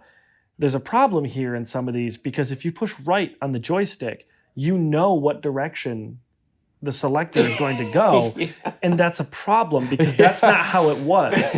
You should be, I was like, about 40% of the time when you push a direction on the D-pad or thumbstick, you should be unsure of where it's going to go. Is it going up and to the left? Is it going up and to the right? If you do hear any of what's going on in the background right now, it seems that... we're just going out of business. Yeah, it's fine. We're just dismantling the company as we speak. There's a van just driving through here, knocking ductwork out. We are conducting this commentary during a hurricane. Yeah. This makes me think of, for anyone who's out there playing... have you made the cat bark yet? Oh, George. You gave a heavy hint there. Yeah, there are secrets in this menu. Because the menu, man, I didn't see it for a long time. Because as you mentioned, we work with an artist. Her name is Vivienne Ducharme. And she's very talented, very good. And we were basically asking her, like, do not use any of your talents.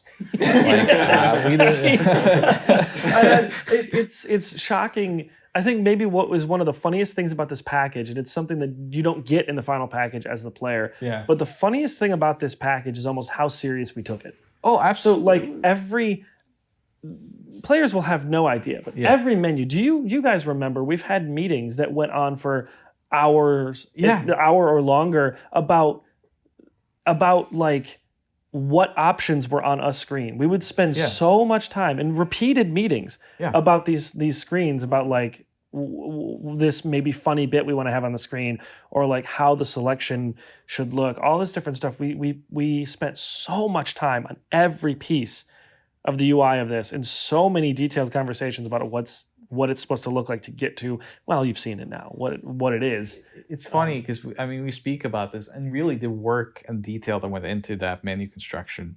There's a famous fighting game out there which has a lot of characters from different IPs in it. And the creator of that is always very meticulous about their menus. It's different for every iteration, and I think his wife is the one doing it.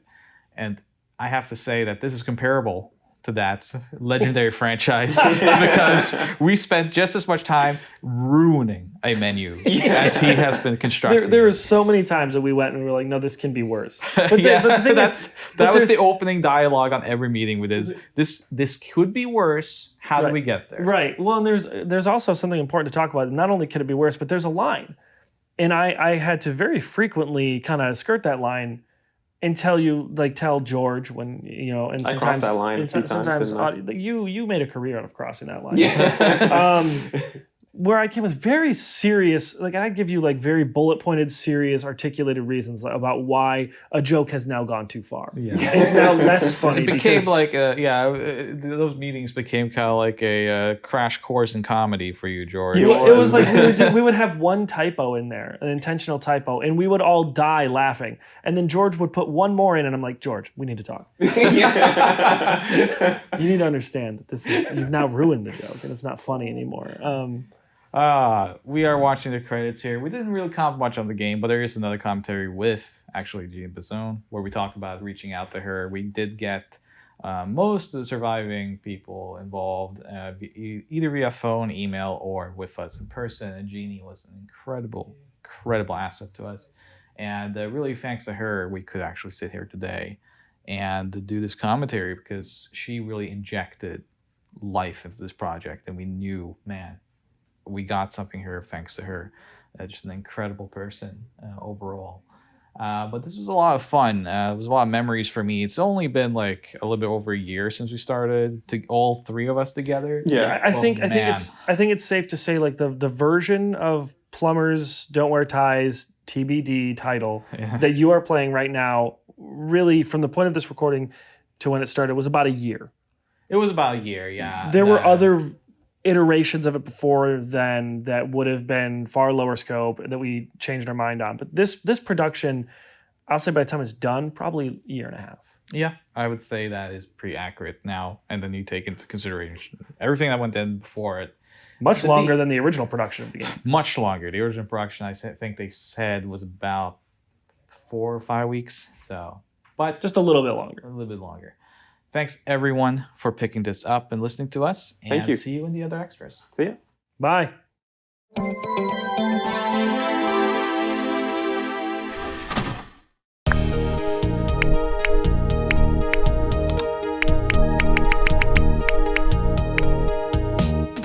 Hi, my name is Jane. We hardly know each other, but that's about to change. You're going to get to know a lot about me, maybe even more than you imagine. This whole thing's kind of like a blind date. I mean, here we are in your brand new Corvette, riding along the super information highway. You put your big muscular arm around me and whisper sweet things in my ear. And I promise to do what every little heart desires, but only if you make the right moves. Just imagine watching me get propositioned by my sleazeball boss. Why, you could even make me strip for him. But if you make the wrong moves, you could turn me into a nun. Imagine that. Me? A nun? Ha! I don't think so, but it's really all up to you. God knows what you'll do with that hot little mouse of yours. Point is, life's a game, and this game is full of life. You do right by me, and I guarantee I'll do right by you. But please don't turn me into a nun. I'm not that kind of girl. I've got a reputation. Around town, I'm known as Microwave Jane because they say I heat up faster than any micro. And when the fire chief visited, he wrote up a new code and made me wear a smoke alarm between my thighs. And then the Coast Guard complained that I was creating tsunamis in my waterbed. And then the Pope visited and said I was the only person on Earth that had been on my knees more times than he had. Now the president's filed a restraining order claiming I have a romantic interest in the Washington Monument. Oh, you men can be so vicious. Look at me. Just look at me. Do I look like that type of girl? Well, if you think I'm that type of girl, you got another thing coming, mister. Because I don't do one-night stands, I don't date musicians, and I don't roll over just because you bought in this game. Fair warning. I'll be resisting your every move and enjoying your every mistake. I trust it won't be the first time you made mistakes with the opposite sex. Now listen up, the rules of the game are real simple. You see, I meet this guy in the parking lot. Now you are supposed to identify with this guy. I mean, you in your own perverse, simple-minded way are supposed to be him. Got it? Now if you make the right moves, I end up with this schlep. That is, I end up with you. But if you get real lucky, you end up saving me from the bad guy. You become my hero. And as a hero's reward, guess what? You get to take me home and have your own degenerate little way with me. Of course, if you make the wrong move, you may just end up playing with your little mouse the rest of the night. It's all up to you. Are you game? Then come with me and you'll soon discover why plumbers never wear ties when I'm around.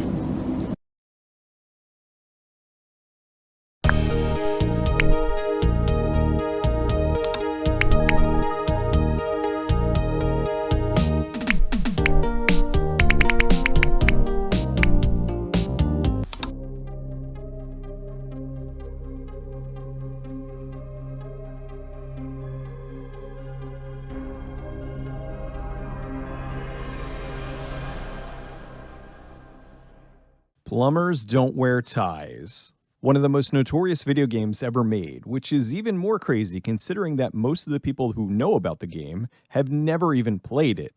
Here's the story about how it all came together and its surprisingly long legacy.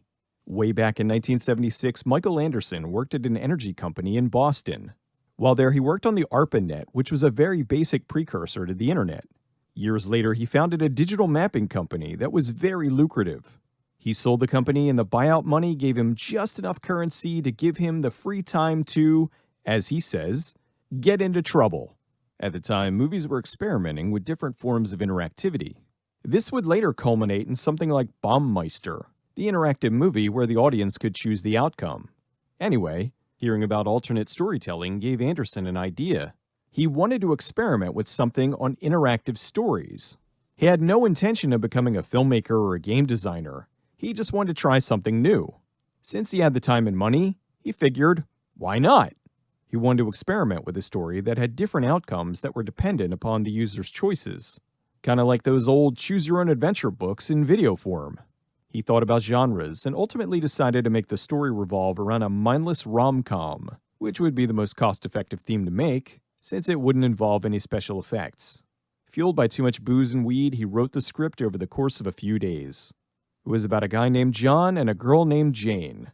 The two meet up in a parking lot, and after a series of hijinks, they fall in love. If you make the right choices. The character of John is a plumber on a bike, and for some reason, he wears a tie. While writing it, the project didn't have a title. At the end of the script, Jane can't believe John's a plumber, and tells him, "Plumbers don't wear ties." Anderson decided that title was just silly enough for the production. Now with the script, he looked into how to get the game made. In the late 80s, early 90s, thanks to CDs, companies were figuring out exciting new things to do with this increase in storage space. We had light gun games like Mad Dog McCree, which were Laserdisc and often had fairly decent-sized budgets. The arcade units were using dedicated hardware, and the video looked very crisp. Unfortunately, technology wasn't there yet for home units, and often what looked great in arcades was very low-res and pixelated on PCs and consoles. Anderson was looking into doing a full-motion video game, but decided most people wouldn't have been able to play it back then, since the average computer wouldn't have been able to handle it. There were some games like The Seventh Guest that spent hundreds of thousands of dollars and years of development time to get to where the video footage was still pixelated and low resolution. The average CD-ROM transfer rate had to be 125 kilobytes per second. That's trivial by today's standards, but back then, it was more than most. The speed was just too slow to show full-screen motion video, so the videos usually only filled a small fraction of the screen. Another problem was CD-ROM video storage. A CD-ROM could only hold 640 megabytes. They tested and tried, but with what they wanted to do, it just wasn't feasible to make the game with full-motion video. This wasn't a major company who had endless resources and tech guys who could work on compression and other facets. This was a small, indie project that really was being made as an experiment. Anderson decided instead of full-motion video, to make the game as a series of still images. That was the only way they could guarantee the game would run on an ordinary CD-ROM. With the concept for the game and the script in place, he started to look into casting. Not being a casting person, or having any ties to Hollywood, he would just go talk to potential actors, told them what he was doing, and asked if they'd like to be involved. One day he walked into a restaurant in Glendale, California for lunch and was stunned. They were doing a lingerie show, and there was one girl who stood out from the rest. Jean Besson. Anderson knew she'd be the it girl. He approached her and asked if she'd be interested in acting in this video game project. She enthusiastically said sure. Jean had already been acting for years as Hollywood, one of the original gorgeous ladies of wrestling. She also appeared on a few TV shows like Saved by the Bell and Married with Children. With the it girl Jane hired, Anderson continued to scout around looking for cast members. Most of the people he asked agreed to be in the game. He then asked them if they had any family or friends who'd be interested. He even hired a few of his own friends to be involved. After a few rounds of this, he had his cast. Anderson filmed the production in the summer of 1993 in Glendale, California. Since the budget was low, he didn't bother getting filming permits, especially considering they were just going to be taking a bunch of pictures. The exterior locations they did without permission. They were pretty quick. They would just show up, have the actors get into their poses, and shoot. By the time anyone even realized what they were doing, they were gone. They didn't have to worry about the sound since that would all be added in post. The interiors, on the other hand, were places they were able to get permission to shoot. Thresher's office was in the Arco building in downtown Los Angeles. The director's sister was an executive there. so she arranged for them to shoot the scenes there on a Sunday when no one was at work. The photo shoots went off mostly without a hitch. They'd get weird looks from the locals when they showed up to shoot a scene, especially for the end chase sequence, where Jean is half undressed running away from Thresher. They shot the entirety of the pictures in about 5 to 7 days on weekends. Afterwards, they picked the photos they wanted and worked on recording the audio. They didn't have access to a recording studio, so they recorded most of the audio in a parking lot. Anderson recorded his segments in his living room. Keeping with the theme of all this just being a fun experiment, John flubbed a line, and Anderson decided to just leave it in. I've been searching for you. Freudian slip?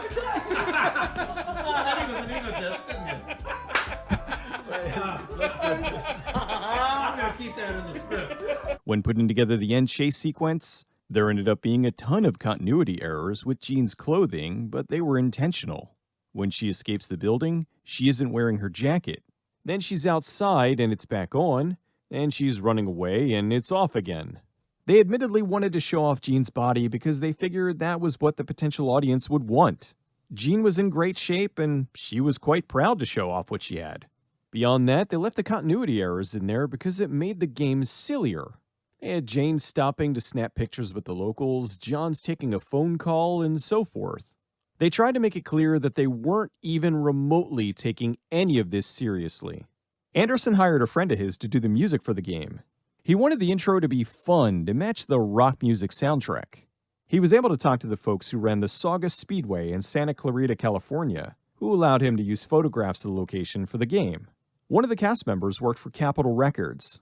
Anderson wanted to use one good song from Capitol's library to accompany all the cheesy music he had in the game. He had a meeting with a high-ranking executive who was furious at the prospect of having a record transferred to digital media. He screamed, saying this would be the end of the recording industry. If they did this, people could and would just copy the damn music and give it away. He ended the meeting telling him that hell would freeze over before he would put anything from Capitol on digital media. A few years later, hell froze over. Anyway, after matching up the audio and the images, they added some very primitive graphical overlays. They then had the game programmed, which took about 2 weeks. It was developed by United Pictures and published under Unica. The game was quietly released on DOS later in 1993. It was a very, very limited release and flew under most people's radar. PC Gamer gave it possibly the lowest score they ever awarded a game.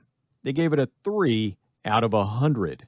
They called it a pseudo-pornographic photo story with the wit and charm of an elephant's arse.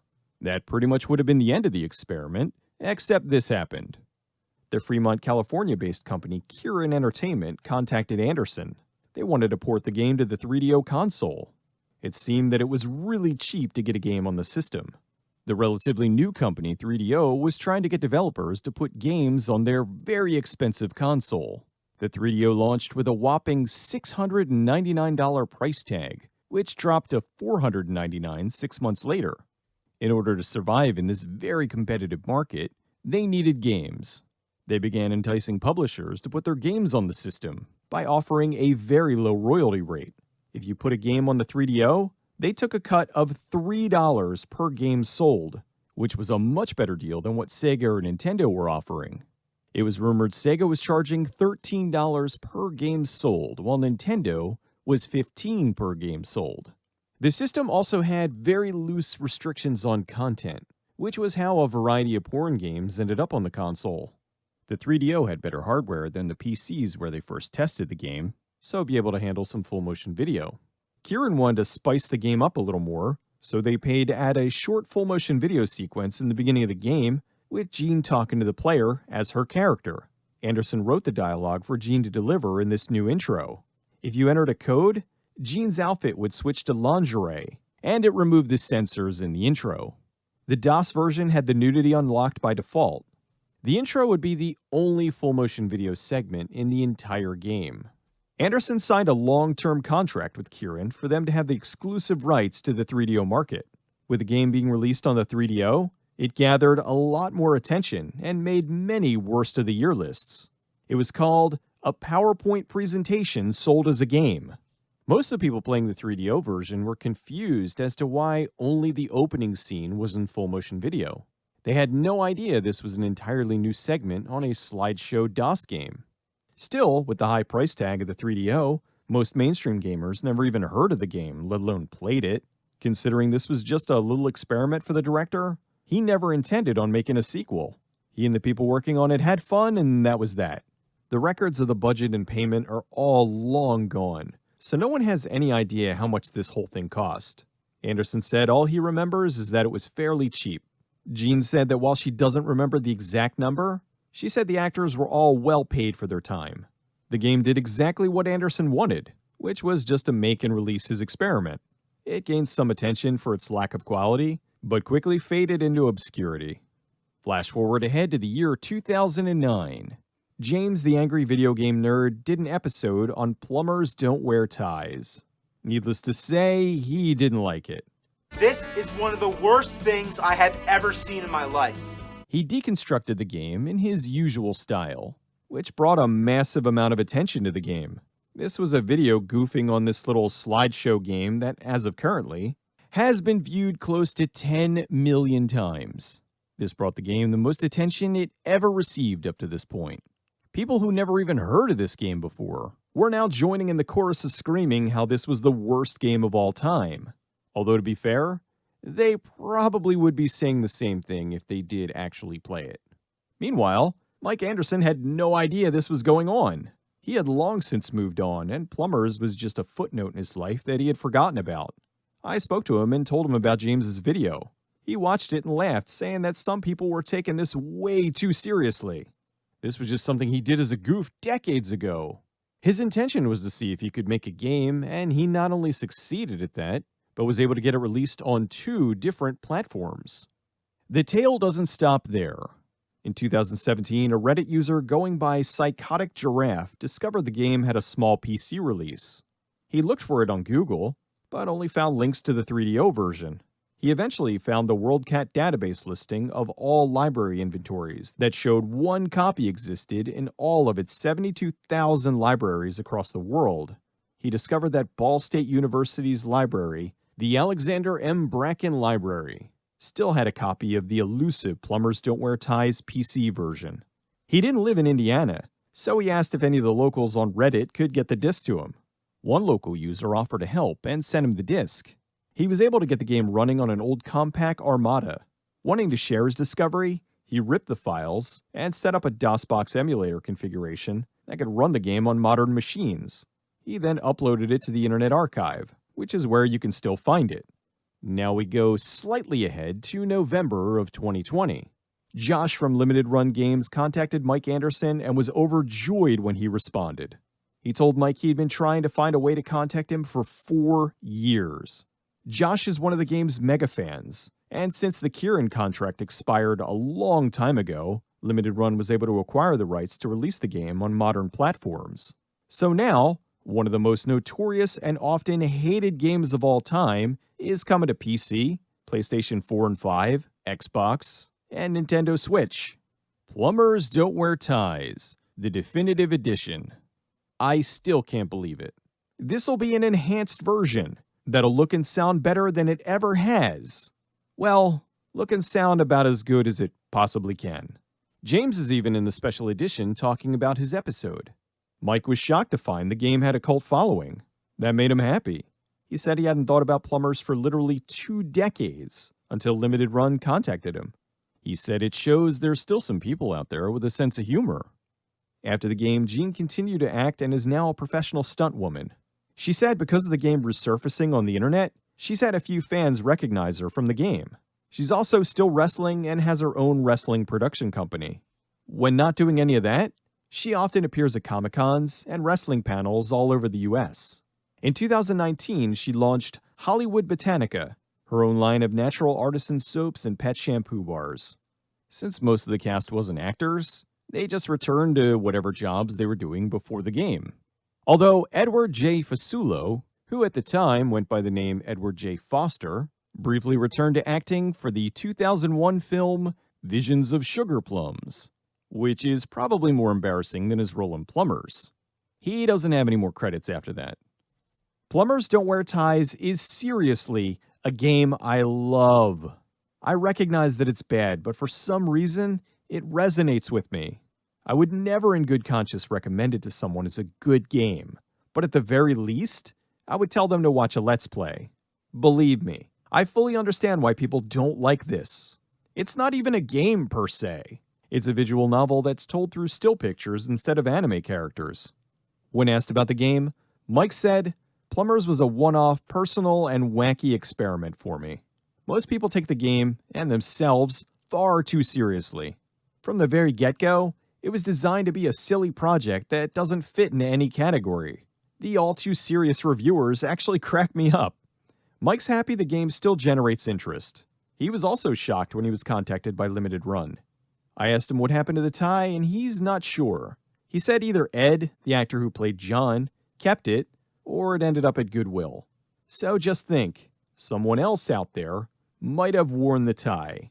Maybe even a plumber. John, plumbers don't wear ties. Now come on, stop fooling around.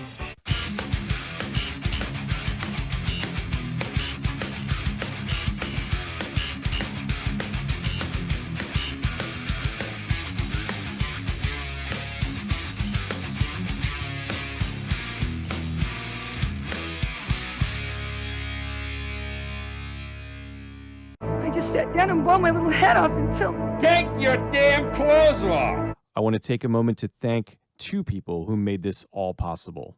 My friend John Shapanik, who got me in touch with Gene Bissone, and also got me in touch with Josh from Limited Run, who then got me in touch with Mike Anderson. Seriously, guys, thank you. My experience with the game is different than most. In the early 1990s, I heard about the game, weirdly enough, from a video game magazine about the turbo graphics. They gave it a scathing review and told everyone not to even think about playing the game, let alone buying it. This, of course, meant that I needed to get it immediately. I went to one of my local GameStops and picked up the game for the 3DO. I took it to the counter and the guy working there refused to sell it to me. He told me the game was horrible and essentially repeated many of the things that were stated in the magazine. He said, "This is everything that's wrong with video games. This is Plumbers Don't Wear Ties." I told him I didn't care. I wanted it. He said he couldn't in good conscience sell it to me. He said if I really wanted it, I'd have to walk out of the store, walk back in and ask for it, which I did. I bought the game for $20 and I wasn't disappointed. It's something that, despite its lack of quality, has stayed with me for a very long time. I don't know why, but this game is just special to me. I have a small list of Holy Grail episodes that I've been wanting to do, and this one was near the top. You don't know how happy this makes me.